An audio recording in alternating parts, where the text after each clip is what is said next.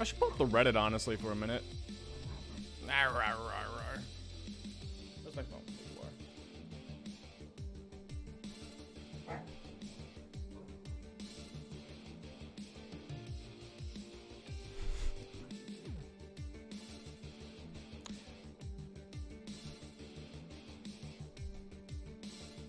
I'm an angel, chat. What can I say? What up, guys? How you all doing? Happy Saturday. I got food I need to eat, too. Who was most surprising that didn't swear at all? Pete. Pete normally doesn't swear during MCC, in fairness. Come on, buddy. Wilbur with 475. How the heck? What? Hey. No going near that. How did he swear for? Did he just like sit there swearing to himself for like half an hour?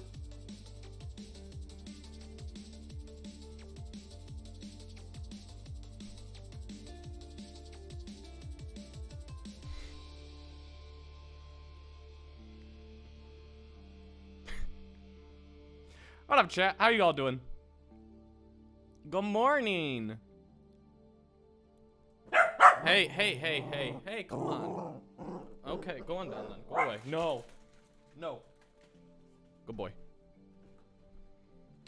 Buzzfeed Unsolved? Yeah, I wanted to watch some of it. I've been watching like a bunch of Watcher as I've been falling asleep recently. I've been really enjoying it. And I'm exhausted, so I didn't feel like today would be a day that I'd be playing too much good quality games. So, let's just watch it. Afternoon? No, it's morning. It's not even 9 a.m. Oh. I win the argument. Screw you guys. I'm the streamer here. You can see what time it is.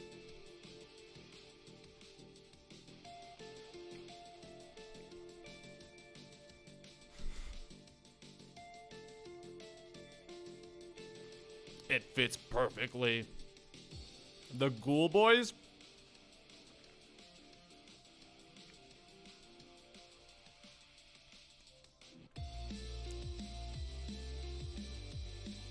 Wait, how does this? I guess we all are in there.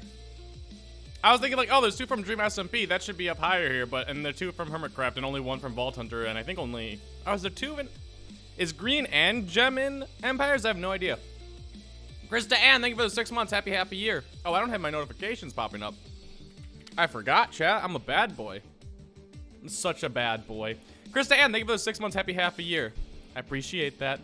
Ilala, thank you for the 8 months. Welcome back. Miss Silver Flame, thank you for the 2 months. Welcome back. Thank you. And Gabs, thank you for the 18 months. Happy year and a half. Thank you. Just Gem? I thought Green was in Empires, no? I'm a bad boy and I'm a wrong boy. Oh, no.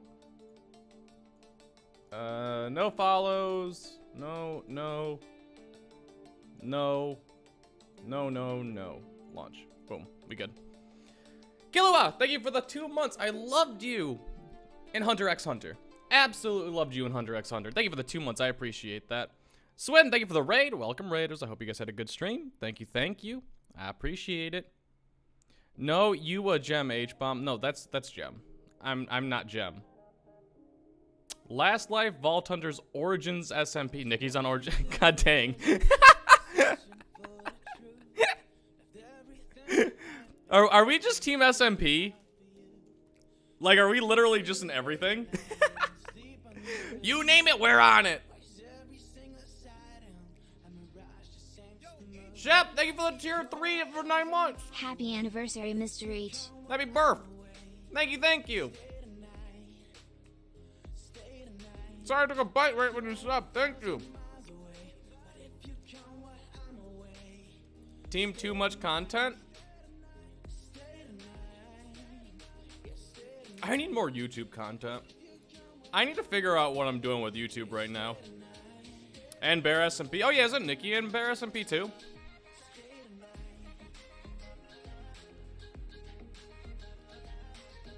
Goblins do be everywhere. Yeah, the green goblins. I don't know why I find that so funny. Catmate? I can't do the catmate all the time. That'll get burnt out. Tolstoy, thank you for the 5 months. Welcome back. 5 months. Let's go. Hey, do I you have love like all the 800 streams videos games on that YouTube? have I think I have MCC. like Green Goblins winners 4,000. pack. I've deleted like a lot of them because I was kind of embarrassed by a lot of them. But I've made like over like 4,000 videos on YouTube. I'm an old man.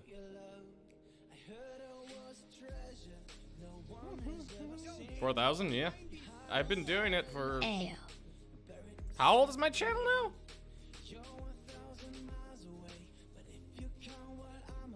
Can I see how old my channel is on Social Blade? I think it's like 11-ish years.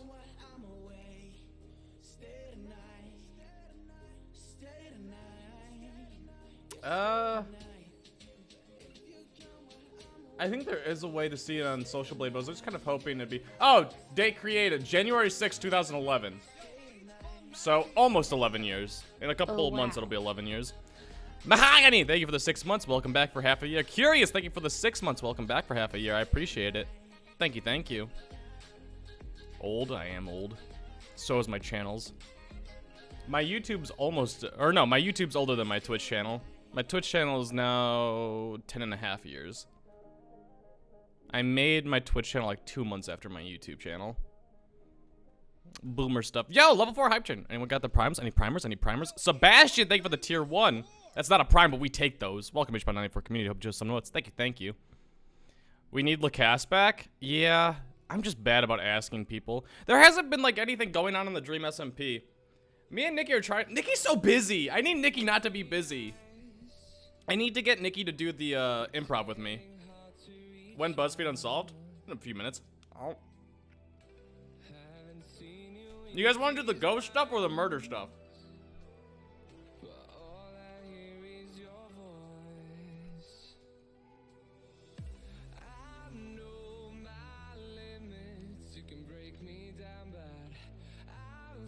I'm not on the oldest team this time.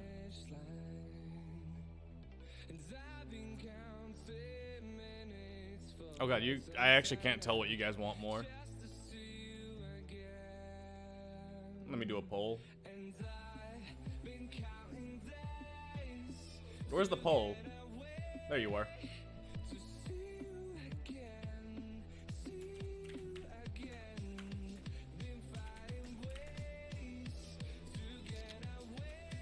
Mervids. Ghosts. I think you guys can figure out what the Mer stands for. You guys got a minute. We're not the oldest. We're tied for second oldest. Nikki being like 18 doesn't help enough.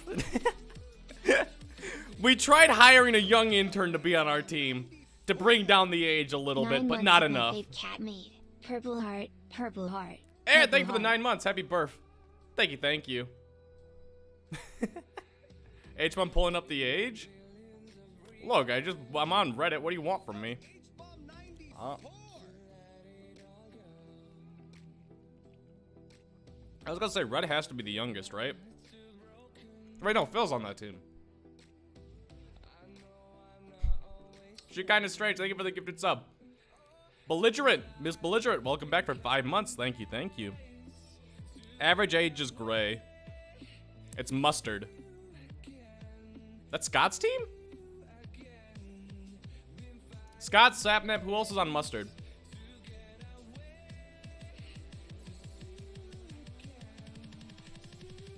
Tubbo, Sylvie, that makes sense. Yep. That is, yep. Scott's almost my age, but he's got 3 young interns. There's so much art going on, and I love it. I love all the Halloween art. I always said that Punk wasn't in this MCC either. It made me unhappy. Wait, what'd you guys vote for? View results. You guys want ghosts? Well, chat, do you believe in ghosts? Yes or no?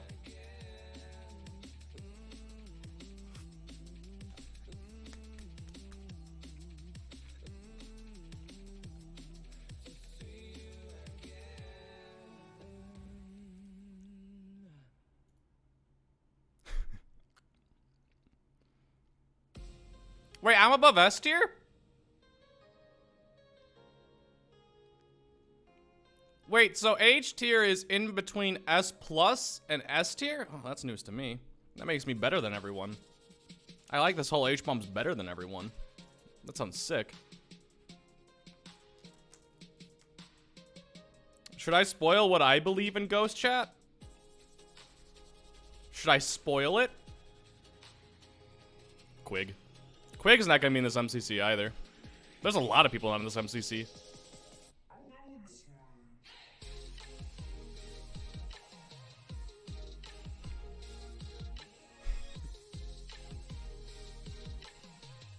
I love the close-in on Scott's face. No food berries.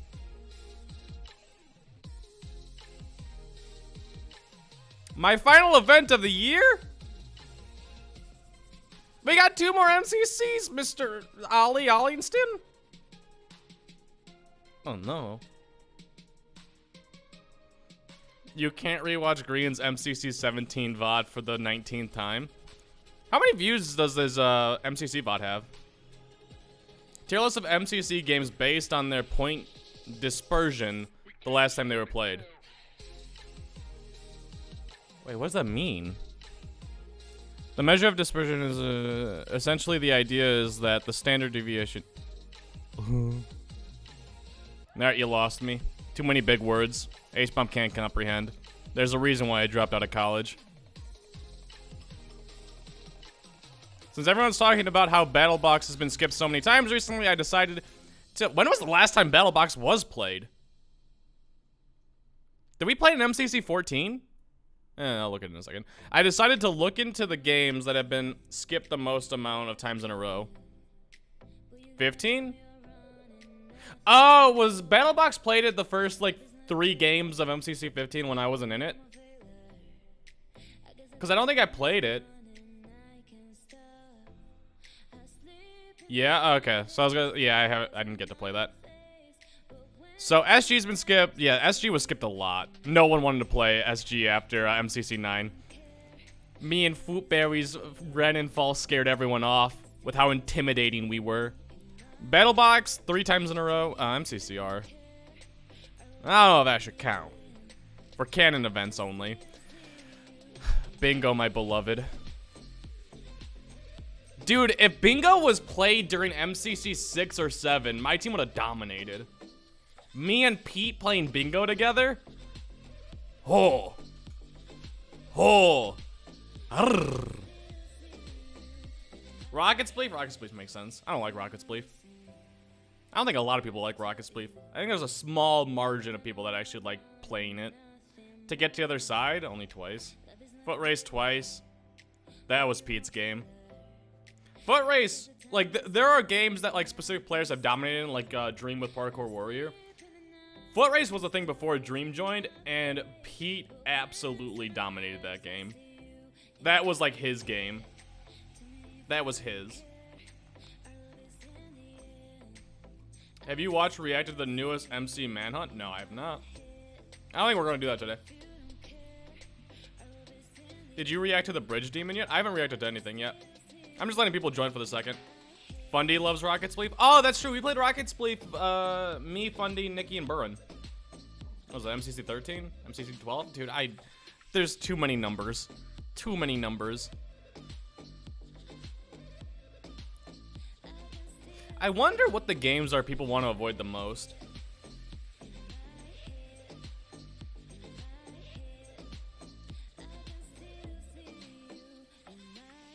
Like, depending on the team, like, just me as an individual, not me as a team, like, not looking at my teams, I always want to avoid Sky Battle and Hole in the Wall.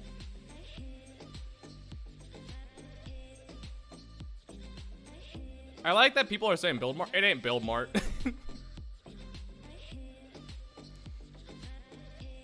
The people who don't want to play Build Mart are the PvPers. And the people who aren't PvPers want to play Build Mart, and there's a lot more non-PvPers than there are PvPers. I actually don't think it's Build Mart.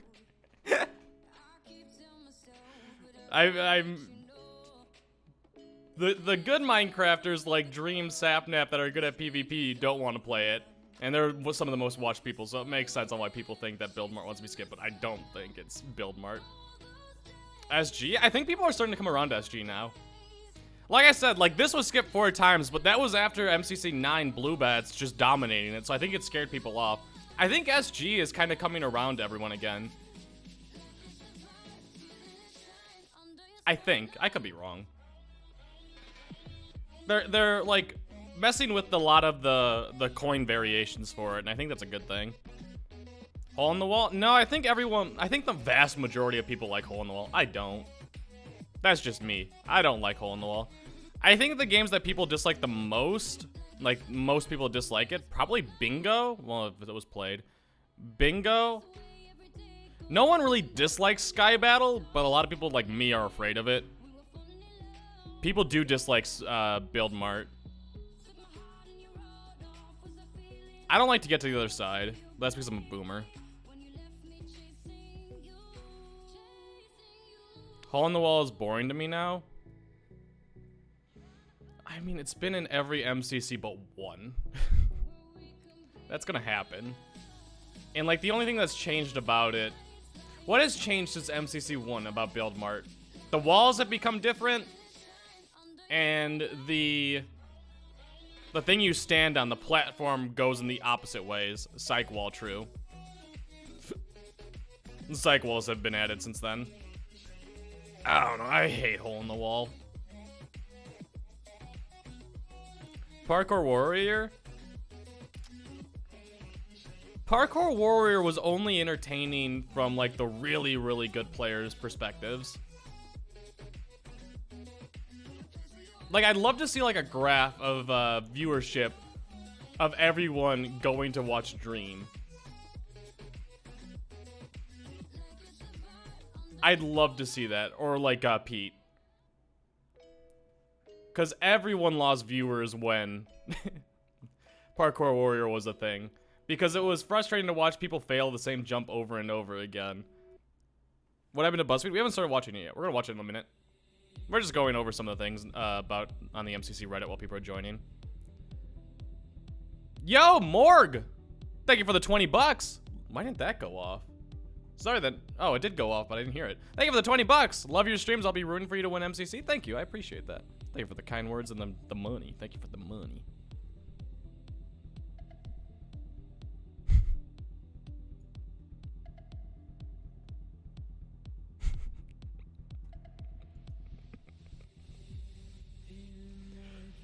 Huh.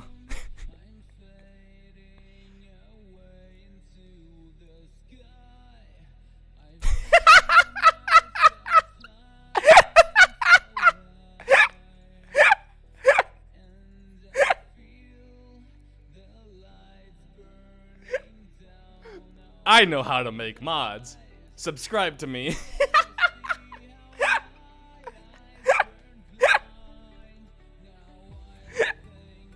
Oh.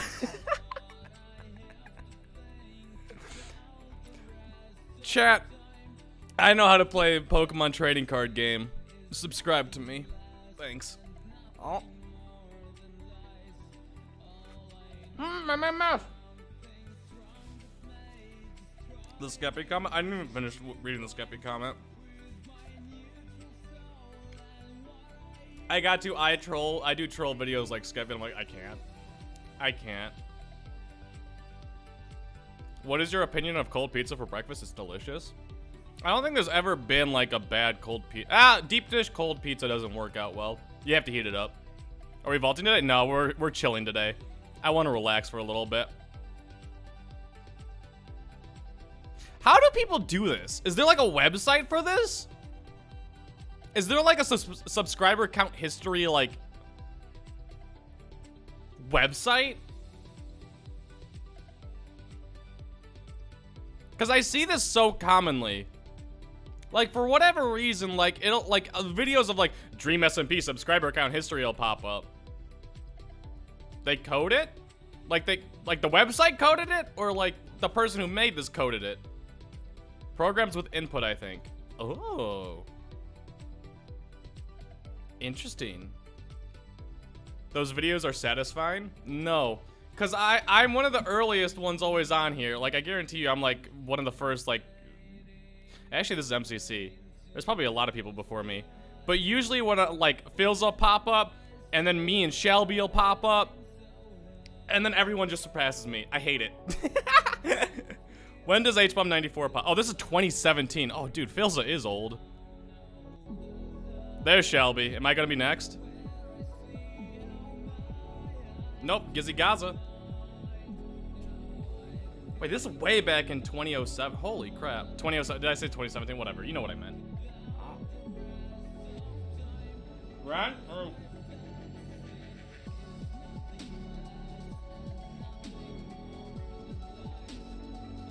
We can't see, I can see. That's the only important thing. Etho's not in MCC.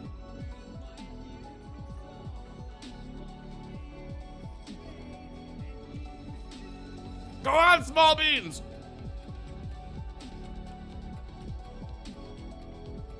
Where's HBOMB94? He's popping up within the next year. Oh.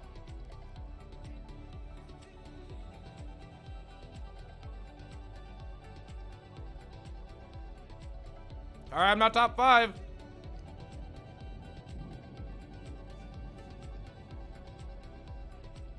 Lizzie would be up here too, but Lizzie's not an MCC 18.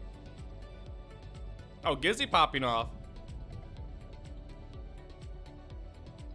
Grain. Oh, Grain was 0. Wait, shouldn't I have popped up by now? 2010? Was I 2010 or 2011? We just looked at this. We literally just looked at this. Snag.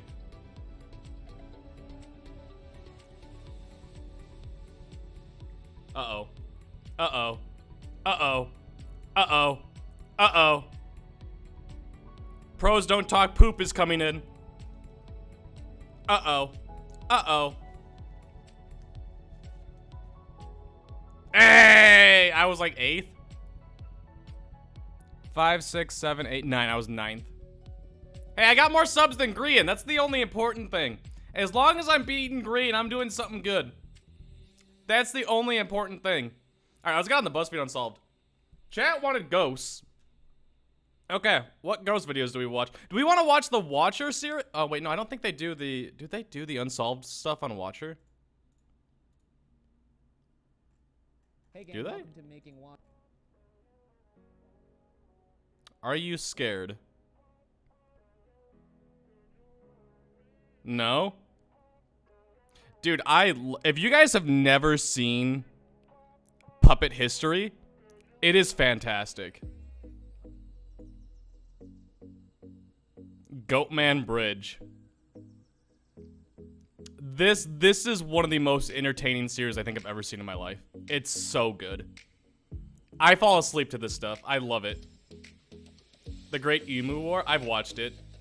A lot of these, like, I haven't... Like, for instance, like this one, I don't know what actually happens in here. I put it on my TV and I fall asleep.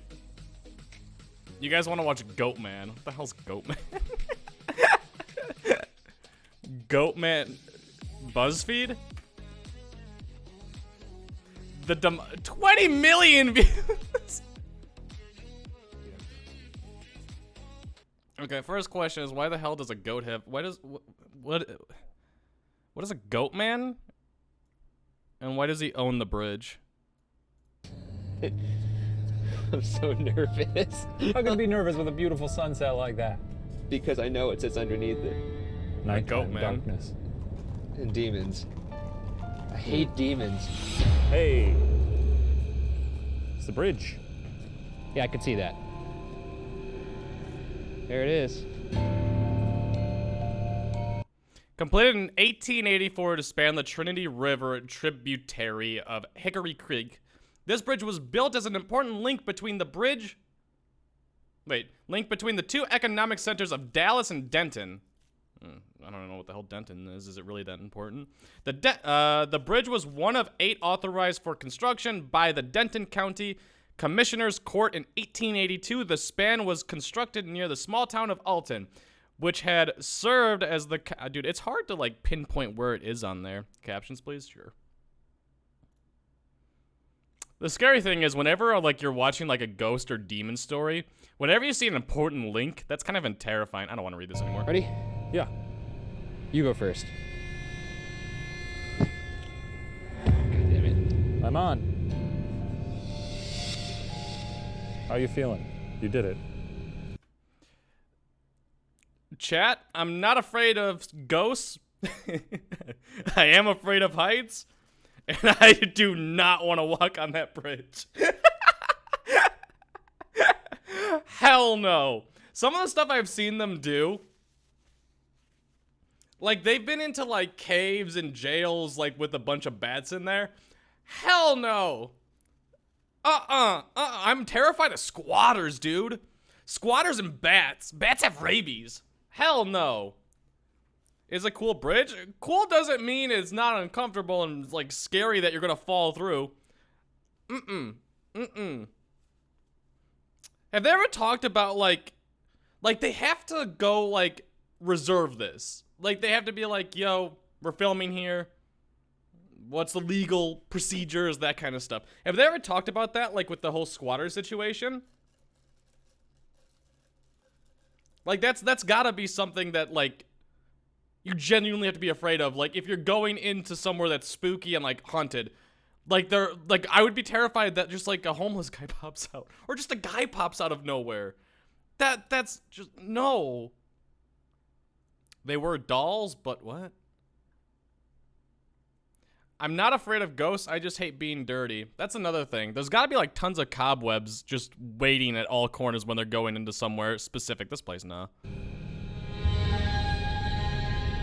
Well, here we are. It's very sturdy. There's some pretty shitty things that have happened to people around here. Very sturdy. So now that we're on the bridge, That makes me so I guess I uncomfortable. should tell you why this bridge is what it is. Tell me. Can you even look just a little bit worried, or do you have to? Never mind, don't do that.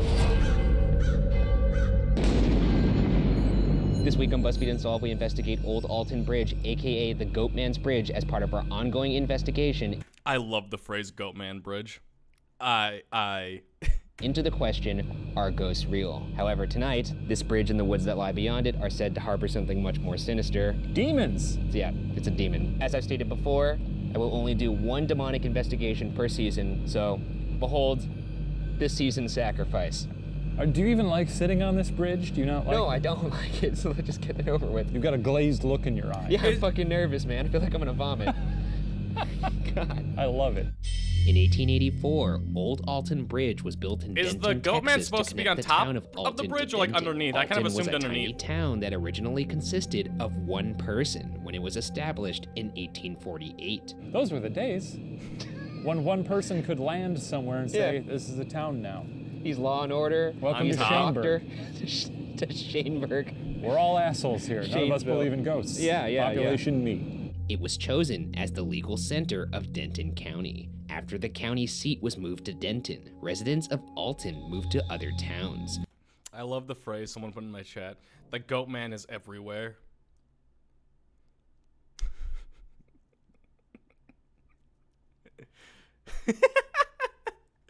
The Goatman is everywhere. And Alton eventually disappeared. He used to own the Today, bridge? the bridge is no longer usable for vehicle crossing, but lucky for us, the bridge is available for pedestrian crossing. Lucky for us.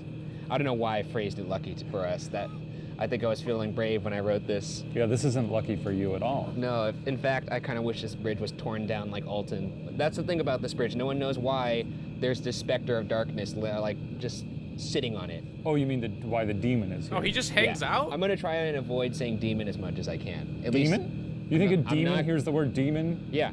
I'm not gonna let you goad me into this. I know what you're trying to do. Goat you into this? Shut up. We're moving on. We're moving on. You know what, Ryan? I'm not trying to scare you, but I got a bad feeling about this one. Shut up. I do. It's okay. I came prepared. Shane you is prepared literally me. Oh, you'll see, man. Why are you If I was unbuttoning with your someone who pants? was Don't worry afraid of about it. ghosts, I would tease them so much and make them so mad at me. I'd keep poking them. I'd be like, I don't know. I don't feel comfortable doing this. I don't want to go on that bridge. It's just I can't. We're in public right now. What are you doing? Shut up. Oh, Ryan, What? you've outdumbed yourself. You know, I thought this was going to be funny, but now I'm actually happy that I have it. It's holy water inside here. I got it blessed assumed by it a was church. holy water. Like, I could be like, hey, Shane, look over at those bushes. And then like a demon sneaking up on me. I'd be like, hey, Shane, look over there in the bushes. Don't try, demon. Fucking pull it out like that. Ooh, that's spooky. Yeah, right? Obviously, That might be the best thing I've ever seen. Imagine having a water gun with holy water in it. Oh my god, that's what people in like, that's what like the people in the South have to do. Instead of actually having guns, just get holy water. That'll protect you more than guns. we didn't travel all the way down to Texas to what are you observe talking a about? simple old bridge. What brings us to Old I wanna see Alton what's like Bridge underneath it. is the meaning of its nickname, the Goat Man's Bridge. There are several legends of bridges acting as gateways to another realm, and perhaps this bridge is one of those gateways. This bridge and the surrounding woods are said to harbor a dark entity, a demon that is half Oh, goat it's supposed to and be like half in the man. woods. The Goat Man is said to have, quote, glowing empty eyes, end quote, and goat-like horns. The What does anyone actually know like why goats, like when you think of demon, you think of like weird like goat horns and stuff like that. Why? What did goats do? It's it's Schlatt. Why do we think like when you think of the devil, you think of like weird goat horns? The Bible? Does the Bible say that goats are like part of demons? You ever looked at a goat in horizontal slit eyes? No. Goats are cute. Goats are adorable. Because the devil was said to appear to women in the form of a goat in order to form pacts as witches. Were people in like 0 BC just talking to goats and not questioning it and like making pacts with them?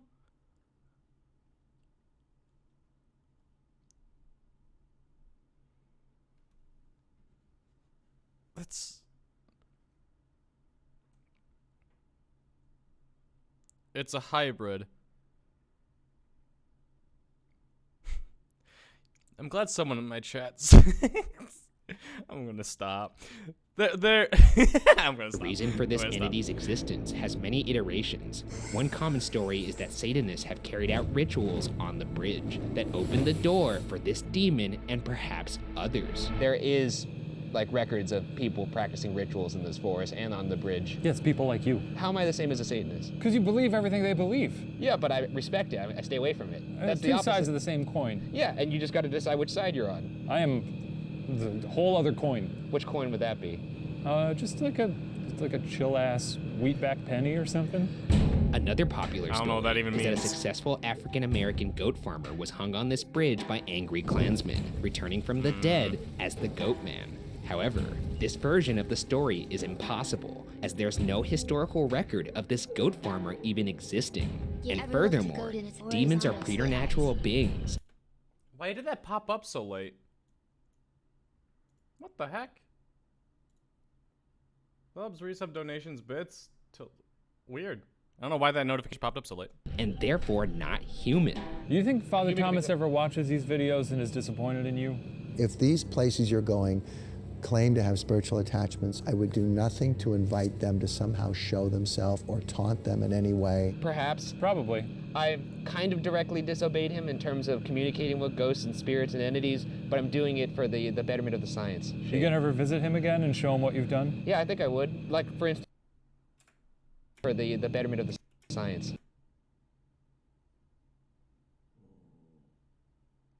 This last one hurts me. You gonna ever visit him again and show him what you've done? Yeah, I think I would. Like, for instance, if something happens to me tonight, I'll go back to him to get a blessing, to cleanse myself. You're gonna need to cleanse yourself.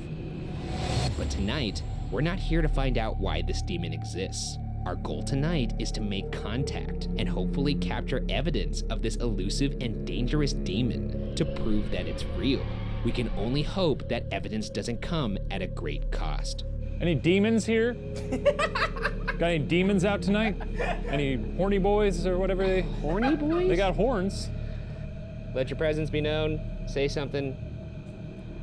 That's Why are literally you on me. this bridge?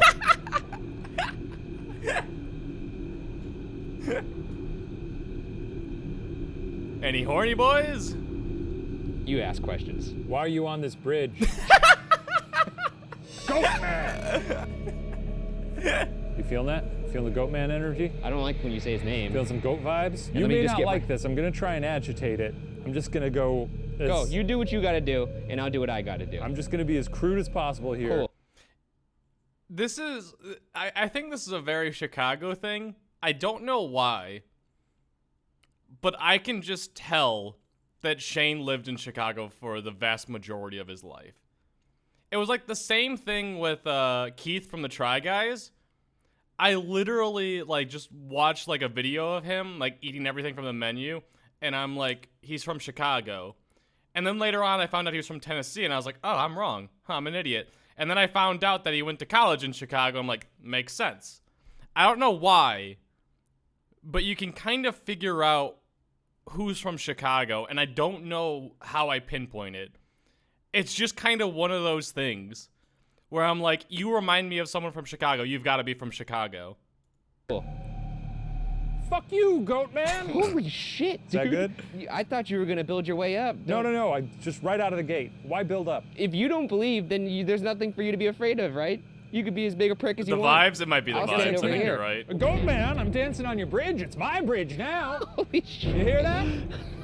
It's like the added on thing.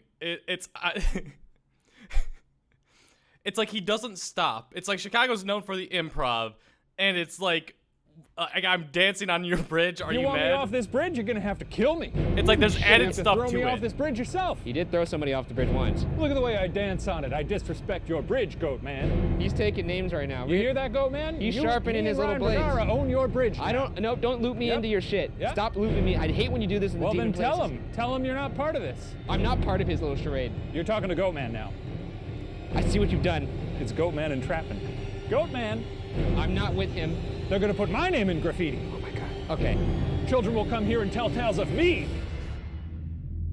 I love him. People have reported a growling voice telling them to, quote, get off the bridge, end quote. One person said that after he and his friend heard the voice, he ran off the bridge while his friend stayed. He then reportedly watched his friend get dragged towards the railing of the bridge and flipped into the water below. People have reported hearing hooves following them across the bridge, as if they were being chased off. It's said that the goat man can be conjured by knocking 3 times on the bridge. All right, goat man. God Why damn it. is 3? Talking to the goat man. Opening. Is 3 like a big number for religious things because of the Trinity? Like, is that the reason? Yeah. 3 is the mocking of the Holy Trinity. Okay. Up a line of communication. gonna- Father Thomas would be very Shut disappointed. the fuck up. I'm gonna murder you. I'm gonna knock on your bridge.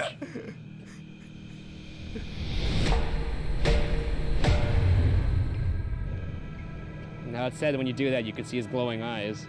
Oh, what a load of horseshit. Someone said they saw him standing on the.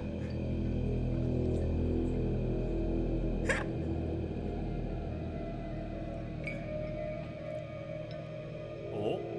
All right, idiot. It's your turn. Oh, what was that? All right, idiot. What's that it's thing your going turn. up and down in the middle? Now I don't even have my hand ready on my pistol. Oh, skip the theatrics and just go into it. Hey, goat man.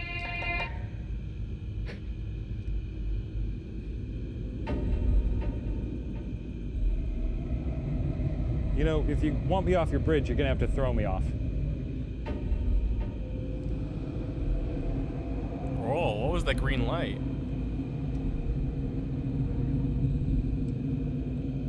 There was yellow eyes over there, Alright. but I'm pretty sure that was a car, right? We'll come back for you.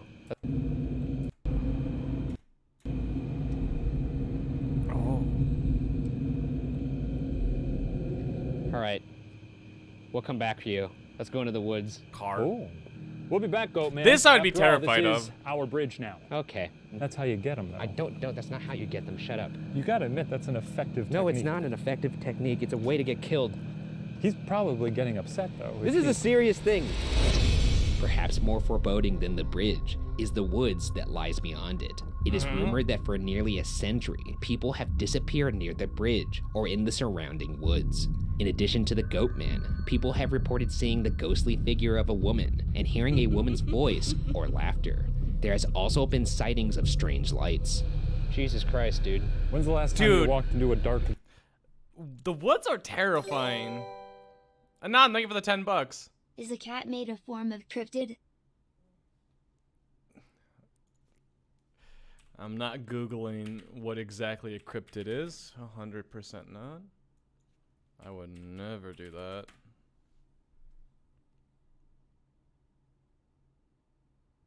Oh no, I've been proven. Oh no, all the men know I'm real. I mean, the cat made. wood? Never. Never gone camping or anything? Going on a I night mean, hike? sure, but I haven't gone I've to been a filmed demonic many woods before. times. More than you think. This is so much scarier than hunting fucking Sasquatch. Hello? Is there anything out here? Did they hunt Sasquatch? Hello? Well, people usually feel overcome with emotion in here. Like a... Like a violent emotion. Do you feel that? No, Okay, good. not yet at least. Give me a heads up if you start to feel murderous. Yeah. I would appreciate that. These woods are rumored to be the site of satanic rituals, attempting to conjure demonic entities. One paranormal investigator claimed to find animal remains that were possible evidence of sacrificial rituals. In Ew. fact, one local policeman told us that pet stores around the area stopped selling cats due to the amount of sacrificed cats being found in these woods. By the way, these woods are also scary because of the people that may be in there. I mean, people are greater threats than demons or ghouls, so yeah. True. I can't fight. You can't fight.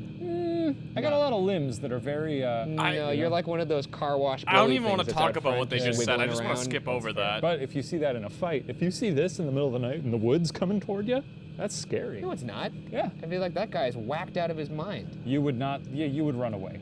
I guess. Hello. Welcome to my woods. Sales on Mazdas. Is there anybody out here? Any cultists? Anyone doing up to no good out here? Anyone cutting a cat's head off? Yeah. Jesus fucking Christ. One of these we're gonna die. I don't like that You sentence. think so?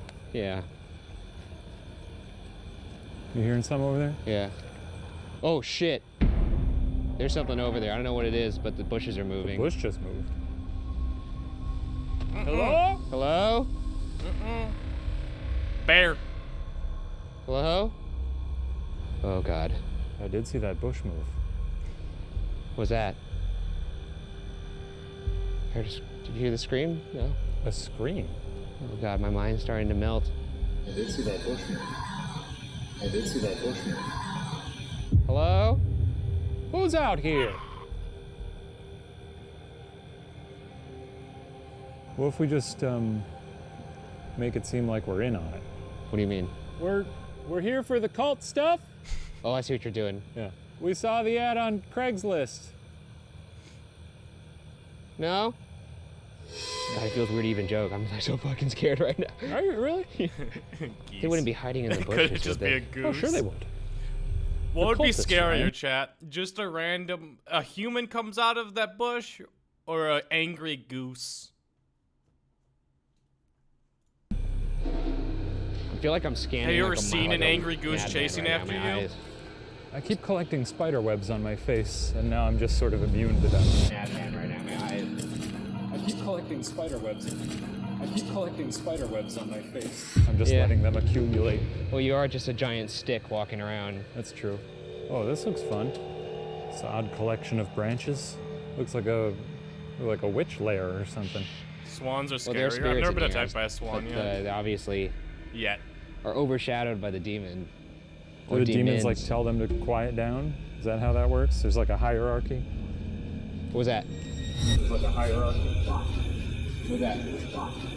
Yeah, that's Who's out there? Angry Someone thought. that over is someone saying the No, F I'm serious. word. I heard something over there. Put that cat down. The screams before that, But that is someone saying fuck. I heard Out there. Who's that? Who's that? Who's out there? I would like them to. Something I wish they did during these is not like put in like italics or whatever, like screams or puts the words in there, because then you just start thinking that that's actually what they say. Or a bark. Let's see. Like if it wasn't like someone, like if they didn't write that down, and I was able to actually like listen to it and try to figure out myself, it'd be a lot more interesting, I think. Is that how that works? There's like a fox hierarchy? barking. What was that? It's like a hierarchy. Who's that? Who's that? It sounds like a 55-year-old man who wears a lot of camouflage just like stubbed his toe. That's what I hear. Who's out there? Someone over there? No, I'm serious. I heard something over there. Put that cat down. I heard something over there. I don't know what it was. Hello? Oh, careful, dude. Oh, shit. Put that cat down. You can't be doing occult stuff like this. It's a Dude, what are you weeknight. doing? You're fucking crazy. Hold on. We heard some spooky movement over here. Who's over here? Take your cloak off. You need to chill. You need to chill out. Hello? Hey, man. Oh, fuck. It's a plant. It's a plant. We kicked Goatman off the bridge. It's ours now. Goatman, are you out here in the woods? Well, he's out here in the woods because he's not tending to his bridge. Okay, well- Clearly. You know, that's why finders keepers and all that. Finders keepers and all that. Finders keepers and all that. You heard that, Who's right? over here? You think they're just all around us? I know. I'm just picturing being surrounded by cultists right now, and it's freaking me the fuck out. Hello? That is a Hey, terrifying there's thought. cultists out there. Shut the fuck up. I gotta let you know, my pal has a water gun. It's holy water. I don't like this. I don't like this one bit. We are hearing noise from all sides at this point. It's very Would you rather be surrounded by a pack of wolves or a pack of cultists? Oh, God, that's like my nightmare. Wolves? Are you sure? Like, I feel like I could talk my way out of, like, being killed by a cult. Maybe. It depends on the people. But wolves, I think I just die. I think I'm dead. I think I don't have a chance against wolves. Although, what would be an...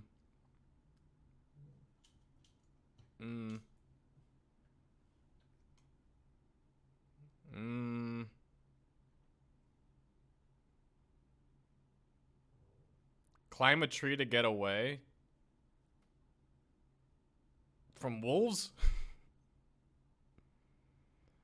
I don't think just climbing a tree really fast will work. Like, any quick movement from a wolf, or from me, I assume the wolf would just attack. All of them just go in after me. Can scare wolves off with tech stuff? Can you scare cultists off with holy water?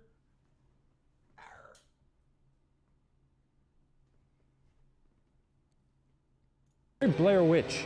Yeah, let's leave. Multiple investigators have picked up on the name Steve through EVP and Spirit Box sessions. Perhaps the moniker that the Goat Man or another demon is going by. Because they like to trick people. That's what they do. So they go by Steve. Yeah. I was gonna say, most demons, don't they like pretend to be like little girls or something like that? Isn't that like the go-to, not like Steve?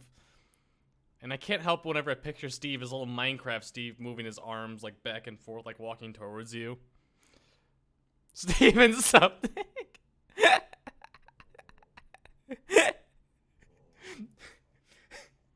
You're on a bridge and the goat man tries convincing you he's actually Steven Suptic. Oh God.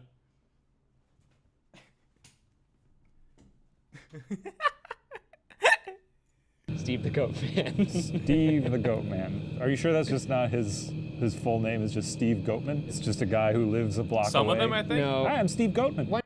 Like, whenever I, like, hear, like, a story about a demon trying to, like, invite people in, they try to be, like, the least intimidating thing possible.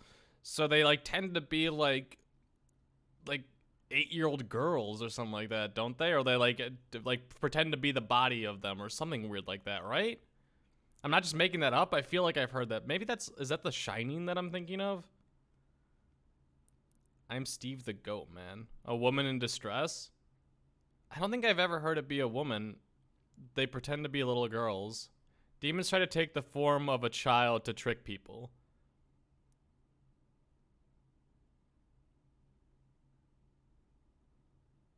That is a thing. 8-year-old girls are sure scary. Well, now they're terrifying because like people associate them with demons.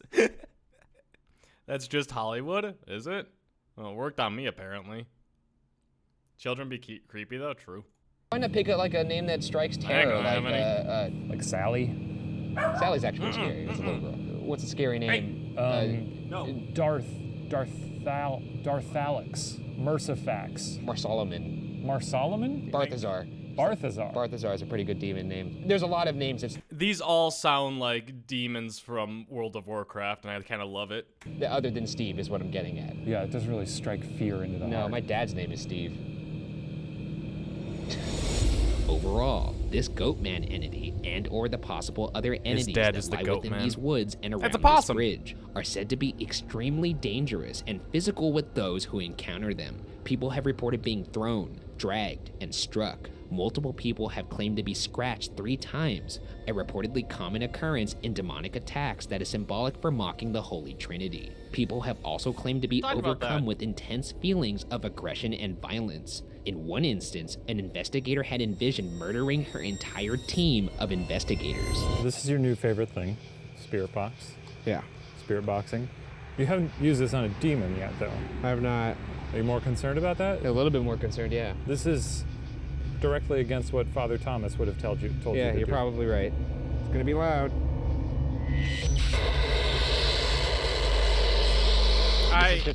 I hate this thing as well. Like, how is a spirit box supposed to work? Does, like, the ghost or demon, like, go inside of the spirit box and, like, somehow talk? How does... What is this supposed to do?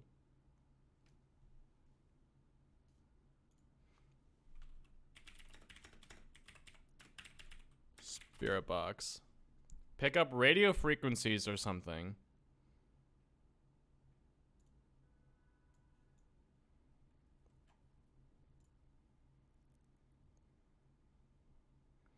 It's Mr. Coffee. Spirit box or ghost box is a paranormal research device. It uses a radio with frequency scan mode meant to detect EVPs and communicate. Okay. A spirit box is a device that rapidly sweeps the frequencies, creating a white noise effect. This is said to allow spirits to use the energies to manipulate it to form words and phrases. Clear sounds that sometimes are heard. I saw. Stop that. That looks like a cross. Frank's box, or the ghost box, was created in 2002 by Frank Sumpton. That sounds a lot like Steven Suptic, chat. That's all I'm gonna say. This could be Steve's alias. He was 8 at this time, or something very around that age. It's kind of weird that Steve is popping up twice now. Today there are only 97 in existence. There are other videos from Unsolved Supernatural where the spirit box picks up actual words and sentences too. Yeah, I mean it goes through like the frequencies and just like grabs voices from the radio stations. I don't know, it's weird. I just want to know like how it's supposed to like work. Seems like a demonic name. Yeah. Steven Suptic. Sounds like a goat man to me. Spirit box is scanning through all the different radio channels around at a high rate. Every 0.2 of a second, they're scanning to a new channel, and it produces white noise. So, conceivably, spirits could use that to communicate with us. Or a demon in this case. Or a demon. And if it's saying more than one word, it's pretty impossible for it to be radio interference because you got yourself a demon, hands down. Look, I'm in on this. It's fun. I'll go along with this. Fun gimmick. It's not a gimmick. All right. Is there anybody here with us? there a goat man out here? What the fuck was that? Sounded like a demon. What the fuck was that? Is there a demon here? Oh, it happened again. Can he speak to us? I heard stop. Is there a goat man here? That sounded like Goat Man, but Say your name. is Steve here?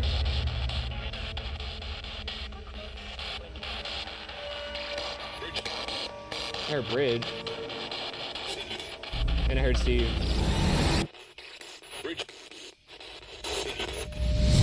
I Based heard on the Bridge, I didn't response hear from the Steve. spirit box, we'll end our investigation by returning Like, to the I apparent- really do wish that they allowed...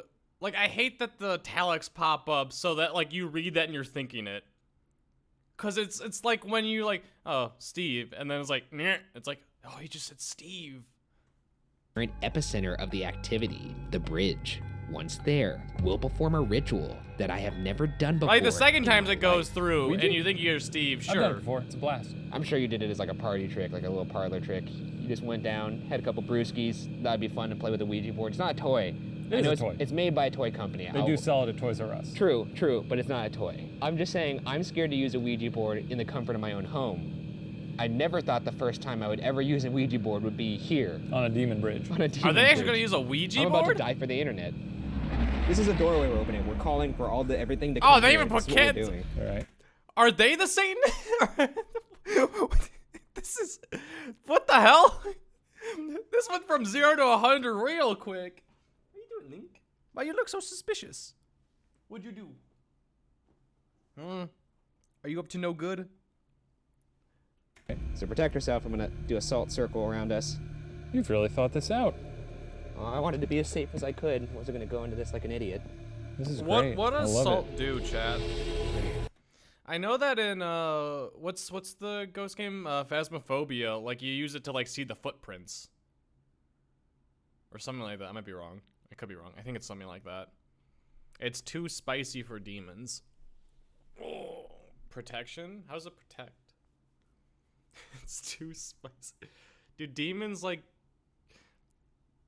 do demons and ghosts like have mouths on their feet where they're stepping? It creates a barrier. It burns their tender skin. Oh. Is there a technique here? You just rest your hands on it and you kind of let your energy flow through it, and it'll start to move. Granted, every time I've seen someone do this on YouTube, they're like, whoa, and it's moving. Yikes. Yeah, but I just don't know how crawling that's going to about? happen unless something comes out. Should we just say our names in the beginning? Yeah. This is Shane, so, S-H-A-N-E. and I'm Ryan. How do they know the goat man speaks English? What are we doing? Very swift. I don't think we're going to see movement like that again. Is there anybody out here? If you put salt around us, doesn't that mean, like, Goatman can't get to the Ouija board? It would trap him in here with us. What if he was outside of it when you did it? I don't know. Do you want me to blow the salt away? You give him a little entrance. Wait, you blow it by you. It's some tough salt. There's your front door, Steve. Come on in. Does the salt What's your burn name? demons like it does with snails? Oh no, not the snails. No. Are you moving it there? I'm not moving it. I'm just sitting. If it goes to Steve, I'm gonna fucking... First off, I don't even think that's really funny. Your hands are shaking. I know, because I'm like, why is this moving? Hey, you demon fuck. Jesus Christ. Dropped all the decorum, didn't you? I wanted to catch him off guard. Well, we have an S. We got an S. If you can't spell your name, then this bridge is officially mine. No, it's not. They'll tell legends of me here. People will come here and talk about math, facts.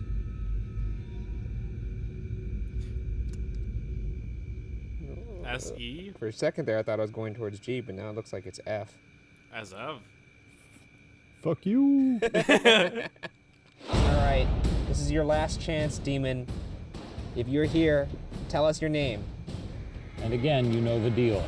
I guess. If you don't tell us your name, I have to say, like, a second ago, Shane was like lying down. How long have they been here for? then it's gonna be Shane's bridge. You know what? Fuck it. Throw myself in there. If you don't tell us your name, it's me and Shane's bridge. It's our bridge now. Yeah. Oh God, I feel like I've gone to the dark side. Yes.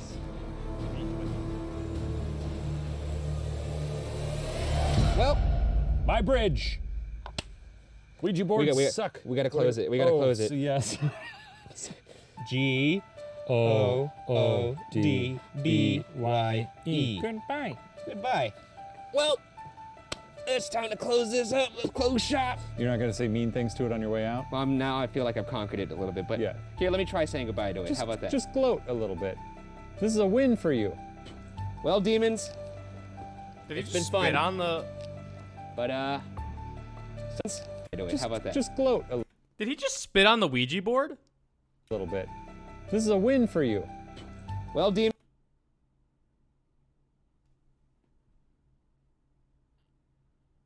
Is that spit? Link. It's wax. How did the wax get there? The demon did it. Okay. Demons, Link. it's been fun, No. but No. sayonara. As we Boy, snuff stop it. these candles, so too do we snuff you from this mortal world. Oh, You did he shoot it with the fucking holy water? Jesus Christ, sir. Nobody knows why the Goat Man and surrounding entities haunt this area. And even though we never had a face-to-face encounter, I don't doubt its existence. Either way, we've once again opened the door for a dark entity to enter our lives. There is a small faction of my mind that is definitely disappointed we never saw him, but I'd be lying if I said I wasn't relieved. Regardless, whether or not the Goat Man's bridge is truly infested will remain unsolved. All right, Chad. Do you believe the Goat Man is there?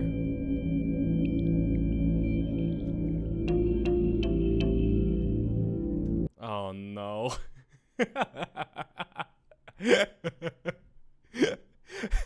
The Mothman. No, yeah, no. Hell no. Let's look at the moth. Why is there a pizza? So we're on our way to Point Pleasant, West Virginia, home of the Mothman. I think you're gonna really like this town. Fuck, I think we're in the moth nest. If we're gonna find a Mothman, it's gonna be out here. This goes beyond belief. Are you scared?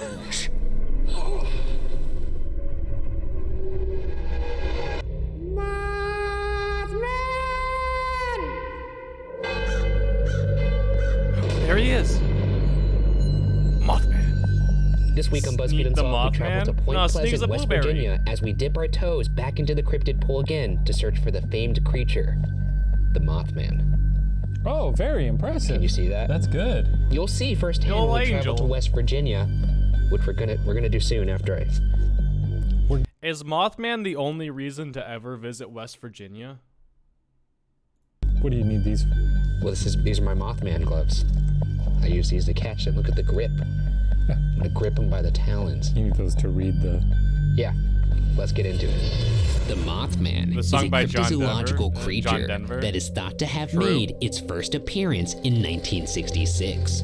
Witnesses have described the creature to be man-like in stature, often seen walking on its two hind legs. The Morgantown? I have Mothman no is idea what spotted that is, so that primarily at doesn't help. night, and its Appalachian color Trail? is There. tough to discern. Sometimes it's described as gray, other times as brown. However, the gigantic frame of the Mothman is largely undisputed. Across all accounts, the Mothman is a physically imposing specimen video's too loud. ranging from 6 to 8 feet tall. As its name would suggest, the Mothman Chad, do you know who's 6 to 8 feet tall? Steven Subdick.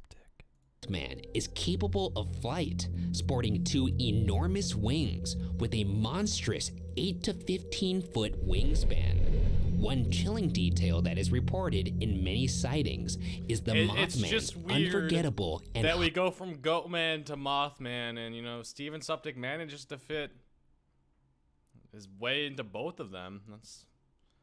But isn't he the Goatman? Well, the Goatman's not always there. If the Goatman's not always there, I think that gives them enough time to take a trip to West Virginia, because flights can't be that expensive to West Virginia. Haunting red eyes. A red described by one woman as, I think quote, he's got the time to be boned red if like he you wants never to. saw red, end quote. Moths aren't even scary. People say Mothman and I don't shiver. I think he's called Mothman I think moths not are because he gross, looks like a not giant scary. moth. A giant moth would have like almost butterfly wings, right? He doesn't have butterfly He looks wings? kind of more like Batman's wings. Well, then they shouldn't call him a Mothman. We'll take it up with whoever made it up. The Sky Beast, Sky Beast. You just literally put together the two things that it's Moon Monster, pretty dumb. the Cloud Fiend.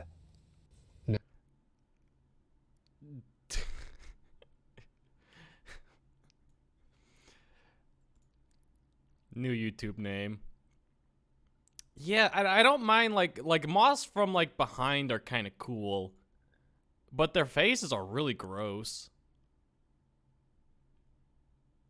This makes it look too cute. It looks like someone made this on Etsy. No, I see. So let's go through some other ones. What are You want to see my other one? what are the other ones you got? The Evil Eagle, Dr. Sky Shadow, Mr. Windbiter. Mr. Windbiter. Hey, you know, he's flying through the air, You said it out loud. You're still gonna stand by it? teeth gnashing. I hate that noise. I hate that That's good. noise. What about like No, that's bad. What do you got? No, say it your was bad bad. one. It was really. It was. I was gonna say Wingatron. Wingatron. Yeah, that sounds. That sounds great. like a robot, Yeah, it sounds Ryan. like a robot. Yeah. It was in Point Pleasant, West Virginia, where the Mothman became famous, hence our presence in the town now. In fact, a statue of the famed creature sits in the center of town for those seeking a face-to-face encounter. Stop number 1, Mothman statue. It looks very ornate. You'll be able to stare at it eye to eye. What's that supposed to be? It means you're 8 feet. This entire town's gonna be full of Mothman gimmicks, isn't it? That's why there was a pizza at the beginning. There's gonna be a Mothman pizza. That's a tall joke. Get it? No. Look at its eyes. Yeah, they're a beautiful amber. They're or trying to something. get I was tourists gonna to say come they're pure to terror. freaking I West could feel it coursing Virginia. through my veins. Oh my God, he's got a full 6-pack. Look at that. This guy definitely P90X. It's all Seems like a they George Clooney have. Batman. Hopefully this isn't our only face-to-face encounter with the Mothman. Maybe we'll find one in the woods. and he'll look Somebody was nothing like, like I this, got and we'll attacked have by a to Mothman. contact the board of Everyone in West the town Virginia was and like, say, you need I've to seen change your Mothman statue too, 'cause the but boys have solved it. Yeah, I certainly don't think he's he's gonna real, have he's G.I. real, he's Joe real. armor on. You don't think You he's gonna notice have he's- the bat suit on with knee pads? It's a little Oh odd. no. This guy's ass, by the way. Oh my God. The purpose of our pilgrimage to Point Pleasant That's the real reason to go to West Ass, Virginia. by the way. Oh my God. The purpose of our pilgrimage to Point Pleasant is to catch a glimpse of the Mothman. But if that effort proves to be fruitless, we can still enjoy the influence of Mothmania that is ever present across town. For starters, there's an annual Mothman festival every September, and Mothman souvenirs sit stocked on shelves, ready for eager tourists year-round. At the Coffee Grinder, you can order various Mothman treats, including chocolate Mothman droppings, Mothman coffee, as well as a delightful Mothman cookie complete with red eyes. So this is the Coffee Grinder. This is one of the many locations around town. Droppings. You can What the hell's Mothman coffee? This is it just like coffee with a little bit of creamer in it? They're at least like with the cookies, they're making it look cute. But like, what the hell do you do? Like, do they make like foam art with it? That'd be dope. You know what? If I was there and I saw foam art of Mothman on my coffee, I'd buy that immediately. But like, it's like the most basic. Like, this is something you get like when you go to like a crappy motel in the morning, looking coffee. Like what? coffee, as well as a delightful Mothman Like, that's cookie cute. complete with red eyes. That's adorable. I love This is it. the Coffee Grinder. This is one of the many locations around town where you could pick up some Mothman treats. You excited? Yeah, they got a little Mothman lives here. He does. He's sort of like the funny little mascot of this After you. town. Thank you. Good mascot. That's all they have. Oh man, this is nice and cozy. And look at that. Oh no. Yeah, feels right. Do you think he'll look this friendly when we see him? Probably. I don't know if he'll be smiling like that. Like, yeah, that's better. Stop that. I hate it. I hate it so much. I think his voice would sound like, So, well, it's me, the Mothman. no, it's probably. It's me. There you go. The Mothman. Yeah. You, Mouse-like. You boys from out of town? Shall we eat some droppings? Mm-hmm. Okay, this feels weird. I don't know. Feels right. Look, the Mothman is 6 to 8 feet tall. His droppings are gonna be way bigger than that. Like, that's poor marketing. Sweet starter and a nutty and crunchy finish. So we have the adult here, and then the baby. Yeah. I'm greatly enjoying this moment. Okay, I like the Nice little cookies. something. This is good. I think it's adorable. Mmm. Now let me take a sip. This is good. Is this what those Worth It boys feel like? Not enough gold. Finally, at Village Pizza, I just want to know what about the coffee made it moth coffee or Mothman coffee, whatever it is. What, just like it's just coffee. Like at least like the cookies, like they were like, oh yeah, it's like a little Mothman face, something. It's Hill's milk in it. I hope that's the case. I really you can hope that's order the the advertising they delectable did. namesake Mothman pizza. Oh, you're going through that door? I was gonna open the door. All right. What the? Jesus Christ. This Mothman pizza honors pedestrian toppings with the responsibility of mimicking the look of the famed creature. The clever arrangement enlists blood red cherry tomatoes for eyes, bell peppers for feet, and spooky mushrooms for wings. So this is very fun for them. He is, without a doubt, a big part of their commerce in terms of tourism. It's the only thing they latched on to him. Like their entire existence in this town is for Mothman. If I'm going to Point Pleasant, West Virginia, I would go there for the Mothman. Yeah. And these people are on There's no other reason to go there. board. I just like that the town can rally around it. Some people have posited that the people of this town have made Mothman up as a beacon of tourism. Yes. Oh, Ryan, Which I never, impossible. I don't buy for a second. No? Nah, I sniffed for bullshit. Foolproof. Passed the Bergara smell test. I don't trust that test one bit. I do. Because it's my test. Shut up. All right, there it is. Oh, thank you.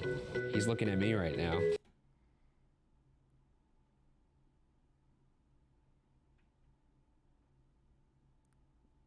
This looks like a pizza you get from the frozen section at Ralph's.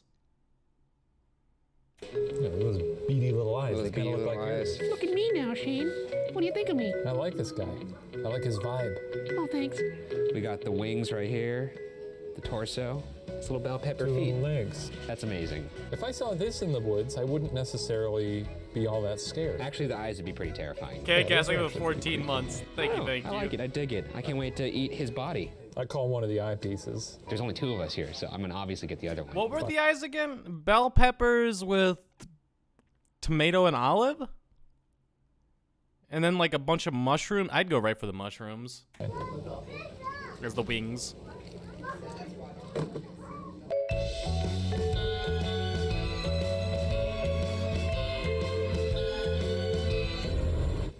It's good. While at Village Pizza, the manager sat with us to share a story of a Mothman sighting. What's the scariest tale you've heard from someone in terms of sighting the Mothman? Danny Scarberry's mother. She said that one night she had to fight him off because he come in to get Danny. She was like 6 months old, was in her bed, and she had to fight the Mothman off because he was trying to grab the baby. He was trying to steal her baby? Yeah, that was her story, but I mean, she was very convincing, and it's sad to say she's dead and gone now, but that was a very scary. She fought the Mothman. Well, she didn't. Oh my God. She didn't actually fight. Oh. She didn't actually fight him, but I mean, she wrestled and got her baby from him. Oh, yikes. That's her story. How did the Mothman, who's 6 to 8 feet tall, not win that fight?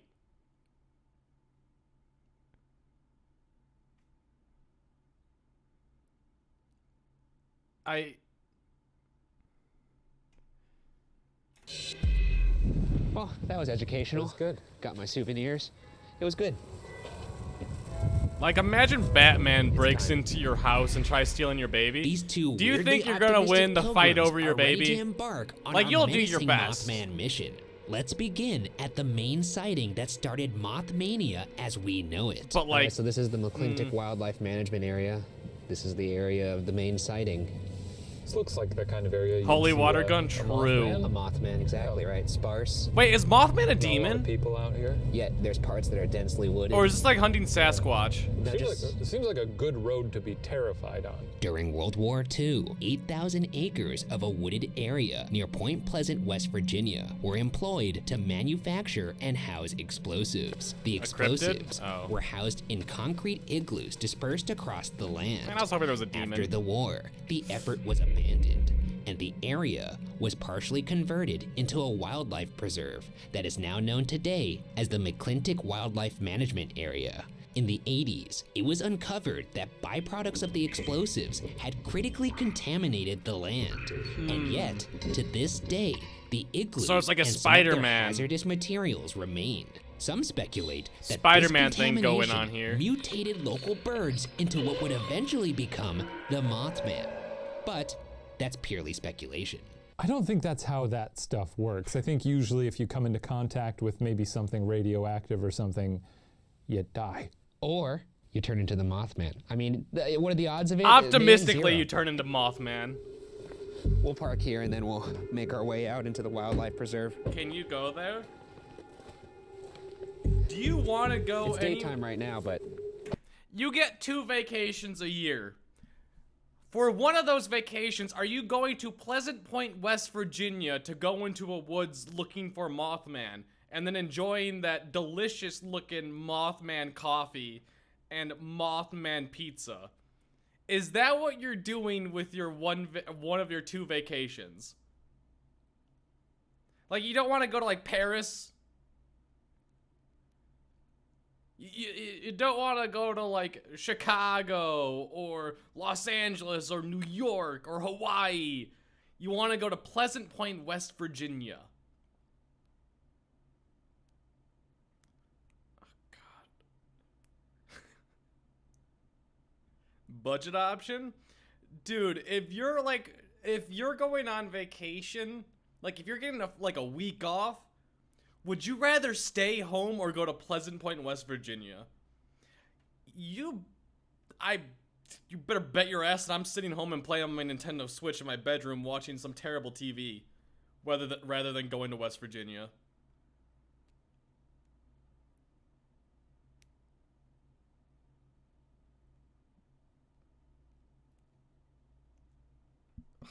God. The people that are saying go there, I really don't believe you. I'm calling you a liar. Go visit Pleasant Point, West Virginia and send me pictures. Prove it. What are we doing? nightfall's gonna come soon. Prove it. And you know I always come prepared. Yeah. I mean, there's hunters around here. I don't want to get shot. No, I know. We don't want you to get shot. Point of view, I live there. So I'm breaking out Old Faithful. No helmet this time? No, I don't have any reports of Mothman hitting people over the head with rocks, so I don't think it's necessary this time around. I guess, in some sense, you may be making yourself a better target for Mothman to just... There are 1,500 people in my chat right now, and in Pleasant Point, West Virginia, there is a total of... Oh, it's going downhill.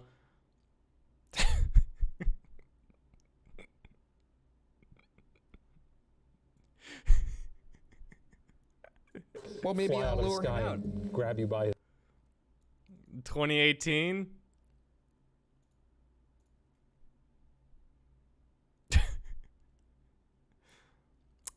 They lost another 50 since then, chat. Hopefully 2020 comes back. Boom.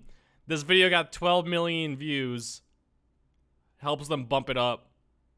People want to come see Mothman, chat.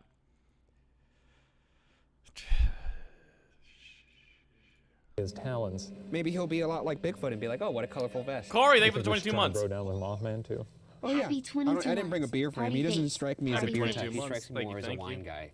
That's He a good struck me as sized like town. Like a Wait, what's considered like a good sized town?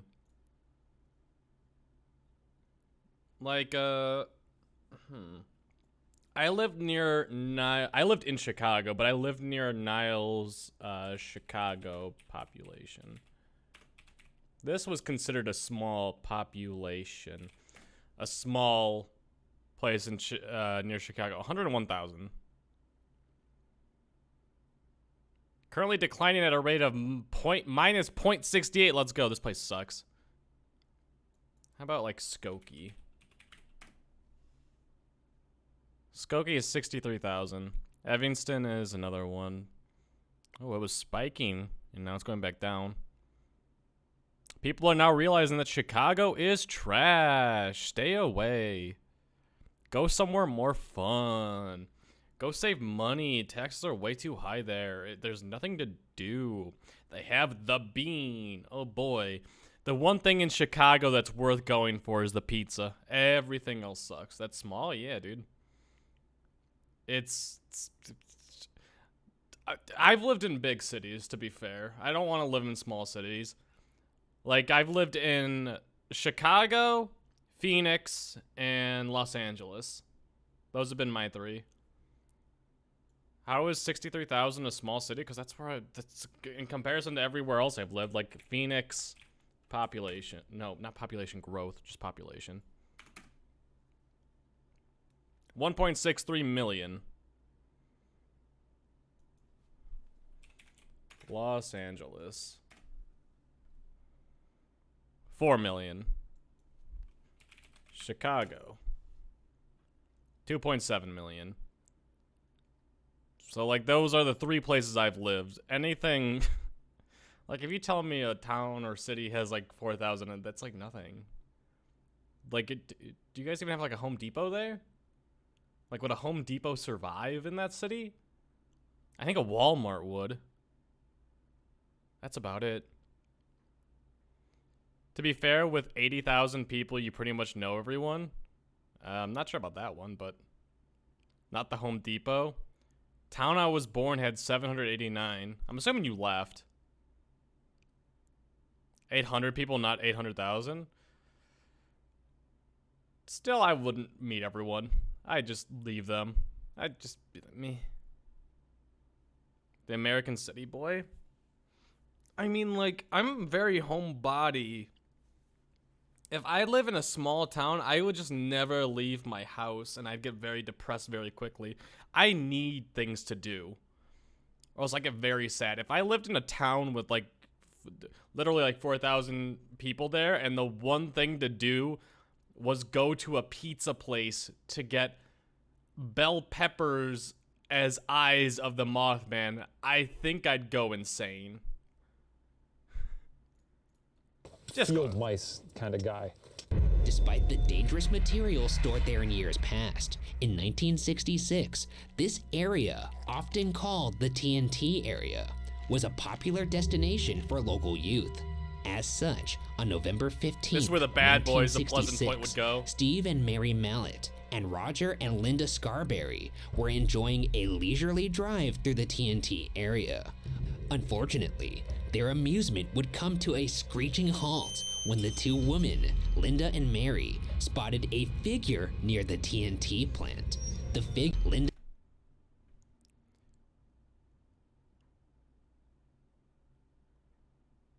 Are these... Is Steve dating Linda Scarberry and Mary Mallett is dating Roger Scarberry? I've never seen, like, a brother and sister hanging out with another brother and sister. Steve again! Oh. It always comes back to Steven Suptic, chat. Their amusement would come to a screeching halt when the two women, Linda and Mary, I think they're spotted married. a figure Oh, near maybe the you're TNT right. plant. The figure began to move towards the building's entrance in a shuffling manner, 1966. Maybe get married in providing your teens at that them age, a fine or in that point of opportunity life. to observe the creature. While they initially thought it looked a lot like a man, it clearly did not have arms or a head. It had massive folded wings high on the back, and perhaps most noteworthy, two beaming red eyes. So my guess is the couples were somewhere around here, maybe on that road over there. Yeah. and I'm not sure of the exact location, but Why were this they is where out they saw here? him stumbling around. They just saw. Oh, this him is kinda one of the fun things to do in shambling- Pleasant Point, West big Virginia. shambling man, kind of. I don't know. Maybe he was just taking a walk. I mean, what's it to you? Well, why would you take a walk if you He's had a wings? fucking creature. He could do what he wants. After being spellbound momentarily by the creature, the couples came to their senses and took off in their car, terrified. Any thoughts on that so far? Nope. What year is it? 66? 66. Few teens out there probably smoking a few funny cigarettes. You could say weed. It's 2018. Some grass. As they made their way towards Highway Mary 62 Jane. in Roger Scarberry's 1957 Chevy, they saw the being appear in front of them and rise directly up into the sky. The creature had a gargantuan 10-foot wingspan, and the couples noted that it did not need to flap its This was wings 60 as it years chased ago? the car at speeds of up to 100 miles per hour. It's crazy to think the quote, 60s were 60 gliding years ago. above and behind the vehicle. That's when my mom was end born. quote. The creature made a noise similar to a, quote, record played at a high speed, or squeak of a mouse, end quote. Not exactly the most terrorizing sound. And this is why I think maybe these people aren't lying, because if they were lying, that seems like a weird detail to make up. You would say, it opened its mouth and the mountains moved with the force of the roar. Yeah. And they went, no, it squeaked like a little baby mouse. That's what happened. I was terrified. It was easy to do the Bigfoot call at a very loud It's like volume, the- but it's going to be hard out there to Give me your best Mothman squeak. If you were, this is the noise you're gonna make to try and attract another moth person.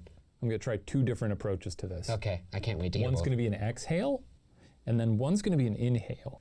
Just or So my first one is, I hate it. that's one. My other one is going to be a little more high-pitched because it's going to be the inhale.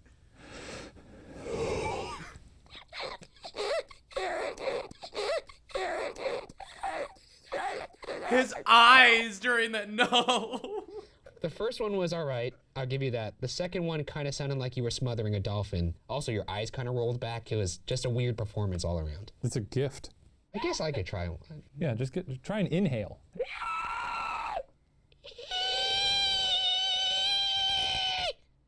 It sounded like a pig giving birth. I thought mine was rather good. Sound off in the comments. Whose screech was Chime off, let us know.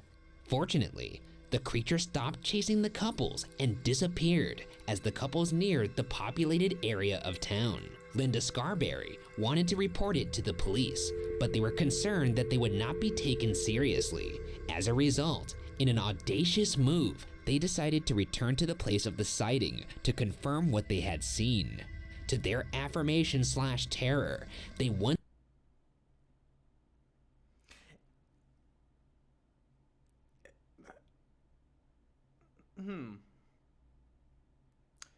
If you see a giant Mothman flying above you while you're driving in a car with beaming red eyes, why would you go back? And why would you be afraid of being judged by a police officer? Who are they who are the police officer gonna talk to making fun of you? The other 5 people in your town?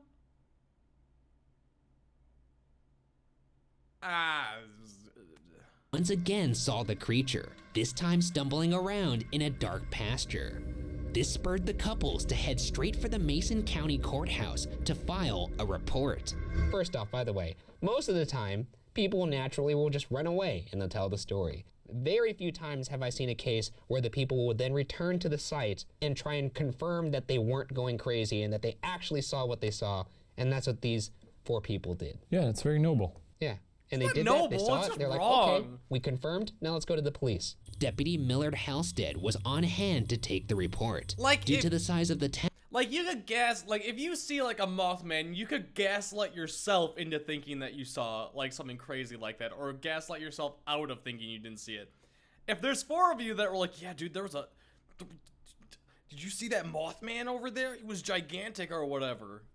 It's like, Yeah, I saw it too, but I want to go make sure. I want to go back to it. It's like, no, you don't do that. That's Town, Deputy Halstead knew the couples and believed their claims to be sincere. The handwritten eyewitness police reports from the Mallets and the Scarberries is actually on display at the Mothman Museum. The couples claim that the police put... There's a Mothman museum. Oh, this town desperately wants Mothman to be real.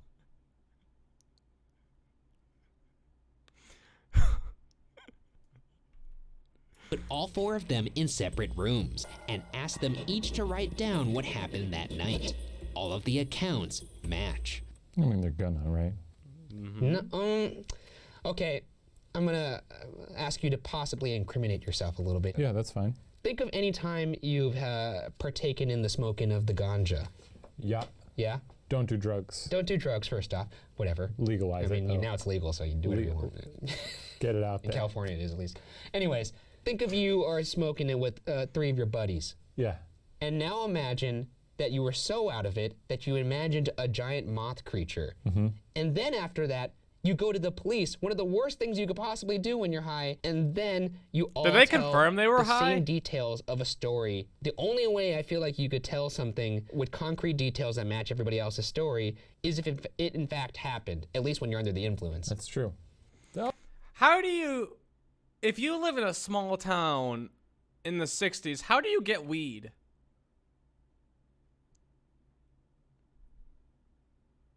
Like, there can't just be, like, one drug dealer. You grow it in your backyard. Wait, you could grow it. Oh, I never thought about that. What up, Blue? How you doing? Oh, the amateurs. Yeah, true.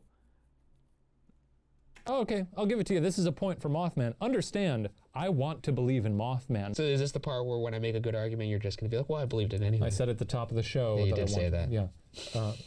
Watch yourself. You watch yourself. You watch yourself. Why don't you write down some more names? The gliding... Just Gargoyle. The gliding gargoyle. Eventually, Or just the gargoyle. Oh, that's way better than Mothman. the couples and Deputy Millard Halstead made their way back to the sighting area, where they heard strange noises, saw strange shadows, and an unexplained dust cloud. A hoof-like footprint was also found in the sand Steve was back as the Goat Man. Where they found this footprint is where he changed into Mothman. around the area. Linda Scarberry was treated for shock following the events and reportedly experienced some unnerving phone calls as well as visits by the Men in Black, who would intimidate her. I like those guys. Yeah. Our old pals. Will Smith and Tommy Lee are back. What are you doing there? You hear that? Yeah. You made a cameo on this one. Nothing to say about this one, huh? It's weird. He only moves when he wants to. The morning after the Mothman sighting, the Mason County Sheriff George Johnson held a press conference, and from there, the story started trending in local and national news. Eventually, the creature was dubbed Mothman by the press, inspired by the Batman series. People actually thought he looked very much like Batman. I read a report where a guy said, "There's Batman on my neighbor's roof. He flew up into the sky." Do you have a utility belt? I don't know if he had a utility belt, but I will say if I was a kid and I saw what I thought was Batman on my neighbor's roof, I wouldn't be scared. I would try and go get an autograph. Yeah. That's kind of what I think it was it the final one, Dark Knight Rises? No, I think it was the Dark Knight, where Batman goes and visits the police officer, like, while he was crying to his wife or whatever, or he was fired or no, he was dead, and then the kid comes out into like came out onto like the balcony or like the fire escape, and Batman's just sitting there and like talks to him. The kid wasn't afraid at all. The kid was like just talking. You know what? I'm gonna stop talking. Batman, you're my favorite superhero. And he didn't freak out. He was just like, "Oh, hey, Batman." Never mind. Looking out, this is actually pretty serene and beautiful in the daytime, but night falls almost upon us, and then that's when the boys come out. That's when the Mothman will come out. and then we'll have him. Sightings of the Mothman began to pile up. The woods are always Police just estimated. That does kind of look like Steve. Who takes a photo at this angle?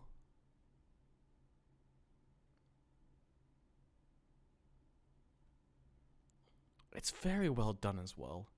That over 1,000 people were looking for the Mothman each night until midnight. And tonight, history, as it so often does, Who takes a will photo in repeat black and itself white? Hey, as it's the we 60s. attempt to find the creature ourselves.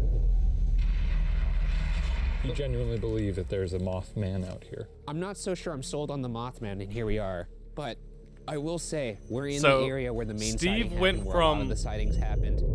If we're gonna find a Mothman, it's gonna be out here.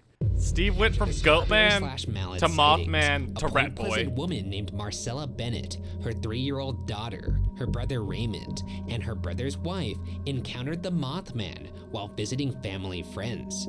Marcella explained in an interview with researcher and author Andy Colvin, quote, "He was shaped like a male, the huge wings, the way he was standing, the head like a bird. I'll never forget the way he was standing.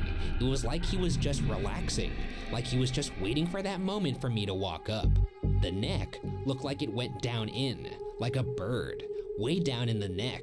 To me, it wasn't of this world," end quote. Like Linda Scarberry, Marcella suffered side effects after the incident, including anxiety, paranoia, and nightmares. If I'm the Mothman, and I am not, I don't think anyone was saying that. I'm not going to make people feel paranoid and afraid. I'm going to make them think, yeah, love that Mothman. I'm going to walk out into the woods naked Elsa? and serve myself up to the Mothman so he can have a little feast. Oh yeah, isn't Felsa like Assuming a the Mothman bird eats in people. Origins? I mean, I don't know if that's what his game is, Oh. but all I'm saying is that what you need to gather from this is that he has an effect on people's psyche. This Mothman's a complicated character. What does he sound like? What does he He sound sounds like the blood bird. Flappy Spookster. That's, come on. The winged wretch. Did I ever say that? This just says fright terror. You know, just call him a Batman. Why is that hard? After encountering the Mothman, Marcella Bennett also said that she could often feel Mothman's In fairness, Batman's like a really lame superhero name too. It's just kind of gotten to the point where we relate him with a badass. But like imagine like Batman was never a thing, and tomorrow there's a new comic book that came out called Batman. I don't think anyone would buy that. I think they'd be like, yeah, pretty lame. unnerving presence, and like other witnesses, developed the ability Batman to from, like, have 30s, 40s, yeah, premonitions super old. and psychic visions. This is vaguely what I remember about that stupid Richard Gere Superman's a movie. good name. Forget about the Richard Gere Superman's movie the for a worst second. I will superhero never. ever. And just think about this. The Mothman is apparently able, Lame as he hell. affects people's psyche in a way where they start to wig out a bit. Yeah. Paranormal events follow this thing, so it makes you start to wonder what the hell this thing actually is. It may not just be a cryptid, it may be, I don't know, an alien. Linda Scarberry, the witness from the first Mothman encounter, claimed to hear disembodied noises and see items moving by themselves, which she attributed to a poltergeist. Simultaneously, other strange phenomena occurred around the time of the sightings. Interrupted police dispatches, malfunctioning electrical appliances. Someone said comic book characters seem lame now. I disagree. There's just some like all the old ones, like Superman is just such a boring superhero because he's like invincible. It's like Batman and like the Dark Knight trilogy, they did a really good job of making him feel like he's just a human who's a badass. Like that's awesome. There's a lot of Marvel characters that you could see as lame but also really cool because they give him like human characteristics or like badass characters. Like the Hulk, for instance, Bruce Banner is a badass. Like he's a super genius who knows everything about anything but just randomly turns into the Hulk when he gets angry. Like that's awesome. That's really cool. Spider-Man is just like a normal kid who all of a sudden got these superpowers because he got bitten by a freaking spider. I don't know, like, you have to give them like a cool story, and you gotta make them feel human. Like, Superman only, like, he's got one weakness, and it's a freaking, like, gem from, like, another world. Iron Man? Yeah, Iron Man's awesome. Like, that's it. Like, you just gotta make them be, like, relatable. Like, Iron Man's awesome because of, oh god, Robert Downey Jr. is his name. Yeah, Robert Downey Jr. Robert Downey Jr. is just a cool guy.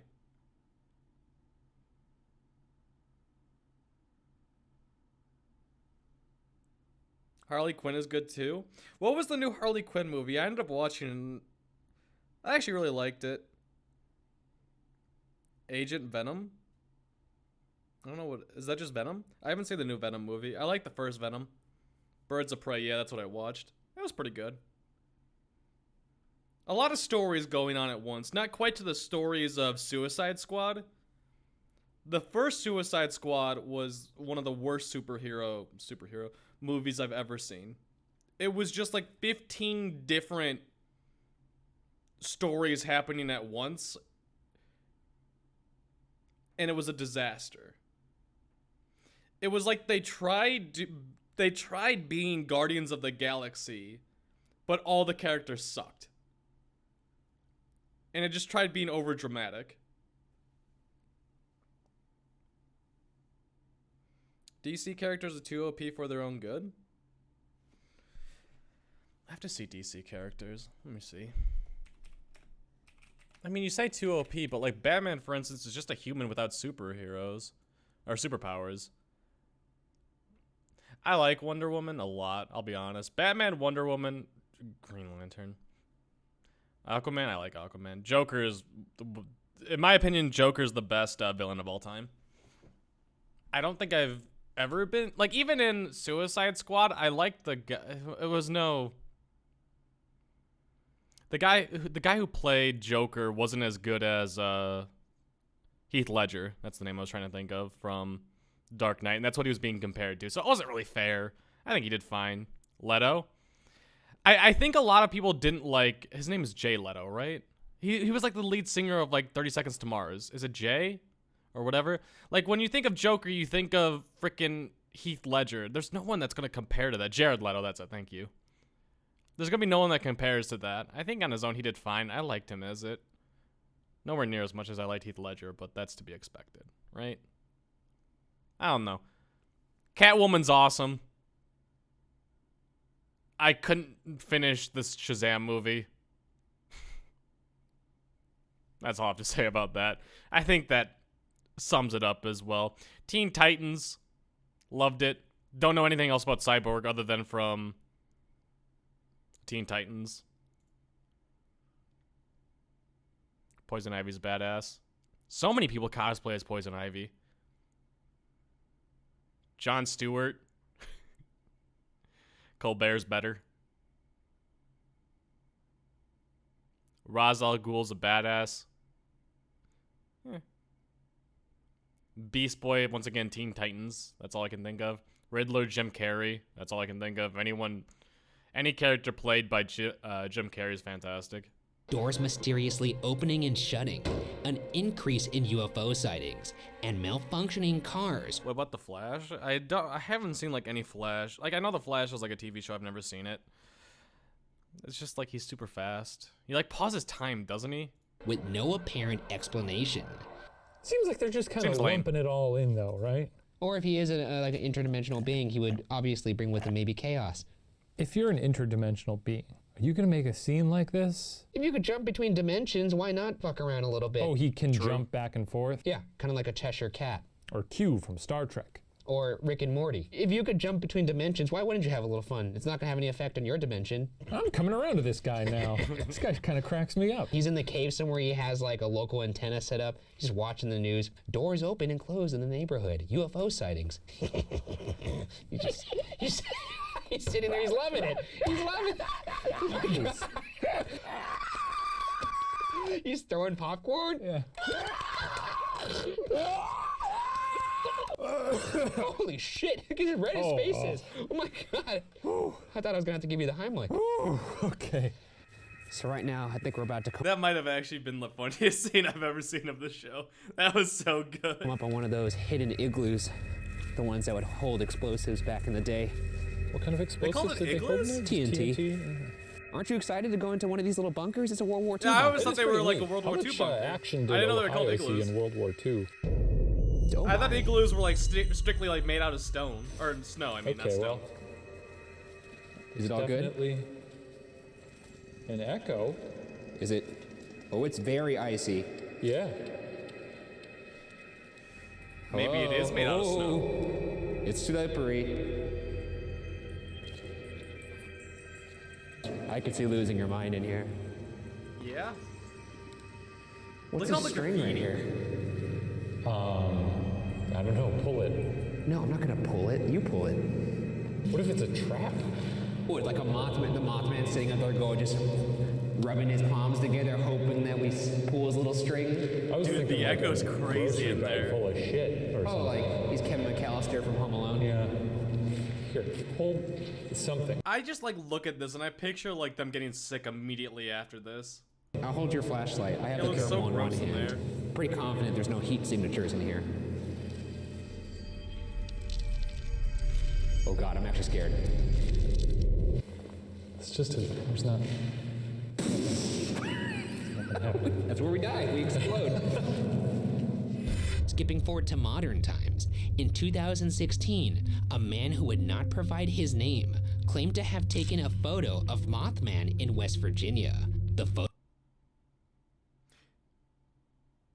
If you quote unquote get a picture of a cryptid or like Sasquatch or like the Loch Ness monster, I'm letting everyone know my name. Photo shows a two-legged, winged creature flying over the trees. However, most do not believe this is Mothman. I'm not terribly impressed. That could just as easily be like a hawk. I don't think it's a hawk. I don't think it's an owl. I do think it's a hoax. What year was it? 2016. Shopped. I gotta hand it to you. These are some woods. Yeah. Look at this. Like, is he Yeah, this afraid is- the this CIA is a will be giant coming after him? nest. I think we're in the moth nest. Man, if we just saw a silhouette fly over our heads right now. Oh, that'd be thrilling. All right, I'm scanning the trees right now. I guess that's what you would do, right?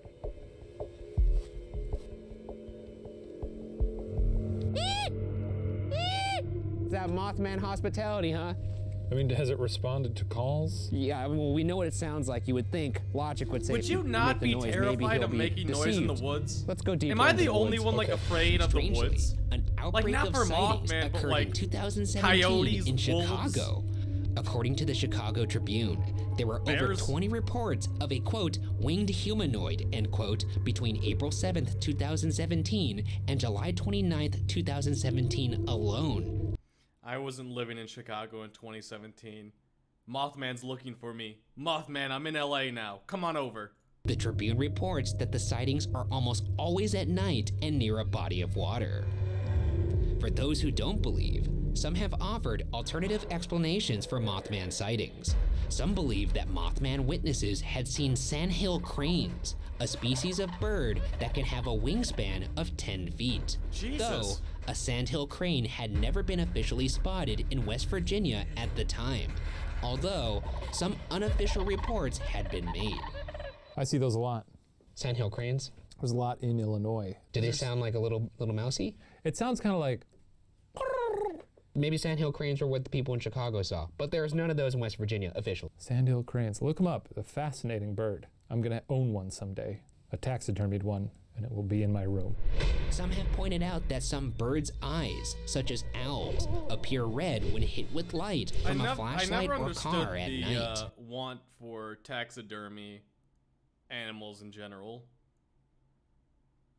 I really think whenever, like, my uncle is a very man's man. He likes to go hunting and that kind of stuff. I hate it. I go over to his house. He's got, like, deer up on his wall. He's killed a bear. There's bear rug. Never understood it. Never understood the need for it. Why do you want a dead animal just in your house? I guess it looks cool. I don't know. I've never seen anyone who's been impressed by a bear as a carpet.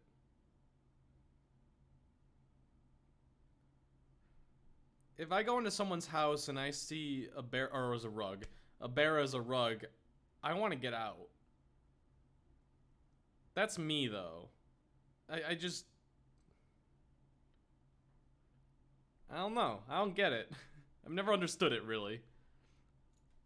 The McClintock Wildlife I'm also Management not a Area, man. which surrounds the TNT I like area, cute things rather is a than bird sanctuary that really contains badass owls. things. Owls aren't that big. No. I can see someone maybe mistaking an owl for something else or seeing an owl and being confused by it. One thing I will point out, and I don't know if this is confirmed, but I've seen it in a couple sources, that Linda Scarberry, when she saw the Mothman, she did claim that the eyes were only red when she shined a light at it.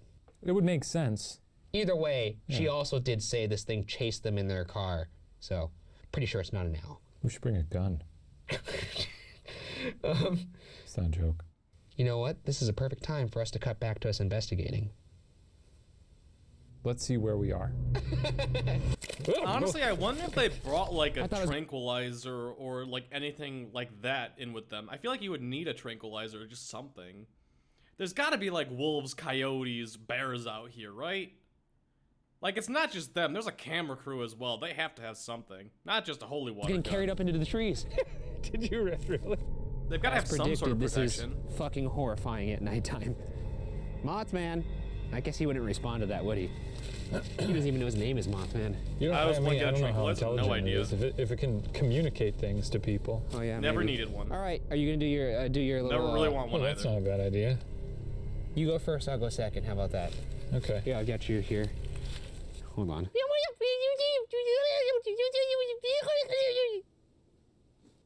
Let's try it again.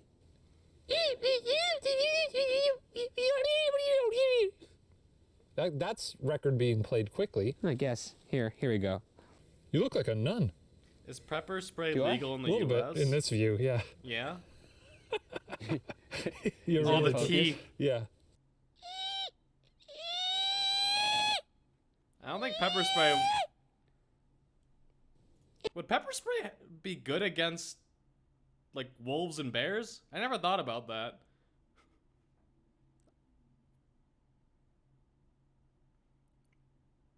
Huh.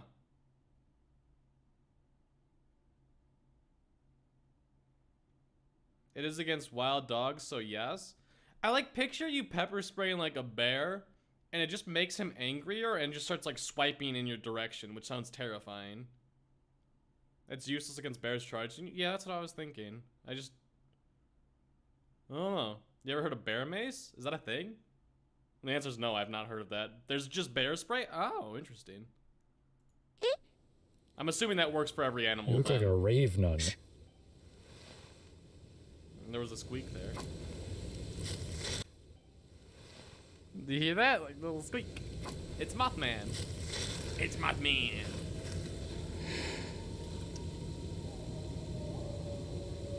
What the fuck? Well, those are coyotes or dogs Nope. or a large pack of something. Nope. Nope. Nope. I'm out. Holy shit.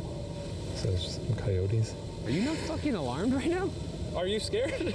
Dude, what are you this goes beyond belief. That was a pack of whatever the fuck that was. It was coyotes. Is that our cue to leave? I think maybe. Yep. We've been out here for quite a bit. Yeah, I don't know if we're gonna find anything tonight. I don't want to be in the mouth of some coyote later. That's not Nope. how I want the picture wrap on Old Bergara to be. All right, well, another good cryptid hunt. We're 0 for 2, but I think next time. The odds were stacked against us on this one. There's no way to catch this thing. We're giving up. You win this time, Mothman, but I'll be back. Okay, Coyotes are too small. Yeah. Is our Mothman If there's a pack of coyotes, I'm pretty sure they could kick my ass. call actually attracted the coyotes, so it worked for something. You think that was us? I think the call, it proved it. It wasn't all for show. It had value. Both of us are masters of the Mothman call. Well, yeah, we should be on Animal Planet. We should. I'm just gonna pause here for a second. Yeah. Give it one last go. How about that? Last chance! I think you've offended the Mothman. In the end, nobody truly knows what the Mothman is, let alone if he actually exists. Some have suggested that Mothman could be of demonic or angelic origin. Others believe that Mothman could actually be an extraterrestrial, connecting Mothman with bright lights seen in the sky. Some even believe Mothman could be an ultra-terrestrial, a creature from another Buzzfeed dimension. Unsolved with aliens? As for me, I'm not quite sure what I believe, but I'm I pretty do sure there find is. the I feel like I've voluminous seen docket one. of sightings to be curious for something that is not real. Nonetheless, as our efforts have proved today, the existence of Mothman. Okay, do you guys believe in aliens? That looks terrifying. Buzzfeed aliens. That's not how you spell aliens. Aliens. 3 bizarre cases of alien abduction. Alien abductions, 3 creepy cases for ancient aliens.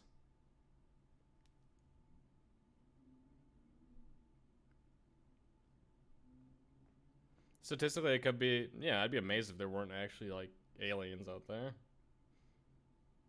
I mean, it's gotta be more likely than not likely that there's other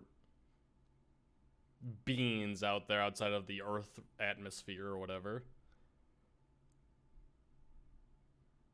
They found organisms on other planets. Yeah, those are technically aliens. Don't look how we show them? Yeah, I believe that. Do you believe that aliens have visited Earth before, chat?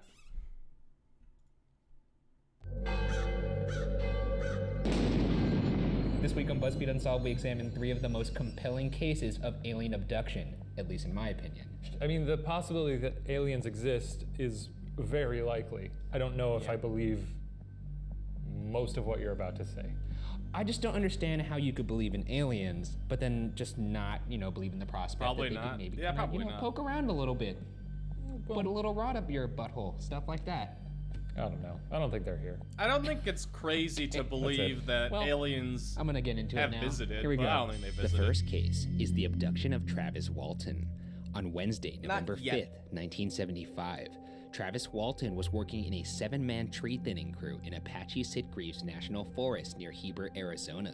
At the end of the day, on the drive back home, Travis noticed a bright light coming through the trees.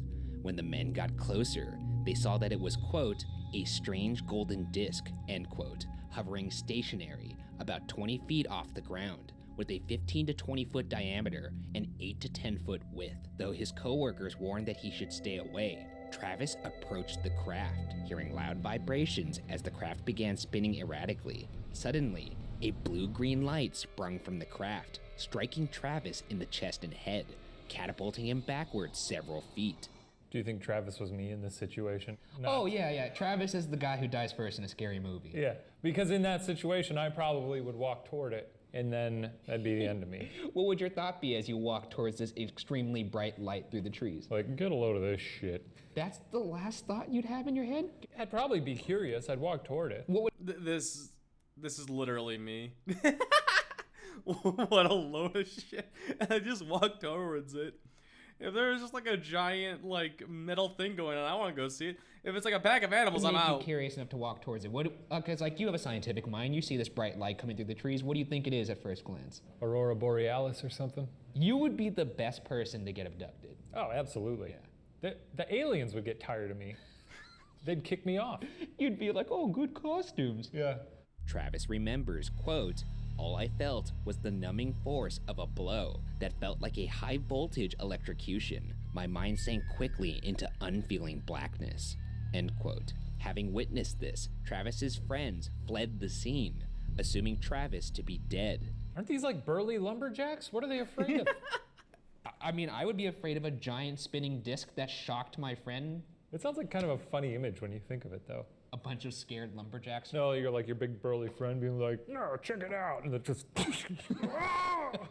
and then everybody just running. His eyeballs pop out. Yeah, just smoking. In their retreat, one of the men observed the saucer fly up to the top of the trees and away to the northeast. Some of the men returned to the scene out of guilt, only to find that Travis was no longer there. So they went back for him. It took I them a guess day it to come to makes their senses, sense. but if you see some crazy shit, When you think about it, like someone to get abducted would be a lumberjack. Why are they being a lumberjack at night? That part I don't understand.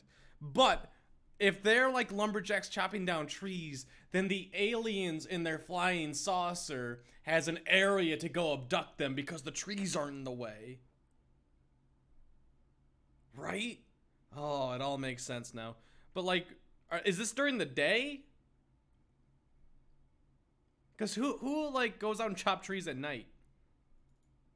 There's coyotes. shit, your impulse is to run. At least a normal person's impulse is to run. Just bring a gun. Sure. Okay. Let's pretend they had guns. Yeah. There is a giant hovering disc that's spinning at top speed and Shoot shot it with your fucking gun. and shot a bolt of lightning through a man's chest. And your solution is to shoot at it with a pistol? Better than standing there and let it shock you and poop your pants and How about fall. run? What they did? Huh? This is No. why you would die first in a movie. So basically, what we just went over was the experience as witnessed by all these men. Now, let's board the train to Crazy Town and go into Travis's recollection of what happened when he woke up. And this is only his recollection. Before we get into this, is there anything we Wait. need to know about Travis? No, Okay. normal dude. Normal dude. According Didn't they say Travis was gone?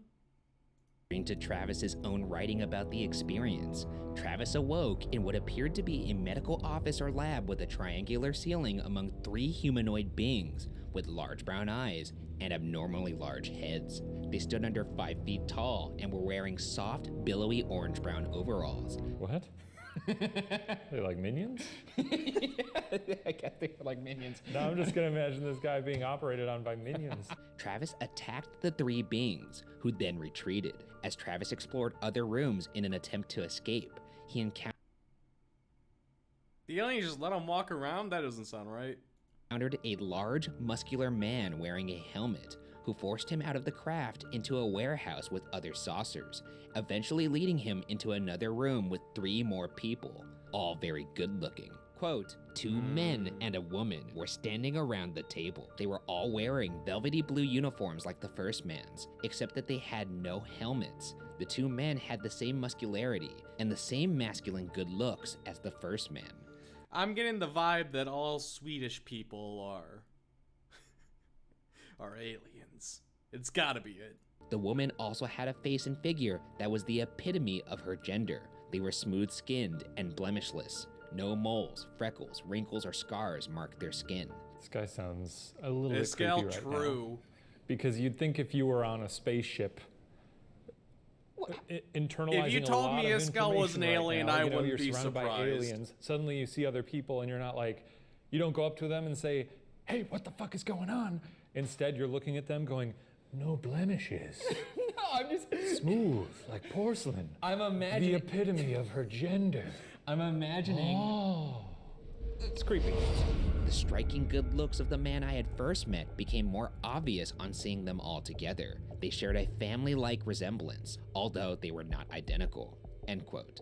These people gently pushed him onto a table and put a mask over his mouth and nose, at which point What happened to Travis the aliens? passed out. Did they like The next transform thing into Travis them? knew, he was lying on the ground in Heber, Arizona. He saw a silvery disc-shaped craft hovering above the road near him, which then flew straight up into the sky and disappeared silently. Although he only believed he was gone for an hour or an hour and a half, he later learned he had been missing for 5 days. Over this period of 5 days, the rest of Travis's crew came under investigation for Travis's disappearance. During this investigation, the suspects underwent psychiatric testing and polygraphs, during which none of the men confessed to faking the abduction. All of the later lie detector tests administered to Travis and the other witnesses came back as passing or inconclusive. What year did they say psychiatrist this suspected was? that the entire abduction was in Travis's imagination, but could not explain why the others went along with it. In a recent HuffPost Weird News podcast, Travis said, quote, about 15 years later, it was discovered that the trees nearest to where the UFO hovered had been producing wood fiber at 36 times the rate it had been in the 85 years before that. A complete core sampling revealed that this thickened growth was only on the side of the trees towards or in the direction that the craft had been. End quote. As if this case couldn't get any more bizarre, Travis appeared on Fox's Moment of Truth game show, where a polygraph was conducted on stage. This particular polygraph determined that he was not telling the truth about his abduction. Regardless, Travis maintains that the events transpired as he has told. If this was like remotely real, I don't think the United States government, I'm assuming this is in the US, this sounds like a very US thing, would allow him to go on stage on Fox and do a polygraph test. The government would be like, no, this is gonna make the world go into a frenzy or something like that. Told them. His Polygraph polygraph is and all the BS? witnesses' polygraphs that were taken earlier in an official place know enough were about all passing or inconclusive. So that's what matters to me. I think this game show thing doesn't really prove shit. Is he still alive? He's still alive. Can't we just... Wow. Anytime anyone has inconclusive evidence about a polygraph like that, just bring him back in. How hard is that? I suppose. Where you at, Travis? Where you at? It's You Fox. want him to tell you about the orange billowy uniform? I want to hear about overalls? it. I want it's to ask him gotta be why he US. was so obsessed with their skin. What was the fabric like? Was it denim? It was a fine lame. The second case is the abduction of Linda Napolitano. UFOologist Bud Hopkins worked closely with Linda to document and publicize her case. On November 30th, 1989, around 3:15 a.m. in New York City, Linda Napolitano claimed she awoke to find short aliens around her bed. She found herself unable to wake up her husband as she perceived the beings to be telling her to be quiet in an odd language. The three beings then levitated her outside her 12th-story apartment window, floating in a blue-white light up into a clamshell-shaped spaceship. Okay, wait, hang on a sec though. Let's pause. She thought they were telling her to be quiet. Was she In an odd scared? Is this language. why she just went with it? I'm gonna assume that there must be some kind of calming influence to them. This sounds very Okay. much. Like, I This don't just think they would sounds like a. What are the nightmares? The vivid nightmares called? Where you're sleep paralysis? This just sounds like sleep paralysis. Just go into, like, you don't break into someone's house and go, Right, without that person going, what the fuck? I know, especially if you look like a minion. Once inside, the beings experimented on her, including putting an instrument inside her nose. After, she woke up nearly Dude, whenever I think of like something going inside my nose now, I just picture the COVID test. Oh my god, that was the most uncomfortable I think I've ever been in my life. Is when I got tested for COVID and they stuck the thing right up my nose. Oh, it felt like someone was tickling my brain. Oh, it was awful. 2 hours later at 5 a.m., next to her husband in bed. In 1991, 2 years after the abduction, Linda reached out to Hopkins with an x-ray of her nose showing a cylindrical object that Hopkins describes as having, quote, spiraling extensions that curl out away from her face, end quote. The x-ray was taken by podiatric surgeon and Linda's niece, Lisa Bayer. Shortly after, Linda claimed the object was removed during another abduction. Hopkins reports that Linda visited a nose and throat specialist who... Wait, what? So they notice, her niece notices there's something in her nose. And it's just like, yeah, there's something in your nose. And then a week later, she gets abducted and it's taken out, and the doctors do nothing about this random ass thing in her nose. They don't do, like, the doctors don't, like, perform surgery or something to try and get it out of there? Linda's niece, Lisa Bayer. Shortly after, Linda claimed the object was removed during another abduction. Hopkins reports that Linda visited a nose and throat specialist who confirmed the object was gone. A conspicuous ridge of built-up cartilage showed where it had once been embedded. I don't like nose stuff. Neither do I. If we Yeah, I'm not into nose stuff either. captured an alien, the first thing we would do is try to figure out their anatomy. We would say, okay, what's this hole do? I feel like you'd at least Oh, try shit, to that's his talk pee to hole. it or observe it and not just Ryan? shove shit into its holes. I mean, in science, there's a certain amount of guess and check, and that may mean you accidentally stick your finger in a butthole or two. That's science. They also have small fingers, right? I'm sure they have small but long. E.T. had a long finger, so he could get some distance and he could go way up into that butthole.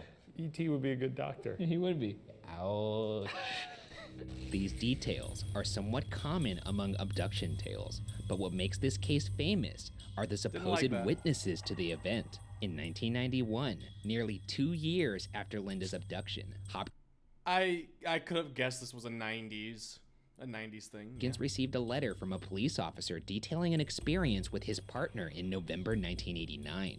The two were sitting underneath the FDR bridge when they saw a blue light with a woman being levitated alongside 3 strange beings as they made their way into the light. They reportedly felt guilty for not helping the woman, and one officer had a nervous breakdown, spending nights parked underneath her building. They're cops. Okay. Take out your guns and start shooting the light. And if you can't hit the light, then shoot the lady in the head, because obviously you don't want her to go out of outer space. You'd be the worst diplomat when it comes to alien-human relations. Every fucking solution you've offered is shoot at them with their gun. What do you want?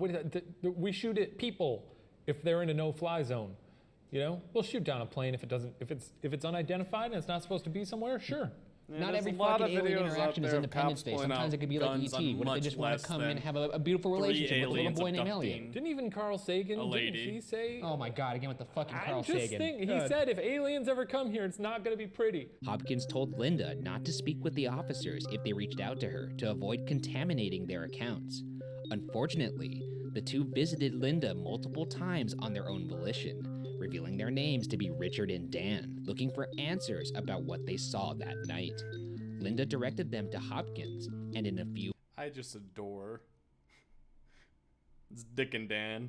weeks, Hopkins received a letter. This letter revealed that the two officers were actually Don't let Dick and Dan influence your story. Let the ufologist be the one that chooses your story for you. bodyguards on a security detail for, quote, an important political figure, end quote. This political figure, who was also present with the two bodyguards during the abduction, also signed the letter, albeit under the moniker him. Some UFOologists believe this figure is the former Secretary General of the UN, Javier Perez de Quelar. However, That's while an this seems awesome name. impressive in terms of proof, it should be noted that Hopkins never physically met with Richard and Dan, Dick and and Dan. only corresponded via letters. This has led many to believe that Hopkins was the victim of a hoax, where either Linda made up Richard and Dan alone, or Linda and a group of people coordinated to complete the hoax. Do we have records of these people being real? I mean, like, I haven't seen those records, You haven't seen those records. but that's because it's to protect their identity. Why are they so nervous about their identity? Because it's embarrassing, and if they found... So they could put arrest, They tried to get the political figure to confess. They couldn't, because obviously he'd be mocked forever if he said, I saw a lady floating out of her 12th-story window in a blue light. Like, that obviously does not sound like something you'd want from a political figure, a man making important decisions. One takedown of the story in the book The Trickster and the Paranormal cites a person who formerly served in Dignitary Protective Services, who explained that details of the night of the abduction provided by Richard and Dan didn't line up with security protocol for Dick and moving Dan. officials. womp womp. I mean, take that for what it is. Okay.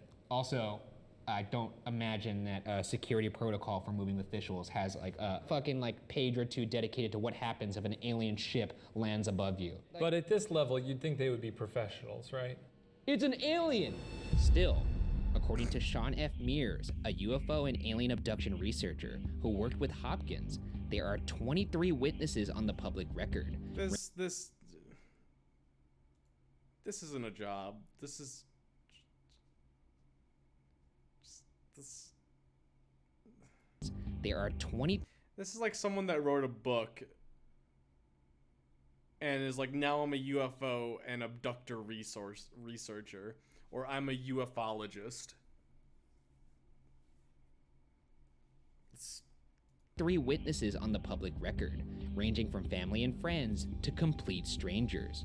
3 of these strangers worked at the nearby New York Post, one of whom was an investigative reporter named Steve Dunleavy. Despite the questioned credibility of the 2 main witnesses, Linda maintains the truth lies in That all guy's the done some witnesses. terrible things in She his has life, you said, could just quote, tell. If I was hallucinating, then the witnesses saw my hallucination. That sounds crazier than the whole abduction phenomenon, end quote. There were a lot of Steve. witnesses. It's juicy. I'm just saying, Steve her again quote comes makes back. sense to me. Yeah. This one, I would buy this over. Travis Walton, Yeah. and other like Allagash and all that shit. Yeah. The third case is the abduction of Frederick Valentich. This case is a little different from the others in that the abducted person never returned. On October 21st, He got murdered. They hid the body. 1978, at 6:19 p.m., instructor pilot Frederick Valentich began the flight from Moorabbin Airport in Victoria, Australia to King Island, Tasmania, over the Bass Strait in a Cessna 182L. His destination was only about an hour away. Visibility was good, and there were only light winds. Valentich, 20 years old at the time, reportedly wanted to get more flight hours in. Valentich made contact with Steve Roby at Air Traffic Control in Melbourne between. There's not that many people in this world named Steve. But every story has a Steve or Steven in it. It's... between 7:06 and 7:12 p.m. During the transmission, Valentich asked whether there was any known aircraft in his area. After air traffic control said there was not, Valentich claimed a large unknown aircraft was flying about 1,000 feet above him at a fast speed with 4 bright lights.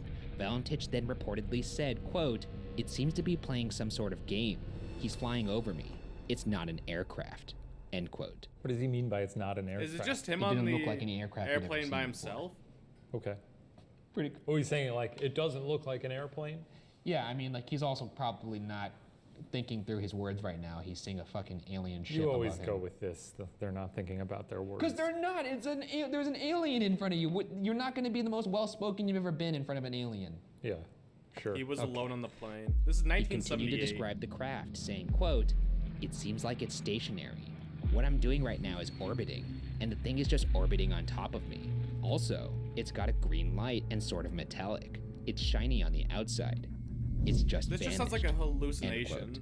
His last message around 7:12 p.m. to air traffic control was, quote, "Melbourne, that strange aircraft is hovering on top of me again. It is hovering, and it's not an aircraft." End quote. After 17 seconds of silence, there was a loud sound of metal scraping. Authorities are said to have searched the area for 4 days, but found nothing, and Valentich was never seen again. What do you think of the 17 seconds of silence and then just metal sounds? I love sounds it. like a It's crash. horrifying. It's great. It's honestly, like, reading that gave me chills. Like, if you crash an airplane and you're on, like, the radio or whatever talking to someone, would there actually be, like, an explosion that the person on the other end would hear? Wouldn't would the, like, just communications get cut off before that?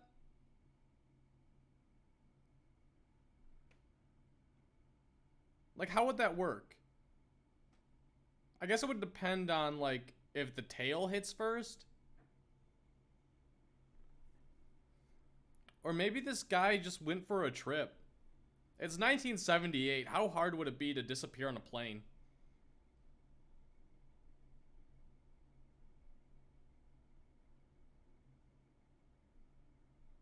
Probably just like a split-second impact sound? Probably.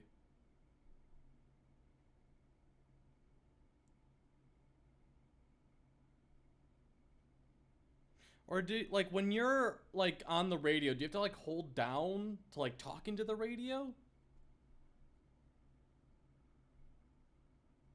He changed his name and lives in Puerto Rico now? I don't know. I feel like it'd be hard to disappear now, but how hard would it be to disappear in the 70s? I feel like that'd be super easy. Just get some money and dip. Yeah, it's good. So wait a second. I'm just confused because normally at this point, I'm used to wanting to rip your head off. But right now, we are in agreement that this is pretty plausible. I think I'm just very discerning with my abduction stories. Like I said, I do believe in aliens, but I don't believe that most people... I'm not buying a lot of the encounters that people describe, because a lot of times they don't... It's, you know, it seems like they're either trying to cash in or they're just insane. But this, I don't know. What are you cashing in for if you disappear forever? What do you cash in for if you disappear forever? In May 1982, the Aircraft Accident Investigation Summary's cause of the accident read, quote, "The reason for the disappearance of the aircraft has not been determined," end quote. A. Woodward, the man who signed off on the report, offered pure, unfiltered speculation that Valentich could have been disoriented, suicidal, or even the victim of a meteorite crash. Meteorites don't hover over. It wasn't an alien. He got hit by a meteor. There's a big fireball. I see it. No, what the fuck? You don't disprove something that's unbelievable by something that's even. I have to question this guy now. The guy that just like put the case in Woodward, or what the hell his name is. The disappearance of the aircraft has not been determined. End quote. A. Woodward, the man who signed off on the report, offered pure, unfiltered speculation that Valentich could have been disoriented, suicidal, or even the victim. Wouldn't, like, if he was suicidal, wouldn't they have found the plane wreck, though? Link, hey, come on, stop it. No more. No. Like, I don't know. I could believe that, like, an alien, like, randomly abducted him, but, like, I think it's much more likely that he just was like, yeah, screw it. I'm on a plane by myself. I'm gonna go start over new somewhere else. The meteorite crash makes no sense to me. Like, I don't know. Like, is the meteorite crash like, oh, he crashed his plane and then a meteor hit on top of that exact location?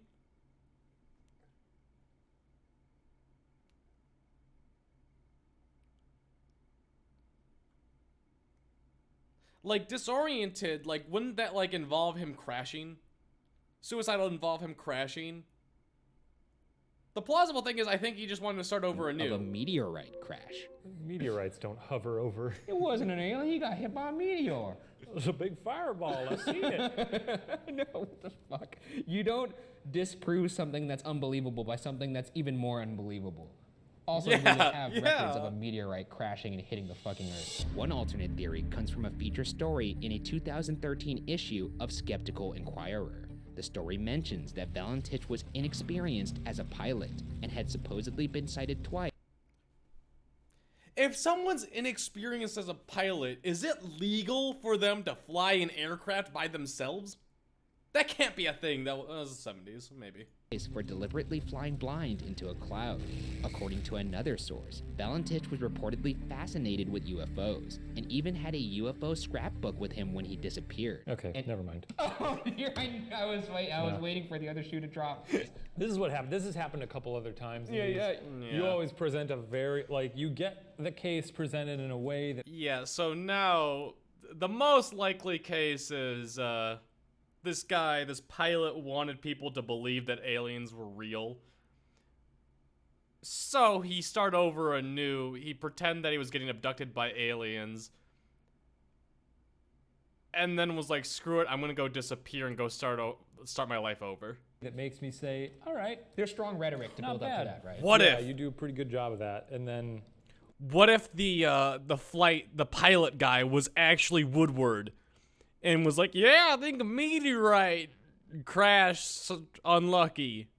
And then you throw something like this in, like, he was obsessed with UFOs and wrote fan fiction about himself dying at the hand of a UFO. I did not say that. I said reportedly fascinated with UFOs. The publication Skeptical Inquirer. I think everyone's fascinated with UFOs, though. But some mixture of wanting to see something, being easily led to believe that anything he didn't recognize was a UFO, becoming disoriented, and or mistaking stars and the Cessna's own lights as lights from another object. They discredit him a fair amount. I don't think Not entirely. I still find it convincing. I mean, I find it intriguing because the plain UFO encounters are always the most convincing to me. However, it should be mentioned that other sources contest that Valentich was an experienced pilot. It's also worth noting that the Cessna 182 planes were designed to float in the case of a water landing. Historian Reg Watson has also found numerous reports of UFO sightings. I think he just went to another country. Flights seen near King Island, Australia, for 2 months prior to Valentich's disappearance. I think he just was like, I got some money, I'm gonna go start over new over here. Near Adelaide, the morning after Valentich vanished. And no one found the plane because it's hidden somewhere. Stuck to the side of the craft. Furthermore, one of the last pieces of information on record was Valentich reaching Cape Otway at 7 p.m. Here's a photograph taken off Cape Otway 20 minutes before Valentich. It's 1978.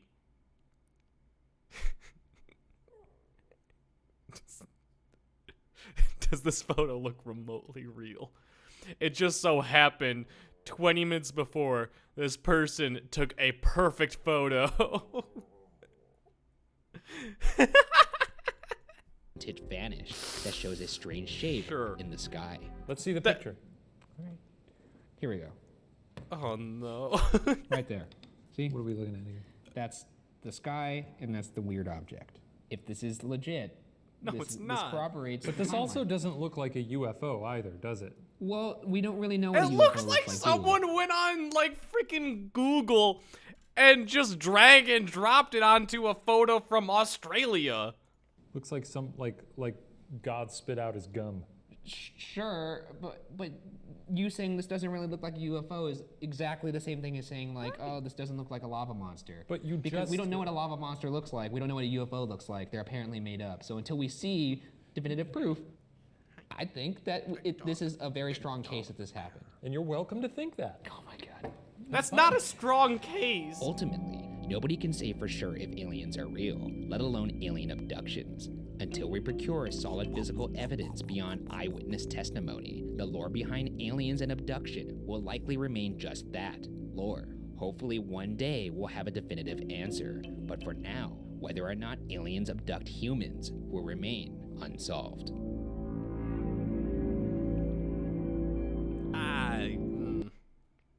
I think aliens exist. I don't think any of those were convincing. Oh my God, should we watch Roswell? This is like the most famous like UFO thing ever. Isn't this from like the 60s? It's something from a long time ago. This week on Buzzfeed Unsolved, we investigate the Roswell incident, either the biggest UFO cover-up of all time, or just the biggest misunderstanding of all time. Either way, this story is insane. I remember reading about this. This thing is freaking like farmers think that it was a UFO, and then they were like, it was published by like the government that yeah, it's a UFO, and then like a day later, it's like the government's like, no, it was a plane or something crazy like that. It was so weird. 70 years later, we're still debating about it. This is the holy grail 70 of years. alien stories, in my opinion. Yeah, it's a buzzword. Yeah. You hear it all the time. Roswell. I don't know all the gritty details. Desert, government, aliens. There's a really good Futurama Let's get episode into about it. Roswell. Tommy Bahama. The year is 1947, a year The that 40s. saw an unusually large wave of reported UFO sightings. In the last 6 months of 1947 alone, there were over 300 claims of UFO sightings. Among these is the infamous Roswell incident. Skeptics and believers alike can agree on one thing. Something crashed in the fields of Foster Ranch, located just northwest What do of most people Roswell, think it New is? Mexico. Whether Or that's like something people that don't think it's is something extraordinary a or UFO think it is mundane just like a remains meteor? highly debated. You're clearly on the skeptic side here already going in, right? That's a dumbass question. Of course you are. You're fucking Shane. All right. Don't try to paint me as a. I'll paint you however I want. Don't. What? I'll paint the hell out of you however I want. You paint me in your free time? Yeah. They're good. Oh, You Jesus. want to see them? Never. Let's go through the official timeline. I want Shane's shirt that as just played is out great. in the media and through official reports from the U.S. Air Force. Sometime before June 14th, a crash occurred on Foster Ranch. On July 4th, a local rancher named Mac Brazel visits the crash site to pick up some of the debris. On July 7th, Mac Brazel decides to take some of the If you told me to get a picture of a 1940s farmer, this is it. That's like right on the dot. debris to local sheriff George Wilcox. Wilcox then contacts Colonel Butch Blanchard at the nearby military base, the Roswell Army Airfield. This Roswell base I don't know if that was actually a home picture to of the them or elite just BuzzFeed grabbed 509th Bombardment Group, which pictures off deployed the internet of atomic them. bombs at the end of World War II. Colonel Blanchard alerts his superior, General Roger W. Ramey, and orders Major Jesse Marcel, the 509th intelligence officer, to assess the crash. Link is shedding so much. Oh my god. Thank god I don't. Dude. Oh my god. You're such a hairy dog. Holy crap. My entire leg is just link hair. Oh my god. Here, I'll show you guys. It's all just... Oh my god. Why are you shedding so much right now, dude? Can you guys see this? Look at that. That's just for me, like, petting him a little bit. Oh my god. Yeah, I'm gonna need to brush you after this. Holy crap. What's going on with you? You're too hairy. Oh, Crash furry site dog. and recover the materials. So much bureaucracy here. I mean, it's the You military. gotta call one guy, he calls a different guy, who calls this guy, orders this guy to call that guy, and then that guy's. This is why information gets muddled in cases like these, because you got this big shitty chain of command. It's a game of telephone, essentially. Yeah, But it's true. the military. It's a ladder structure. It's Of course game- it's going to be that way. Game of phones. Oh, my God. Good, huh? No, that was... That that's sounds like a terrible board I'm game. actually upset right now. Good. Colonel Blanchard is briefed by Intelligence Officer Marcel on his crash site visit, and on the morning of July 8th, consequently orders Public Information Officer Lieutenant Walter Hott to issue a press release stating that they believe they have a, quote, flying saucer, end quote, in their possession. Soon after, the Roswell Daily Record's front page This is ran what the I headline, remember. quote, Like, it literally, they published that it is like, oh, we saw a flying, like, alien spacecraft. And then they tried taking it back. This I remember. Roswell Army Airfield captures flying saucer on ranch in Roswell region, end quote, where they reveal no details of, quote, the flying disc, end quote. That same day, the Air Force strangely changes their story. General Ramey orders the crash remains to be taken to him in Fort Worth, Texas, for his own. He's so angry. Oh my god. This seems like a general on the Air Force. I think they're just getting straight up. Like, they didn't look up Roger W. Ramey. They looked up U.S. General, and this was like the first picture that popped up. Hang on. United States General. What pops up? Oh, maybe I'm wrong. They all look really... Oh, you do not look happy to be there. They all look really happy. I thought they weren't supposed to be happy. I thought they were supposed to be angry all the time.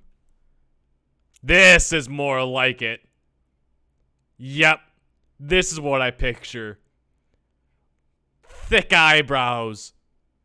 Angry. Personal inspection. He and his staff, including a base weather officer, identify them as pieces of a weather balloon and issue a subsequent press release with the correction. A Weather photo balloon is taken very in Ramey's random. Office of Intelligence Officer Marcel with the crash materials he misidentified. If you're a higher up and you see this press release and you're like, what the fuck? What is going on? I gotta go clean this up now? Yeah. And I knew that we were, pushing our big weather balloons through that area. Oh, and I see what you're And saying. I'm like, well, they're not gonna believe me unless I bring What in is a weather Carl, or balloon? whatever the guy's name. and make him sit next to his mistake. Bring in the weatherman, bring in the idiot rancher, and kind of rub his nose in it like a. I think it's hilarious that the officer they sent to go assess the crash, they made him sit and pose with all the materials in the office in the picture. You sit here for this photograph. You know that's a weather balloon, you idiot. The next day, on July 9th, How much the do you think they Roswell tried Daily Record gaslighting the people that originally found it? Like, do you think they tried gaslighting or just, like, tried to force them to be like, you have to do this?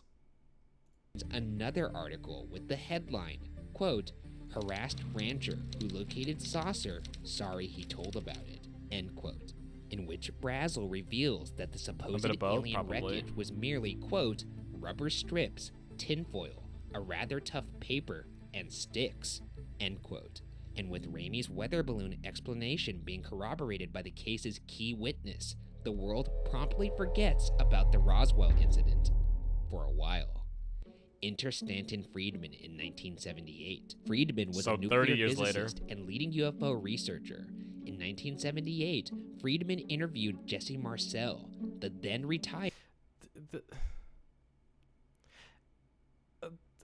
UFO researcher isn't actually a job, right? Like, you can't go to school to be a ufologist.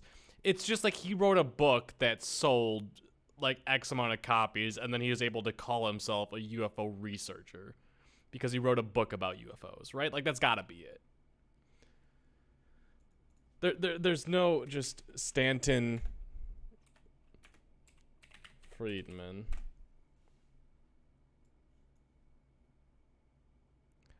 Was a nuclear physicist and professional ufologist. Okay, you could have just stick with this. Hurts. He died recently, 2019.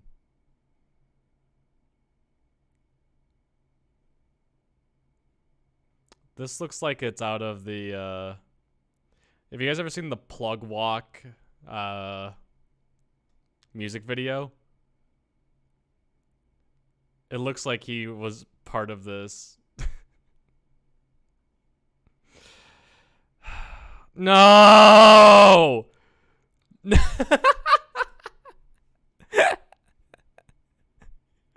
New Jersey and Chicago. No! Oh.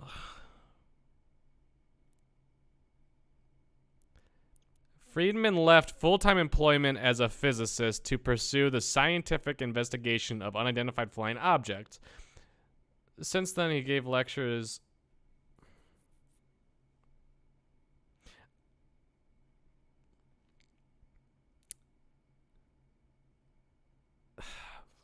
I guess that is a job, huh? I mean, like, it makes sense. Like, if Dream went to college saying, I'm going to give a lecture about Minecraft, he would be like a Minecraftologist. Because people would come listen and he'd be able to make a job out of it. Dweem. So, yeah, I guess that is technically a job. It's just, I don't like that it has... Like, I'd rather, like, instead of it just being, like, ufologist, I want it to be, like, a, you know, UFO host. Or, like, UFO speaker. He also provided written testimony to congressional hearing.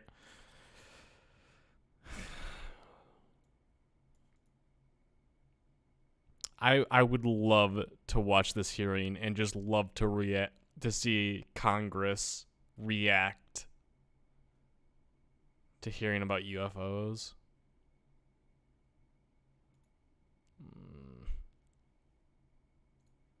Hired intelligence officer from the 509th, who was ordered to go assess the wreckage of the Roswell incident.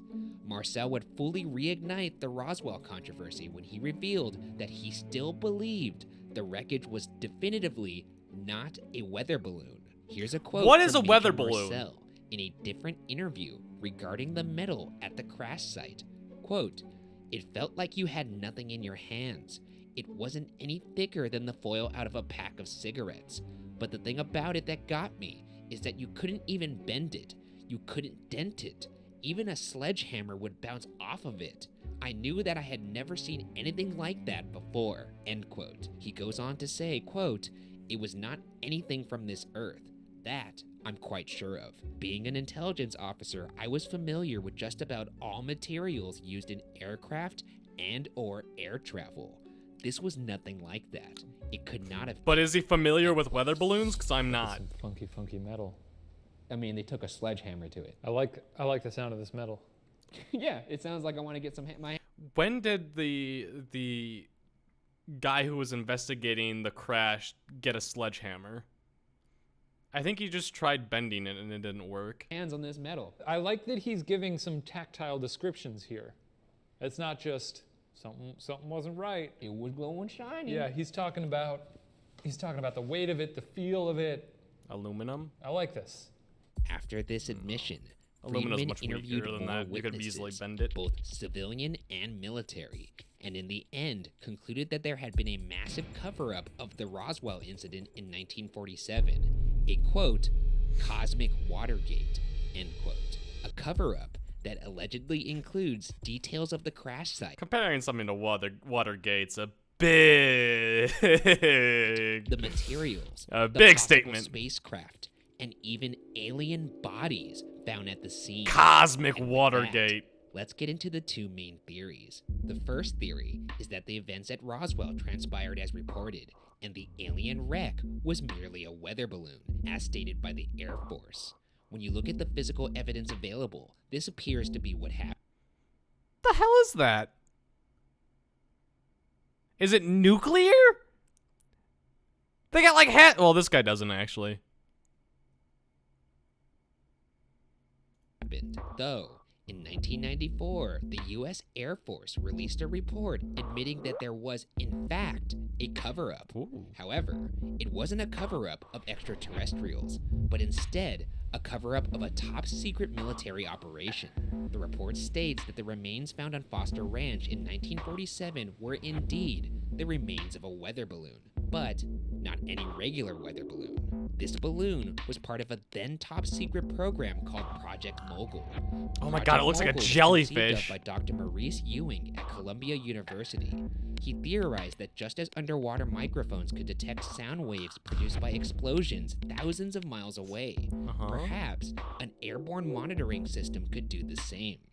Thus, as fears of nuclear war proliferated after World War II and intensified at the start of the Cold War, the top-secret airborne weather balloons of Project Mogul were launched to detect any nuclear tests carried out by the Soviets. Boy, that's a big explanation. Yeah, That's a Here's lot. the thing: if people are already on you for a cover-up, I don't think it's a good card to play to be like, well, there was a cover-up. Right. That's why we were acting so weird. But it was this, not that. Don't look over there. Look over here. Like the same thing. Yeah, and they're also, it's sort of. I they're mean, trying to like have their the cover up was like, yeah, it was a cover up. Was literally 50 years later. At that point, it doesn't matter if they have like their weather balloon gets leaked. But if they have like a top secret, why are you growling at me? Are you coming back up here? What do you want? I don't know. It's weird. Like, it's believable. Like saying it's a water balloon. It's literally 47 years later, right? Look at the Battle of LA that took place in February 25th, 1942. It's same about UFO and weather balloon. Oh. More weather balloons, Link. More. Okay, go behind and no growling. Whenever Link goes behind me, he gets angry. He feels like he needs to protect. Okay, you can take and eat it You're gonna too by shit all saying over there me, was dude. a cover-up, but it was just a go behind. real nice weather balloon. Like you've never seen, made out of some real strange metal. Very shiny. Oh, it was the shiniest weather balloon you've ever seen. Project Mogul's balloons were tested out at several locations around the U.S. and in the Pacific. And one of these locations was over New Florida, Mexico. Oklahoma, New in the Mexico. summer of 1947. Missouri. Project Mogul balloons typically measured over 650 feet long and had a tail on which various listening and sensory equipment was attached. It's like a which jellyfish. the military Why posits do you growl could when you're behind possibly me? be Stop it. misidentified as a UFO. If it was 600 feet, it's going to be a huge pile of debris. There's going to be a lot of weird True. shit there. You're going to be very confused. At a glance from far Hey, away, hey, I'd be like, hey, holy shit, look at stop that it. field No littered more. with No. debris. No. And I You get would close. walk up to No. it and be like, the end is nigh. All right, going down then. You'd go running through town ringing a bell. No. The Martians are here. No, Lock yourselves in your basements. what I would do is maybe I'd do that running towards it. Then I'd get close and be like, oh, it's just fucking tongue depressors and Elmer's glue. Because that's what it was. Balsa wood, sticks. You got to keep it light if you want it to float. That's not alien materials, is what I'm getting at. I would obviously get close and be like, oh, this is just human shit. In February of 1994, the General Accounting Office of the U.S. Congress initiated an audit at the request of New Mexico Congressman Steve Schiff, a UFO skeptic, to locate all Congressman Steve is being shifty again. I feel like this whole, like, Buzzfeed Unsolved is just straight up trying to find people named Steve. Like, or if they can't think of a name, it's just Steve something. Like, that's it. It's just, there's not that many people named Steve out there.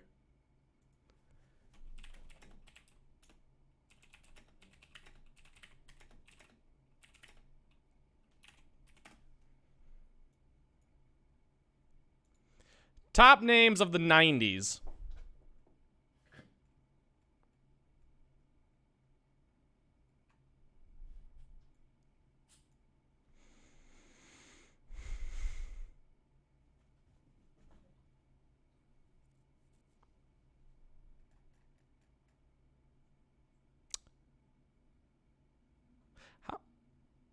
What? How does this work? How is there way more male names than female names? Like, way more. Like, even down here, the 30th overall is like 133,000 and 91,000. Okay, it's starting to even up, but it's still... Wait, it's like not even... Okay, no, it's not even close. Is it like 50-50? People were more creative with girl names? Are you sure? Because, like, what I was thinking was when I saw, like, there was, like, 25,000 or, like, we were looking at 133,000, I expected to go to the top and have, like, the #1 name of Jessica be, like, 500,000 more than #1 on them. I made it to number... Where's Liam? Liam's, like, the most popular male name now. Liam. Not William. It's not even on the... It's not even the top 200 in the 90s. That's when I was born.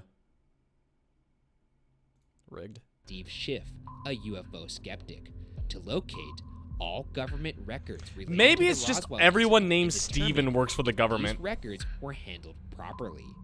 The report was published by the U.S. Air Force in 1995, titled, quote, "The Roswell Report, Fact versus Fiction in the New Mexico Desert," end quote.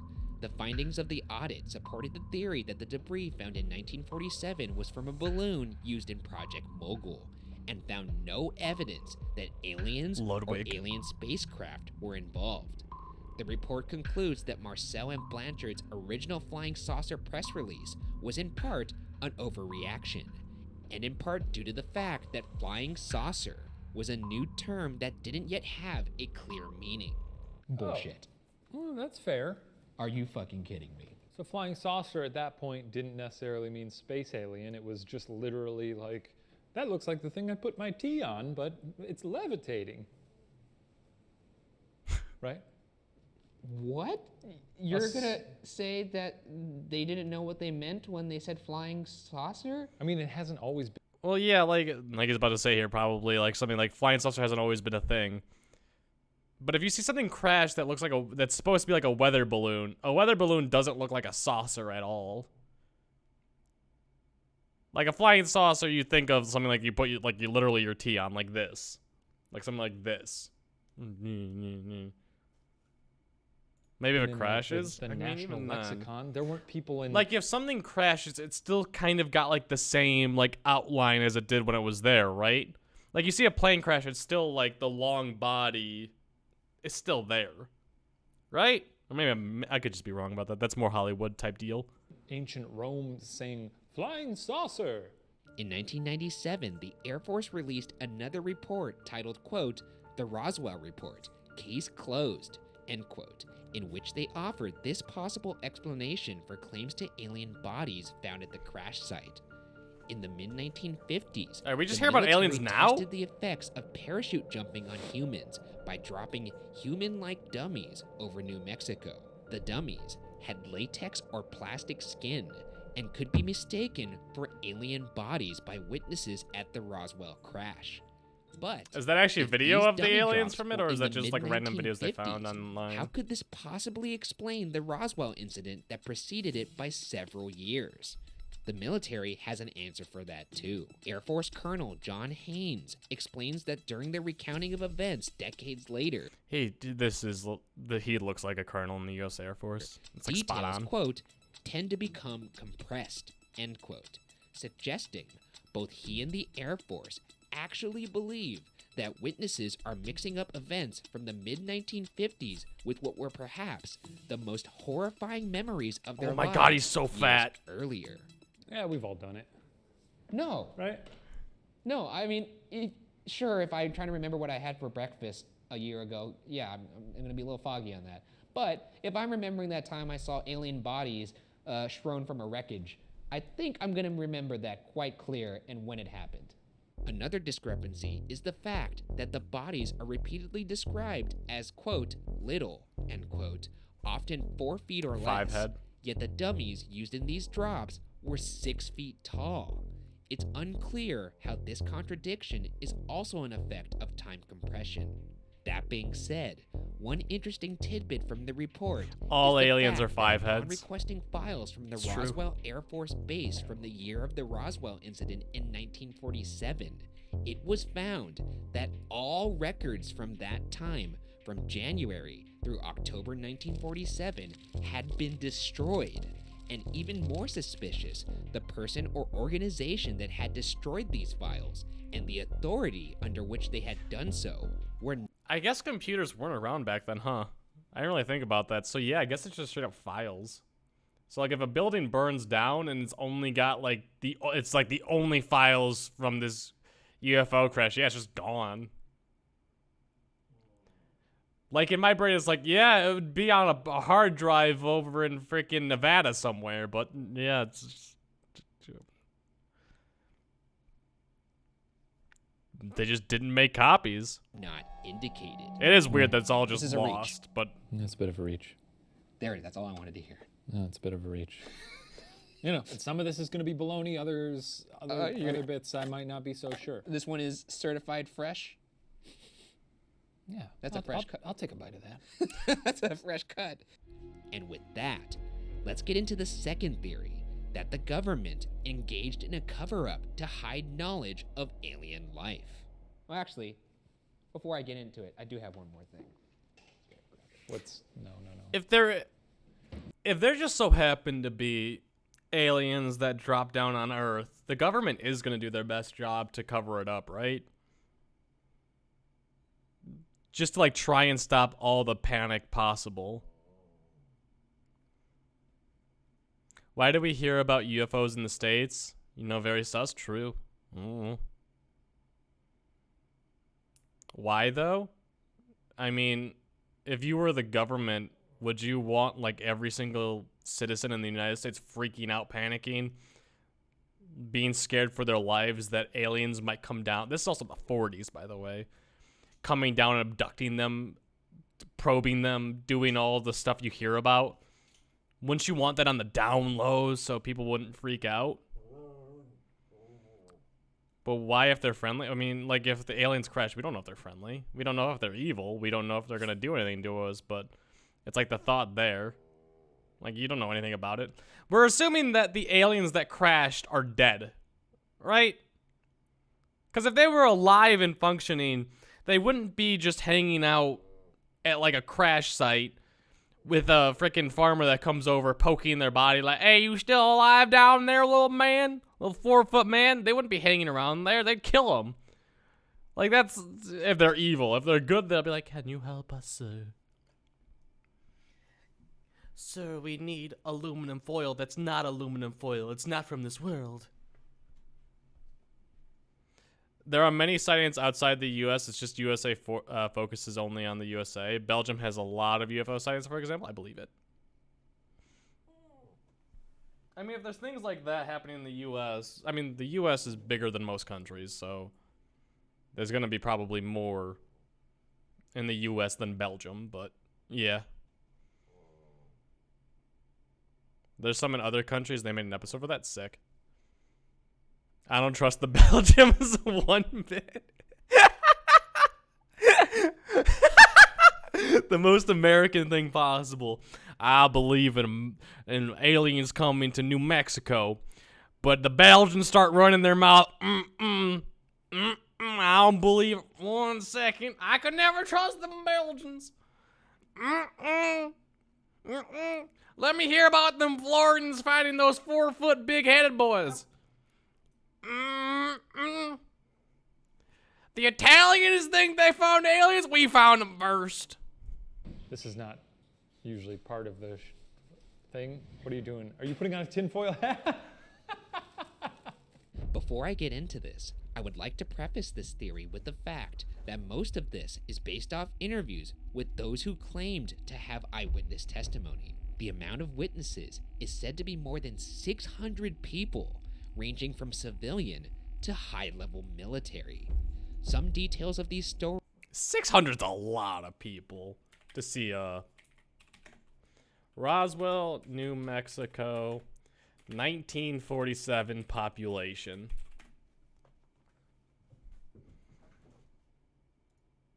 I was hoping there'd be something about, whoa. Population of whoa, this is cool. This doesn't help me at all, though. Roswell, New Mexico population. Let's just look at what it is now. 47. Okay, that's actually a pretty big city. I thought it was going to be something small and dinky. Is Roswell, like, near any other big states? Is there any big states in New Mexico? Or big cities, I mean? Dude, it's in the middle of nowhere. It's, like, surrounded by desert. And, like, whoa! Yeah, no wonder freaking the government does, like, testings out in New Mexico. International UFO Museum and Research. Okay. Albuquerque? Dude, it's like, how far do you think this is? Like, that's a distance. That's like a 3-hour drive. Or like 2-hour drive. Santa Fe, Las Vegas. Wait.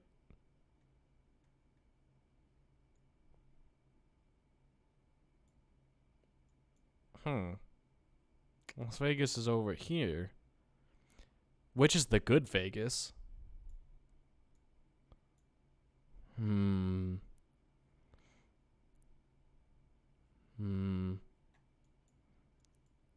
Roswell, McDonald's, Pog. Is there a place called McDonald's here? Lordsburg. Carlsbad.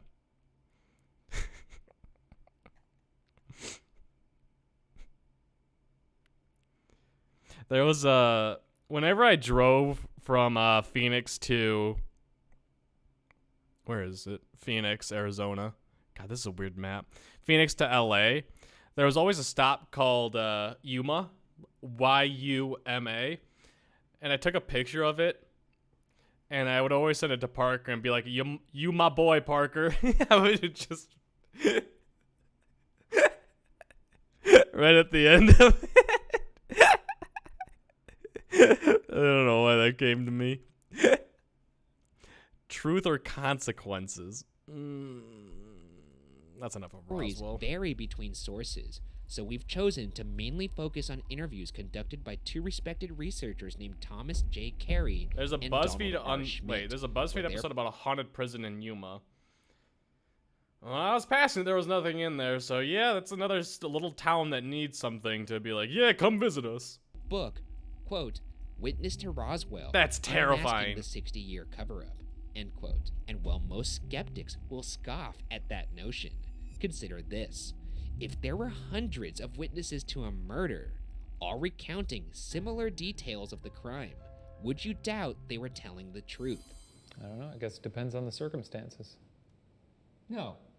No. There's hundreds of I people. just don't want you to have any satisfaction. You know I'm making a good point there. If there's hundreds of I'm not going to give it to you. No, you're going to get, you already, by you depends. saying I'm not giving the satisfaction means you internally want to agree with that. If there's only eyewitness proof and no actual proof of the murder? Sure, if there's 5 people, but if there's 600 that have high-level military fucking people within that group. No blood, though? No blood, no evidence, no nothing? There's 600 people. Why would they all lie? The more riled up you get right now. When there was, like, witch hunts back in, like, I don't even know what years that would be, like 1300s in England, there was probably, like, 500 people saying, like, she's a witch, and there was no proof at all. The worse you come off because of this success. Yeah, I realize. It's really not helpful. 1600s, that makes sense. That this was a very bad call. I thought it'd be really funny, but now I realize I look like a fucking fool. Let's begin. Like, by I going think over it's more suspicious believable when there's, like, 10 people, like, at a thing rather than 600. Am I crazy for thinking that?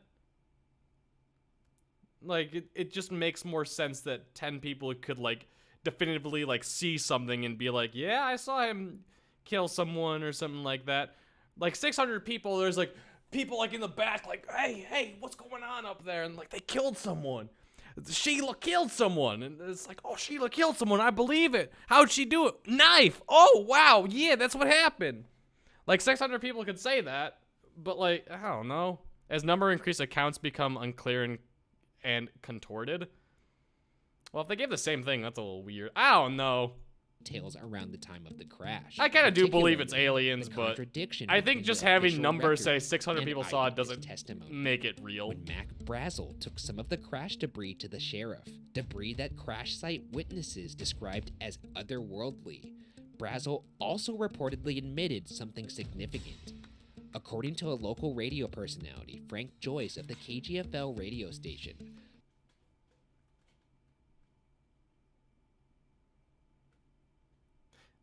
If this guy was around for Toby Keith, he would be the biggest Toby Keith fanatic. Brazel admitted that the crash site was likely a UFO, and more importantly, that there were alien bodies on the scene. According to Judd Roberts, a minority owner of KGFL radio station, this admission would be recorded later, but KGFL did not air the interview due to phone calls from the FCC and U.S. Senator Dennis Chavez urging them not to. Or if you've got a crazy guy still spouting. He needs a haircut. Dennis Chavez urging them not to. Or if you've got a crazy guy still spouting lies, yeah, I'll put a stop to him. Or you got a very sane guy spouting truth. Yeah, or that. As detailed before, the military would issue an incendiary press release saying they have a flying saucer, only to correct themselves a day later. Like the military, Brazel would also recant any statements made about UFOs at this time. According to researchers Carey and Schmidt, shortly after Brazel's new statements, neighbors said Brazel purchased a brand new pickup truck and left his job as a rancher to start a business in Alamogordo, New Mexico. If you come into a lot of money from the government, go somewhere more populated than Alamogordo, New Mexico. Business in Alamogordo, New Mexico. Also suspicious in Carey and Schmidt's findings were testimonies from locals and Brazel's family that revealed Brazel was detained by the military around this time, further suggesting that he could have been forced to recant his statements about UFOs. The military also reportedly threatened locals to keep quiet, as well as ransack their homes for remaining crash site materials. This is corroborated by the If this was true, I feel like we would have been told this a while ago. Like, if the government just this is a huge, deal if this is true. The military just, threatens people to keep quiet and ransacks their home? testimony of the foster daughter of Colonel Hunter G. Penn, an Army Air Force officer who supposedly admitted to his foster daughter that he was tasked with enforcing a, quote, information blackout, end quote, with a focus on the little bodies. He was authorized to use physical force and weaponry, if necessary, to get this accomplished. Another interesting... You have a foster child? You would never... You work for the government and you're in charge of an information blackout, but you tell your foster child this information? Huh? That... contradiction was that Colonel Blanchard, the superior to Major Marcel, who approved the initial flying saucer press release, strangely went on leave after he issued the controversial release. However, according to Lieutenant Colonel Joe Briley, who was a staff member of Colonel Blanchard's, the reported leave was actually a cover-up to allow Blanchard to coordinate a cleanup operation of the crash site. I mean, if he fucked up and was like, yeah, it's UFOs, and they were like, no, it's not UFOs, you stupid piece of shit. We'll fix your mess. Why don't you take a little time off? Why don't you leave? Get your shit together, get your life together. Yeah, why don't you leave so people could look at that later and be like, why did he leave after he makes this weird announcement? I don't think they care, again. I don't think they care. They should care if they're people who concentrate on details. That's what I'm saying.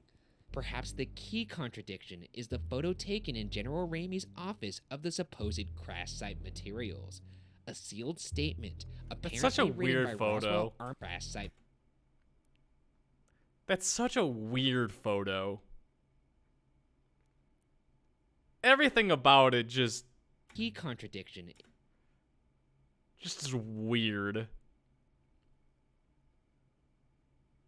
is the photo taken in General Ramey's office of the supposed crash site materials. It looks so Sealed forced. Statement, apparently written by Roswell Army Airfield's Public Information Officer Lieutenant Walter G. Hott, which was only to be opened after his death, claimed the photo taken in Ramey's office was a hoax. Hott wrote, Didn't we already like figure that actual out? crash materials were substituted with weather balloon materials and then photographed with Marcel, a fact that upset Marcel. Just to hammer home the possibility of a cover-up, a man named Ben Games was a personal pilot to then Major General Lawrence C. Craigie, the chief of the engineering division at Wright Field, the Air Force Base commonly thought to be where the UFO and aliens were transported and housed.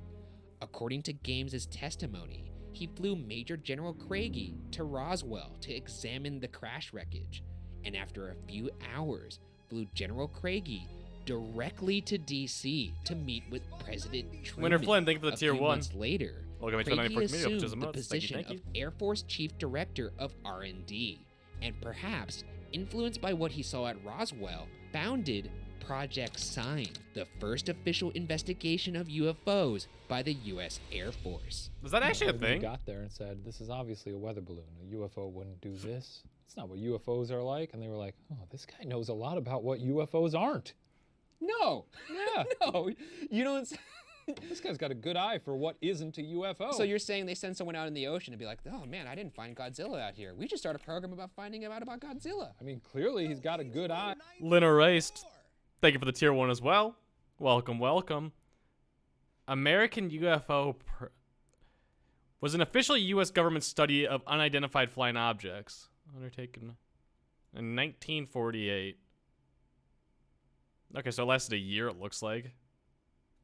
The project was established by the Air Force government, Nathan. Okay, sure. Initially, Project Saucer. The goal of the project was to collect, evaluate, and distribute. Yo, Winterflynn, thank you for the 5 gifted. Thank you, thank you. I think it's gonna go one by one, but thank you. I appreciate that. Thank you. So kind, so generous. I appreciate it. The goal of the project was to collect, evaluate, and distribute within the government all information relating to UFO sightings on the premise that they were national security concern. How do we know this? Like, isn't this like top secret? Like, this isn't something the government would just give out, because once again, they don't want the public to like start freaking out or theorizing. At first, the project was hypothesized the sighting might be Soviet secret weapons. However, Project Sign's final report... Oh, there it is. Thank you. It went one by one, but we got the notification. Boom. Thank you.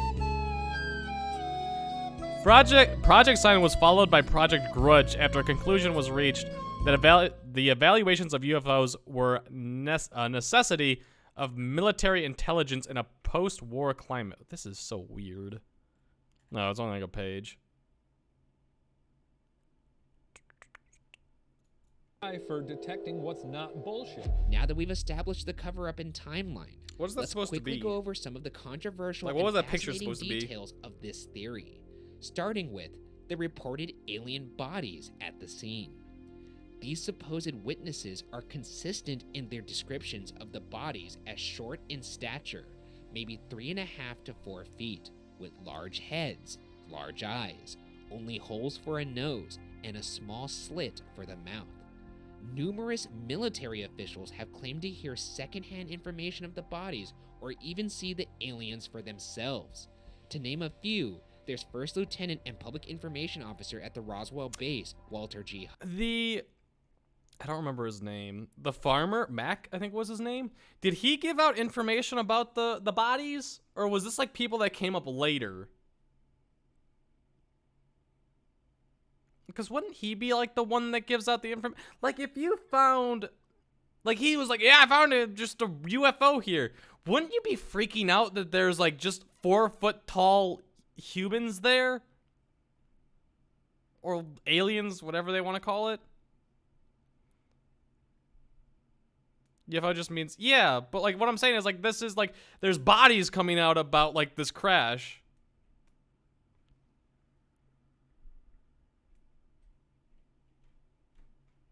This is hard to follow. Yeah, it's weird. It's like all of a sudden it was just like a crash that was like weird. Like the big thing about the crash was originally the fact that this like weird foil aluminum type thing was out of this world and didn't seem right. And then it's like, oh, it's a weather balloon. And then like 30 years later, it was a cover-up. And now all of a sudden 600 people saw alien bodies. Only the media mentioned bodies, the dude didn't. So yeah, there was probably just no bodies there. Because if anyone was going to say it, was going to be the people of Roswell. And by the time there was like an information blackout or whatever, the news would have been all over the U.S. that there's 4 foot tall, giant-headed aliens that crashed into Roswell, New Mexico. Right? This is weird. Brigadier General Arthur E. Exon and Tech Sergeant Herschel Grice. Moving on to the spacecraft. According to Sergeant William C. Ennis, he was at the time a flight engineer of the 393rd He Bomb looks really Squadron, smart. stationed in one of the primary receiving hangars for the debris, He looks really smart. called Hangar P3. So smart. For years, Sergeant Ennis denied the crash, you're not welcome up here writing anymore. it What do off you mean? as a weather balloon, like the rest of the military. However, in 2008, Sergeant Ennis changed his tune, admitting, quote, "It was a spaceship. After all these years, I still don't know how that ship flew. There was no engine. Before I go, I'd like to know." End quote. Before I go, I gotta know how that ship flew. Was he on his deathbed No, when he no, said but that? I'd like to imagine him, like, talking to his grandson. Yeah. The ship had no wings, Jimmy. I don't know how it flew. Jimmy, I think that ship was bedeviled. The craft was also confirmed in numerous other testimonies, notably by Lieutenant Walter Hott, who described in his affidavit a ship Colonel Blanchard had shown to him that was roughly 12 to 15 feet long and windowless. To close this out, let's move on to the scattered debris from the crash site, which many claimed included a mysterious material that was described as, quote, memory metal. Summed up from more than 24 witness testimonies ranging from military to civilian, the metal was said to be weightless, smooth, and thin, and could not be cut, scratched, or burned, though the metal was able to be temporarily manipulated. Here's a quote That's from kinda Roswell cool. Army Airfield. Wait, I thought Sergeant they said it Carl couldn't be Goldberg. dented. Quote, If it's like memory foam or like a memory bed or whatever, like it can easily be done and then it's like sticks and then it comes back or whatever, right? That I picked it up, but once in the palm of your hand, you could wad it up into a small ball. Then, when you let it go, it would immediately assume its original shape in a second or two. that's just like it's wait, this is so frustrating. They literally just said it can't be dented, moved, or whatever, and it's like, yeah, you could roll it up, no problem, but it goes back. Oh, I'm done with this now. Let's watch some puppet history, chat. This is some of the best stuff. This is what I think the best content is, besides Dreams Manhunt.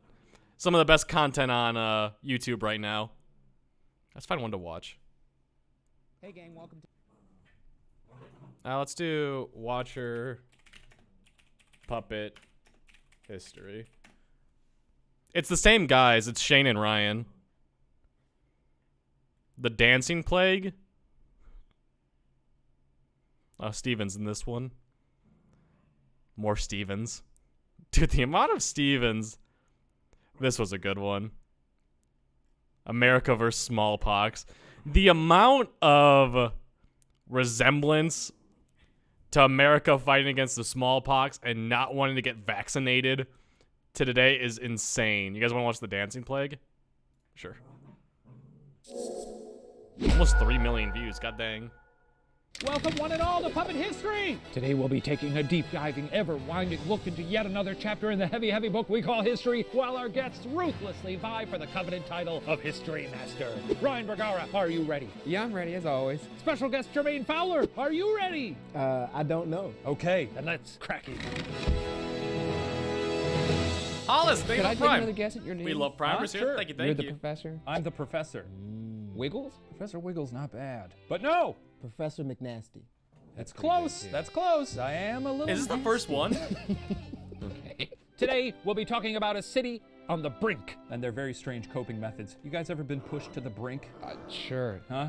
I don't think I have yet. Has the universe ever just challenged you? Yes, the universe has challenged me. Yes, Professor McNasty. Okay.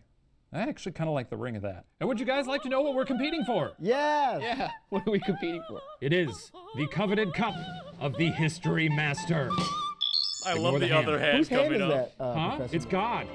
God's a white man. Huh? Oh, I mean, it's the devil. Yeah, there we go. Yeah. Yeah, you know what's up. You know your audience. Well, in the Alsace region of Europe in the early 1500s, it's very safe to say that people were stressed, cosmically stressed. See, these were a people only a few generations removed from the mass devastation of the bubonic plague, and it's easy to imagine that the sheer trauma of experiencing a borderline biblical event could imbue a few generations with an all-enveloping sense of existential dread.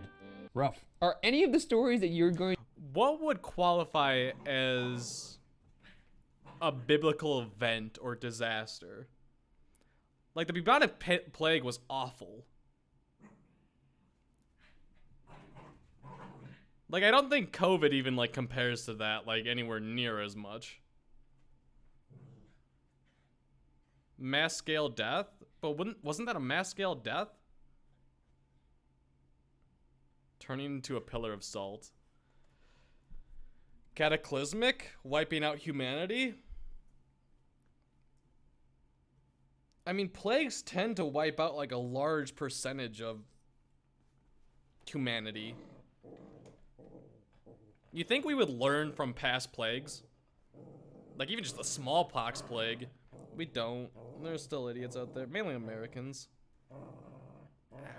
Meteors? going to tell, or is it one of them at least not going to be a bummer, or are they all going to be bummers? No, they're all pretty sad. History is a sad thing. Yeah, you're probably right. Is. There's some, like, happy historical events, like the day peanut butter was in... Chat, besides the day peanut butter was invented, name a happy historical event.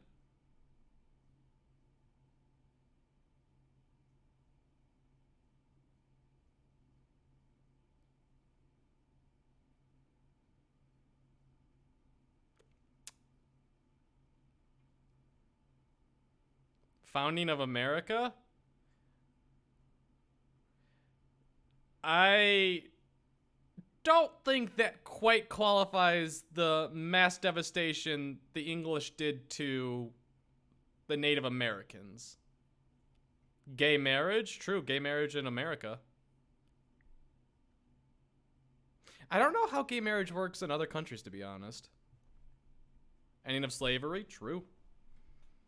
Although for a while after it, a lot of places, like specifically like Texas, didn't like end slavery because they just didn't hear about it for like years afterwards. What? Okay, you gotta be nice now. Now sit. Hi. Invented Or and stuff like that. I would say that, when I first saw Lion King, that was good. That was good too. So considering all that, the city of Strasbourg seemed like a prime candidate for ground zero of the Armstrong on the moon? Dude, there was so many people, I'm assuming it was way back in the day, that just didn't believe it. I think gay marriage works the same in every country. Like, what would be the difference? I don't know. Like, it's legal to get married in every state in America. But, like, in EU, like, in the UK, is there gay marriage? Like, can you get married? I'm assuming, like, if you get married in America, it qualifies for everywhere else or whatever. Like, it's like you're technically recognized as married. But can you get married in, like, most of the countries in the EU? Canada legalized gay marriage in 2005. Canada's the best. Canada's way ahead of the curve. UK, yes. East Europe, no.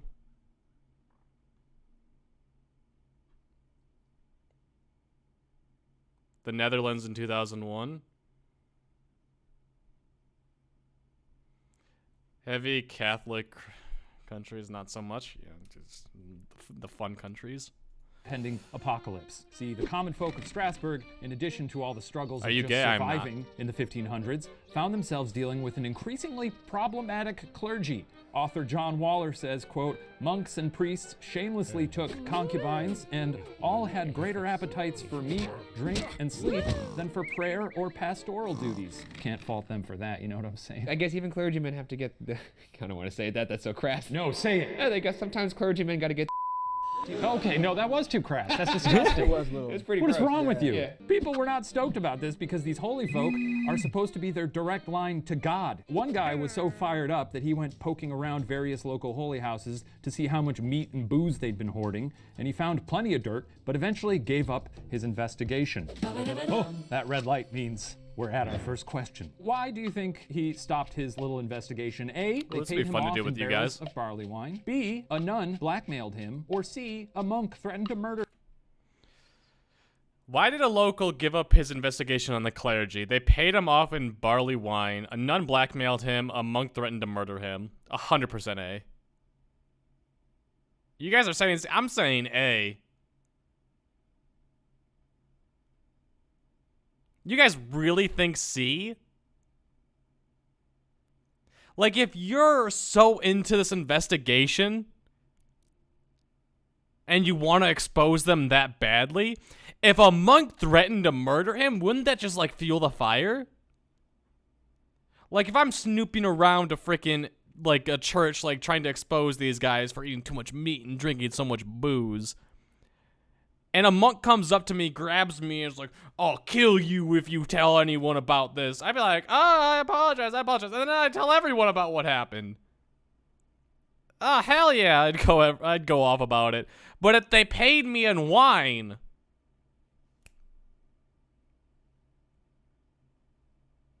there ain't much going on in the 1500s, chat. That's all I'm gonna say. A nun blackmailed him?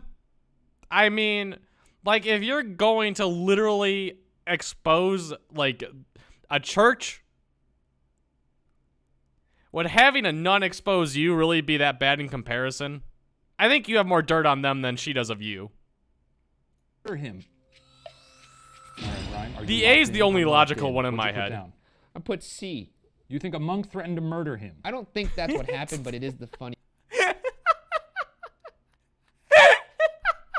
That sentence. You think a monk threatened to murder him? Outcome. So Sure. that's how I've been playing this game so far. Makes sense. Jermaine? I chose B, You chose B. non-blackmail. Maybe I'm the outcast Yeah. here. Maybe I'm weird. You know, a nun and blackmailing you just seems insane. And I always go with the craziest multiple choice question. But a monk threatening to murder someone isn't crazier? Well, let's find out. You need help? No, everything's fine. Is that the monk? That's the monk. Oh, hey, Brother Thomas. Ah, my brother. He's gonna give him wine. He's gonna give him Wonderful to wine. see you. What brings your wonderful soul to the house of Sorry, fuck. What brings your beautiful soul to the house of His Holiness today? I saw something kind of weird recently. I could have sworn I saw someone wheeling barrels of ale into the church, but that couldn't be right. I mean, it's funny that you mentioned that because I saw something weird today too. I saw a dead man walking. Huh? How'd you like to be dead? Whoa, let's just let you know about some, I thought it seemed like maybe some illicit activity, and I'm just letting you know that if you mention those barrels to anybody else, you'll end up in one. Oh, shit. Damn. He Walter Whited him. May peace be with you. So, damn, he just shook All right, I was wrong. Suge Knighted him. Yeah, the random dude. It seems like Ryan I gets think a most history people point said there. C. Congrats, Ryan. Thank you. Congratulations. Thank you. I'm a good sport. Thank you. Good Thank job. You. Thank you. Driving an even greater wedge between the classes, the clergy and lords had been hiking up taxes for years, and according to Wall... genuinely, chat, would you be more like, all right, I'll shut my mouth if you threaten me or if you give me wine? This is the 1500s. Like, you have nothing going on other than, like, plagues going around scaring the crap out of everyone. If, like, a monk came up and threatened me, I think that'd be hilarious and, like, everyone would get a jolt out of it. I'd tell everyone. But if they, like, was like, hey, if you shut up, we'll give you wine, I'd be like, all right, you got me. Like, come on, there ain't nothing going on at that time. I would shut my mouth up if a monk told me to kill me? Hell no! There's literally nothing going on. Quote, peasants were forbidden from grazing pigs on common pasture, from fishing in local pools and streams, and from entering the forest to gather timber for building and fuel, to hunt game, even to pick acorns or berries. And that's some bullshit! You seem passionate about this. Why don't you take it easy, man? Well, I mean, you want to go out there and pick some acorns and berries? It's okay. It was a long time ago. It's over now. Your eyes got bigger. I guess. What's in your bag? Oh, wouldn't you like to know? Why don't you come check it out? I feel like it's a trap. Come on, open my little bag. Like a start of a horror movie. No, come on here. Don't say that. Open my little bag. It's my not gonna little make me bag. feel Open your comfortable. bag, dude. Take one out. Okay. It's a jelly bean. That's right. Just for you. You put props in the. You put so much thought in the character. You put jelly beans. It's a jelly bean.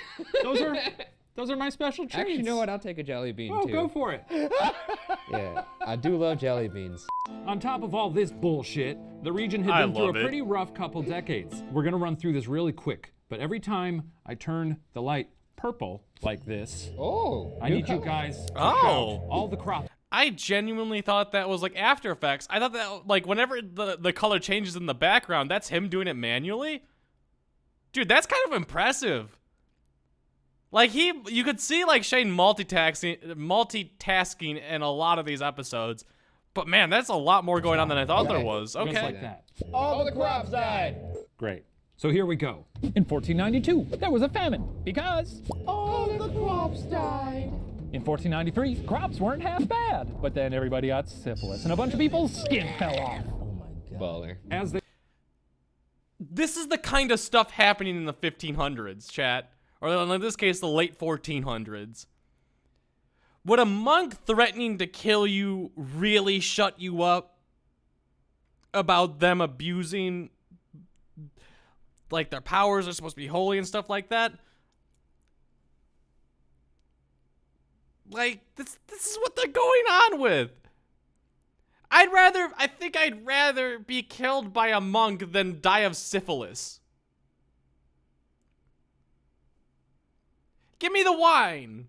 I'm still gonna defend that first question forever. It should have been A. It should have been number A. That's all I'm saying. They rounded the year 1500, things leveled out for a few years, the crops were good for a bit. And then, all the crops died. In 1507, hail the size of apples pummeled the town. Whoa. How big? Were they really the size of apples, or is that It was the size of apples! And because of the hail, all the crops died. Then the bubonic plague staged a brief reunion tour and was mercifully stamped out by the bitter winter of 1511. But also, all the crops died. And then again in the bitter winter of 1514, all the crops died. Oh, we were on the same page there. We switched it up. That felt right. Followed by a summertime drought in the summer of 1516 when, one last time with gusto, all the crops died. I guess that's gusto. So that's a solid 2 decades of ever-mounting anxiety. Scores of people are struggling to make ends meet, falling deeper. And you know what would help with that? Wine. Lots of wine. And deeper into debt, all the while starving, several to death. Could this have a toll on the general population's mental health? Well, sure. What concerning things started to happen? A. People began to see the dead walk the earth. B. People began burying themselves alive. Or C. People began eating dirt until they die. What concerning things started happening in Strasbourg? People began to see the dead walking. People began burying themselves alive. People began... I don't like any of these. Now, if this is your history teacher and they actually pop up this question, the most logical one is A. like illogical but logical. Like if you believe someone was gonna be in the 1600s, I'm gonna say C. I think they get so hungry that they start eating the dirt around the crops, thinking it's gonna fill them up. I'm saying C. I see a lot of chat going A. I think they just go a little, like, their mental health has gotten me trash. So I think they start going a little bit crazy. Oh, but they could also be walking the dead. I'm saying C. Till they died. What the fuck? So it all death related. Yeah. What was A again? People began to see the dead walk the earth. Yeah, I've heard things Some Game like of that. Thrones Yeah, stuff. that's crazy. So like ghosts. Yeah. Ghouls. Ghouls. Ghouls, Goblins. Ooh, buy me a Coke. All right, Ryan, what do you got? I'm gonna go with C. You're gonna go with C. People eating dirt until they died. Kind of similar to those people that danced till they died in France. Oh yeah, I've heard of them. Jermaine, what are you going with? I just feel like there should be like an all the above option because it just feels like all those things would have happened. But if I had to pick, I'm going with A. Well, that's a point for Jermaine. Oh, yes! That's right! I'm a history buff! So Waller describes, quote, thousands imagined their dead relations to have escaped from purgatory, running and screaming to the music of drum and pipe. Many of those killed in battle were reported to be carrying their bloodied and mutilated limbs. One woman was stricken with terror after having seen, quote, the ghost of her dead. I was so convinced that A was so obvious that it was wrong. Like, that sounds like it's straight out of a movie that Shane's been watching. It sounds like Shane's been watching Game of Thrones. That's what that sounds like. Goodbye. Dead soldier husband clutching between bloody hands his own severed head. Jesus Christ. And these were all visions. Yes, these are all visions. But no one ate dirt, right? No one ate dirt, though that is a thing. That is a method of suicide. It's like a weird ancient thing. They would eat dirt until they died. Jesus Christ. Yeah. Wow. If you thought all that was bad, welcome to 1517, which Yeah, they that's a little depressingly monk-ass. and hilariously called The Bad Year, which would play out like a greatest hits compilation of the previous. We just literally heard all the crappy, like, stop it. All the crappy things that was happening to them through, like, the last 20 years, and now 1517 is the bad year. Previous decades. More frozen crops, more hail, some smallpox, some leprosy, and a fun new disease. Guess what this new disease is called? A, the English sweat. B, Lucifer's indulgence. Or C, horsebite flu. I've not heard of any of these three, so that doesn't help me at all.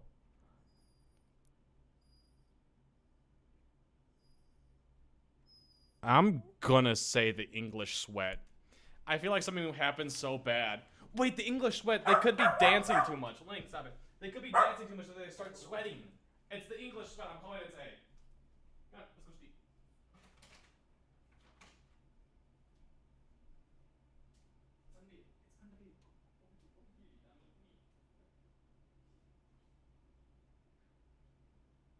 Use your sniffer.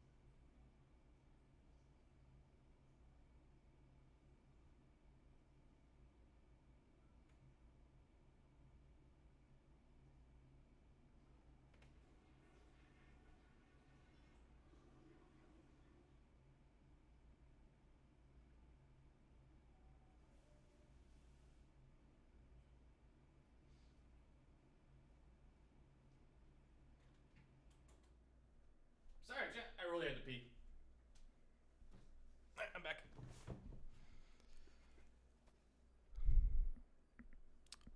So wait, what did chat decide on this being?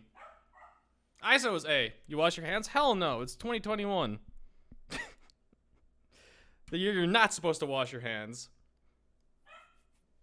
Okay, so chat agreed with me on A.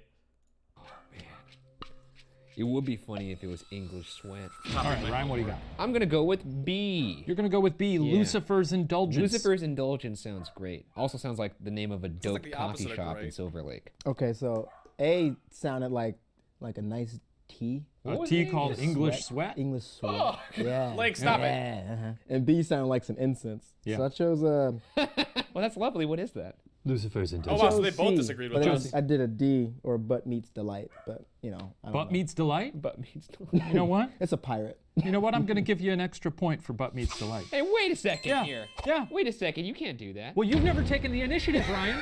That's because I was playing by the rules. I didn't realize it was the fucking Wild West Well, out maybe here. have a little fun with it every now and then. That's true. You do have a satchel full of I jelly reward beans. creativity. And I'm also giving that point out because neither of you got it right. It was called the English sweat. So yeah, it was just a disease where you'd sweat for several days That's what you guys get until for you copying died. me. What were the symptoms? When you Sweat a copy lot. me, you guys You just win. kept sweating. How long did they sweat?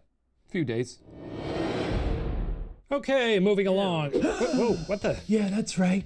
It's me, that big pile of diamonds. That's my catchphrase now, I think. Yeah, but we're in the middle of a story here. Well, I'm here with a word from our sponsor. Rent on this puppet theater isn't free, you know. While you've got your fuzzy ass nose in a book, I'm over here keeping the lights on, baby! Fine, take it away. The floor is yours. Talk about bed sheets or whatever. Bed sheets? Cut me some slack, bro. Today's episode is brought to you by Mischief.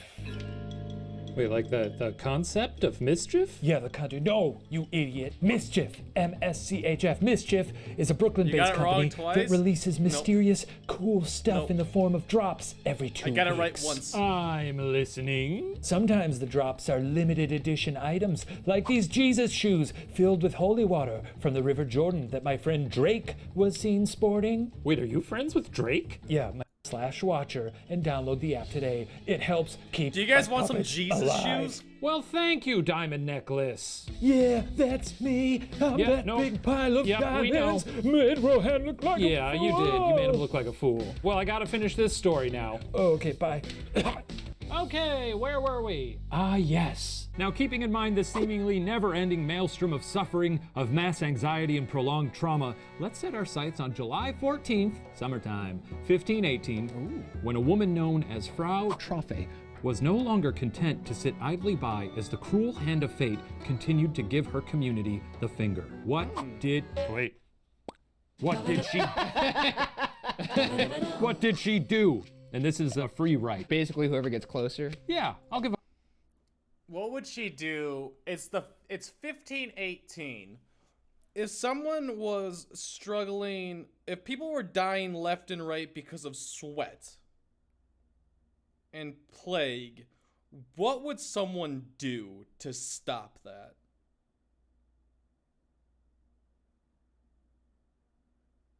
Dance.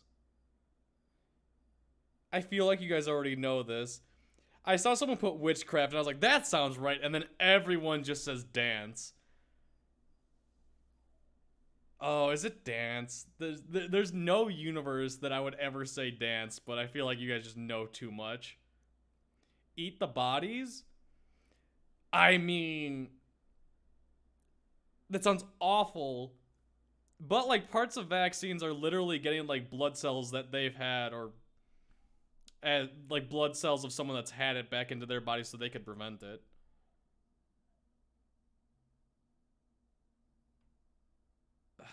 a point to whoever's answer I like best. All right, Ryan, what do you got? I think she covered herself in gasoline and ran through the town naked ablaze. Okay. All right. Okay. Jermaine? God damn, right? That's right. Oh, I just said she sought out some doctors. It's probably a better call. I'm going to give the point to Ryan just because it sort of captures the craziness of what is about to happen. Please enjoy this brief scene that will show you all. Oh, jeez. All right, yeah, I guess we could clap for that, yeah. Oh, wow, what another miserable day in what is basically hell. Frau Troffe walks out onto the street, dazed. Oh, Frau, good morning. You're looking, actually you're looking pretty awful. You got a case of that, English butt sweat, or? English butt sweat. And Frau begins to dance. And she dances, and dances. I hope we put sound effects over this. Yeah, I will. Because this looks ridiculous. Yeah, so she danced, and people probably thought, huh, pretty funny. Good one, Frau. She danced until she died, or she just danced? Well, she continued to dance until she passed out from exhaustion, and then she woke up and she started dancing again. Your eyes are getting more crooked by like the minute. It's so funny. Like they're less straight now. This is how they are. I don't say anything funny about your eyes. You're right, and I apologize. I fucked up. I fucked up hard. It's fine. Bro. It's fine. Are we gonna be okay here? No, we're good. We're good. We are? Yeah, come on, man. Let's shake it out. I'm sorry, man. I just thought, you know. By this point, you can imagine some folks were scratching their heads and tossing off some theories. A common one was that Frau Troffe was doing this to spite her lousy husband, who hated dancing. But that becomes a bit harder to believe when you consider that, according to author Jennifer Wright, quote, by the third day, blood was oozing out of her shoes. Jesus Christ. Yeah. Another common theory that was widely circulated was that the poor woman had been the victim of divine wrath. Some suspected God himself. Others pointed to Saint Vitus, a saint known for bringing aid to those with epilepsy, but also inflicting it upon those who angered him. So it stacks up that Frau Troffe would be aware of Saint Vitus and his capabilities, as just 30 miles east of Strasbourg, there was a shrine to the saint, which is exactly where she was taken on July 20th, 6 days into her exhausting routine. Now, unfortunately, we don't have any information regarding the fate of Frau Troffe. Imagine walking 30 miles while dancing, and also the 5 days before that you were just dancing. Hopefully, performing some kind of penitence at the shrine of St. Vitus was enough to free her from this terrifying trance. But what we do know is that by July 21st, just 1 day after the poor lady was carted off to the shrine, she at was least carted off. 34 more residents of Strasbourg had started dancing. What? Amazing. So Wait sorry. a second. Wow. Kind of similar to those people that danced till they died in France. Oh my God. This is the impetus for the people dancing till they died in France. Yeah, you dipshit. Holy, fuck you.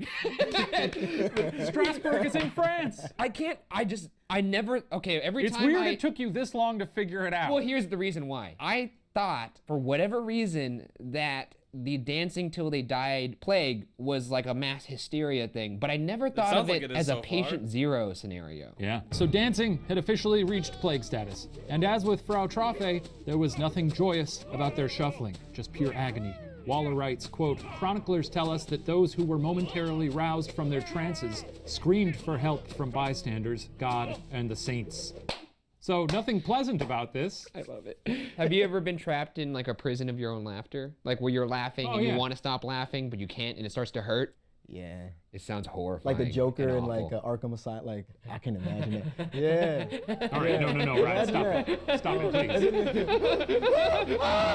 It would suck. Oh, I missed it. So what started out as a curious anomaly had now become a bit of a municipal concern. Enough so that a council of magistrates thought that they should consult some local physicians. So, what do you think the physicians thought the issue was? A, hot blood. B, excess bile. Or C, a phlegm deficiency. 1518. What would they be thinking? Chat says A. I don't know if chat's seen this or knows it, but with the amount of people saying A, it makes me think that it is A. But to be different, I'm not going to listen to chat. Chat's trying to bait me in. Although hot blood doesn't make sense. Like, you know, like hot potato, hot potato. Like, if someone's got hot blood, they're trying to, like, cool it off by jumping around. That could be what they think. I'm going to say B, excess bile. Deficiency. Damn, those all seem very plausible. Yeah. This is a tough one. It does actually, all of them seem plausible. All right, Ryan. What if it's like a D, all of the above? And Jermaine? I think it was A, hot blood. You're going to go with hot blood. Yeah. Hot blood also is good. The physician said, quote, dance is a natural disease which comes from overheated blood. No! Point to Jermaine. Well, hearing this, the council put their heads together and decided there was only one possible prescription. What was their plan of action? A, weighing down the feet of the dancers. B, baptizing the dancers. Or C, more dancing. B is too obvious. B is too obvious. B is too obvious. Jay Cerna, thank you for extending your sub through December. You're stuck with me for 2 more months. Thank you for being here. Thank you for the support. I'm gonna say it's C. I'm going with C. It looks like chat wants A. Maybe C. No one's going B. I've seen no one say it's B. I think everyone's just with me that this is too obvious.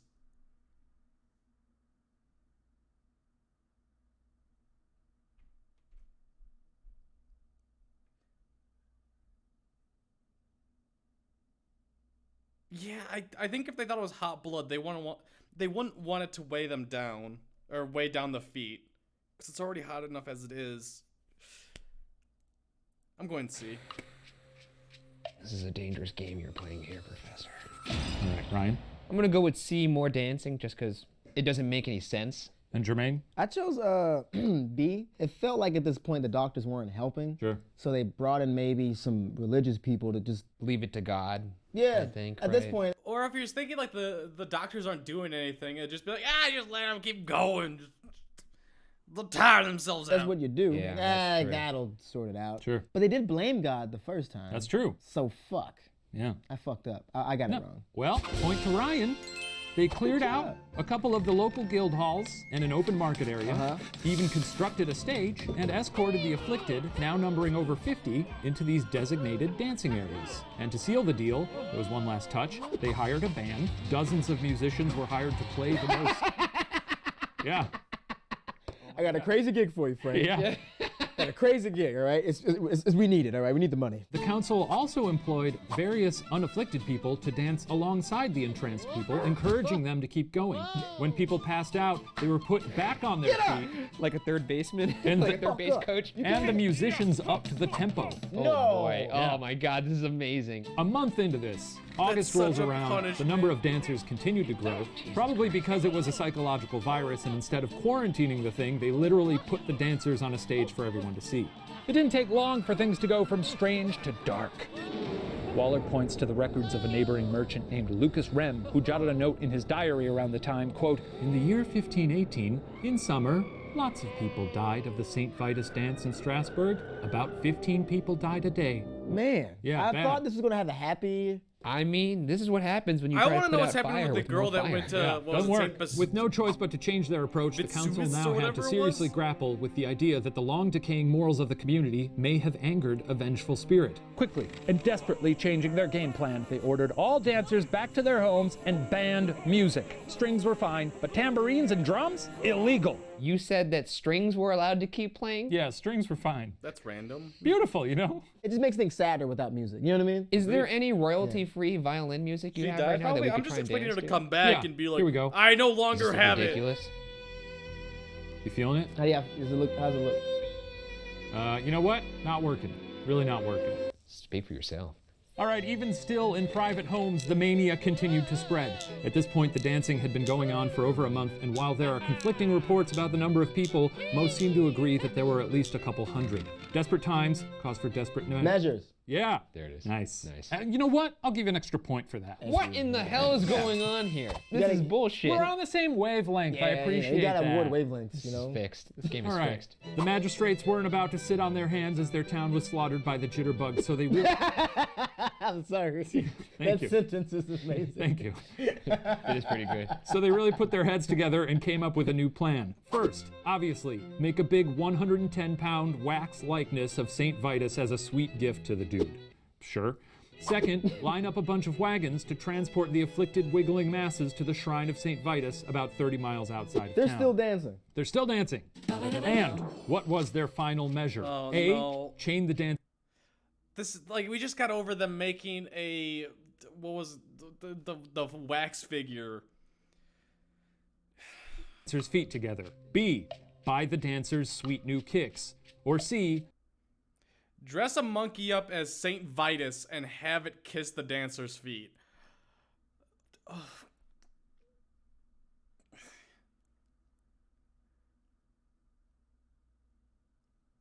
Were there monkeys in France? There wasn't. There's no way it's C.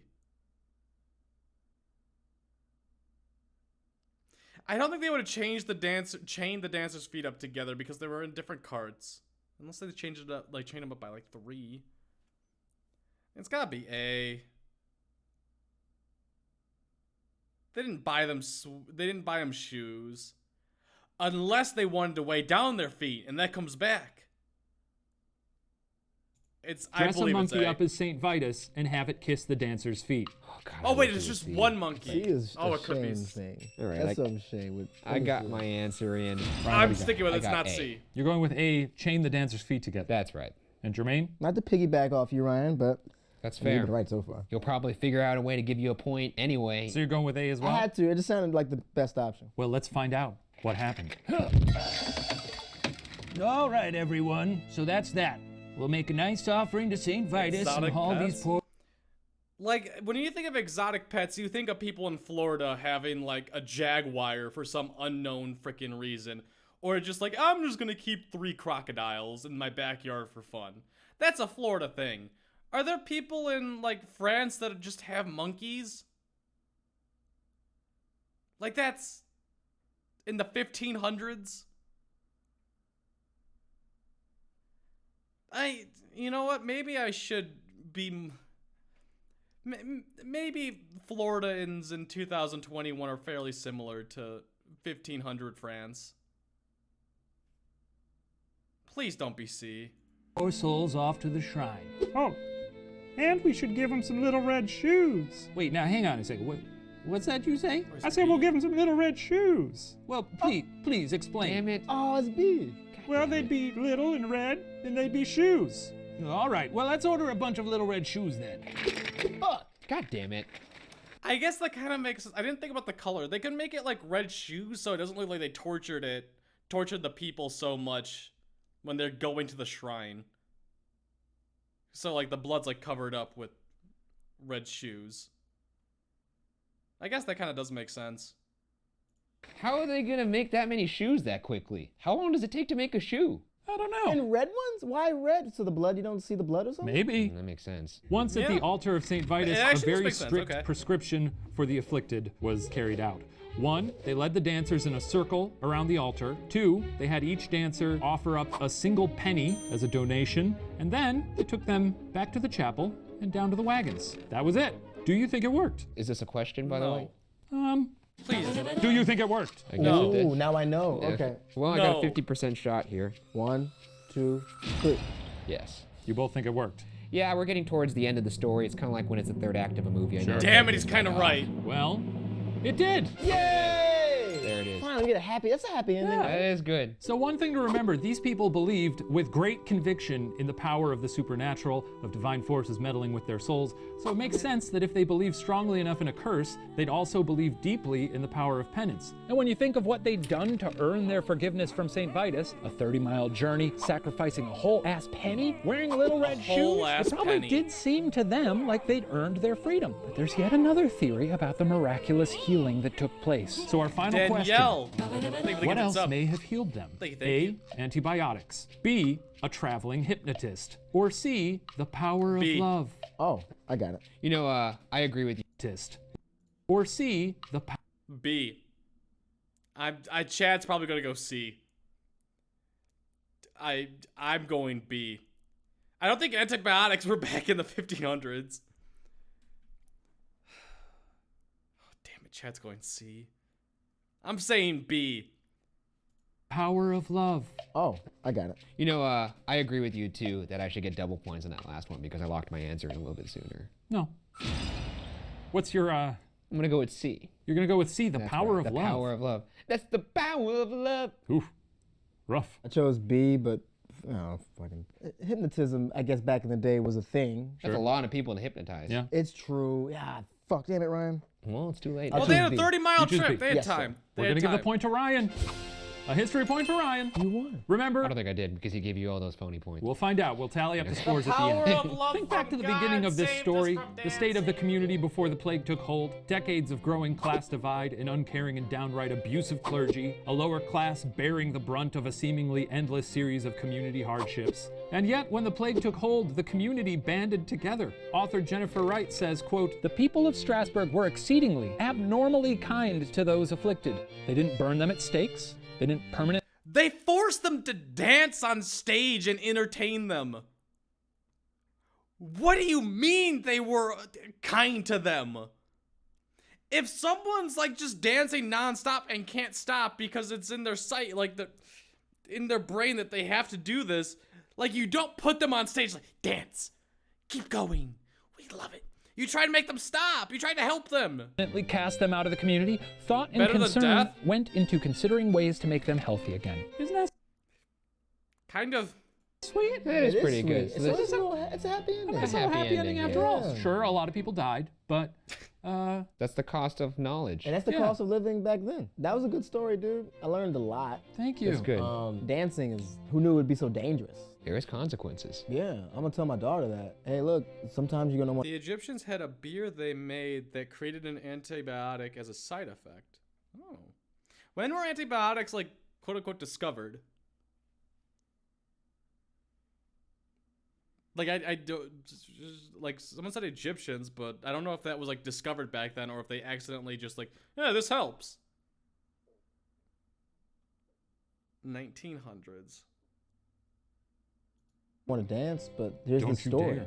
Don't you dare. Was that a cautionary tale after that's all happened? Like, yeah, I think so. That's the Daddy, I'm so happy I could dance. And he's like, no, don't you do it. This is No daughter of mine.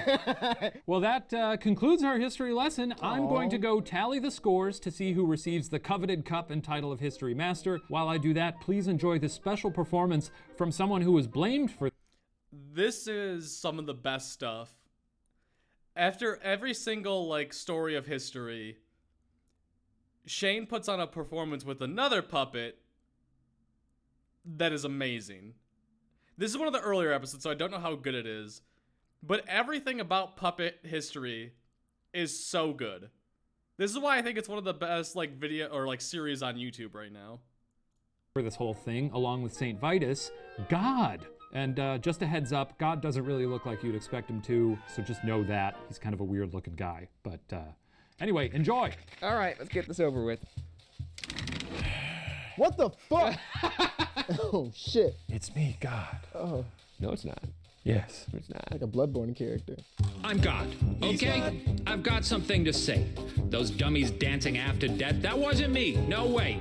I made the stars and moon and sun, and also I made everyone, like Genghis Khan, Celine Dion, all dogs and cats, fruit bats, your mom, and sure, some people worship me, but then I did make everything, like Jupiter and Tupperware and Diet Coke and teddy bears. But I didn't make those people dance, so way back when in olden France, I'm not that guy, that's not my scene. You think that I would be so mean? And sure, I killed their crops for years and preyed upon their deepest fears of squalid plague, no food to eat, but dancing, man, that's not my beat. No, what? I lied. It's all on me. I got those dingbats to their feet. Boy, they could really jitterbug. But when they died, I pulled the plug. So what? Who cares? Come on. It's not the worst thing that I've done. Like bedbugs, pink eye, Tampa, Florida, and also the rest of Florida. So yeah, I made those people dance way back when in olden France. I'm sorry. I know it was rude. I guess I'm just a zany dude. Me and Shane have the same opinion on Florida. Wow. That was disturbing, right? Wow, God is a masterful lyricist. What a strong performer. Yeah, man. God made Lauryn Hill. So Unbelievable. That makes sense. You really got to stop complimenting yourself at the end of these through the veil of a puppet. That wasn't me. That was God. Hey, so believe it or not, this is wild. You guys aren't going to believe this. It is a tie. Really? Okay. Oh, wow. This is historic. You know what? I'm going to do a tiebreaker. Here we go. If you joined a dancing plague, what would your dance move be? Oh, so it's a dance-off, folks. It's a dance-off. I'm going to go with a classic because I think it uses a lot of space. So I would go... I'm ready for the weekend. The boys are coming round, we're gonna hit the town. I'm ready for the weekend. I don't like that one bit. You don't like it? No. Jermaine's already got a bit of an edge going into this one because that was pretty sorry. I guess I'll just go with whatever I'm feeling. So, you know, I just, you know, and then I spin, and then thing like this, and right. then, you know, I'll hand him the trophy. I'll hand him the trophy. All right, yeah. That's good, yeah. Why there? Oh. Well, there you go. Congratulations, Jermaine. There's jelly beans in it as well. You are the history master. Thank you very much. I'm going to take a jelly. Thank you, McNasty. Thank you to our special guest, Jermaine Fowler. Thank you for watching. We'll see you next time on Puppet History. Bon voyage. That was Puppet History, chat. My opinion, best content on YouTube right now. I love it. I think it's so good. More? I would say yes, but Link has been kind of going a little crazy. I think I need to take him for a WLK. We'll watch more in the future. Maybe sometime next week we'll watch more. There's a lot of episodes, chat. I'm always down. If we want to do reaction ones, we'll do more. This is the channel's called Watcher. I believe it's a bunch of, it's like Stephen Lim from Worth It. Stephen Lim from Worth It, Ryan Bagara and Shane Madej from the Buzzfeed Unsolved guys. I think they all left Buzzfeed and came over here. I think. I don't know. I don't know how that works. Or they're doing both, one or the others. Go watch it. It's really good content. They do a lot of other content as well, but I think Puppet History is just too freaking good. Well, watch more. There's a lot. How many do they have? They did? Are they done with Buzzfeed now? There's 27, chat. 27. There was an episode with Keith that I watched recently. Seeing Keith from Try Guys made me happy. I don't remember which one it was. I started the Emu War. We'll watch the Great Emu War together sometime this week, chat. All right, thank you guys for being here. If you haven't followed yet, be sure to do so. After this season of Supernatural Unsolved, they're done. Probably a good thing. I haven't heard the best things about Buzzfeed. I don't know enough to say more than that, but I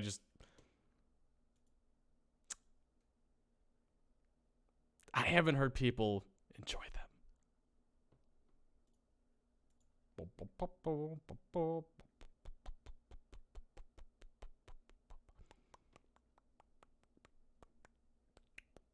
Let's go rate Shelby. I don't think I've rated Shelby in a while. It looks like she's opening up Pokemon cards, but she's like...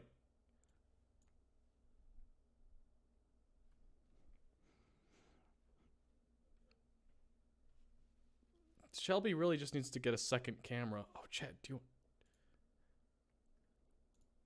Pew, pew, pew, pew, pew, pew, pew, pew, pew, pew, pew, pew, pew. Sorry, you guys were just going on a little trip. That's this entire time I've been ripping apart. Oh, you guys can't fully see that. These are like little rubber bands. I've been playing with this the entire time. I like having a little thing to fidget around with. I like the rubber bands. It looks weird. It looks like a gummy worm straight up. All right, let's go raid Shelby. /raid Shubble YT. She still hasn't gotten the name on Twitch Shubble. Mew. Oh, that's a promo. I thought it was the old Mew EX. Who's got the...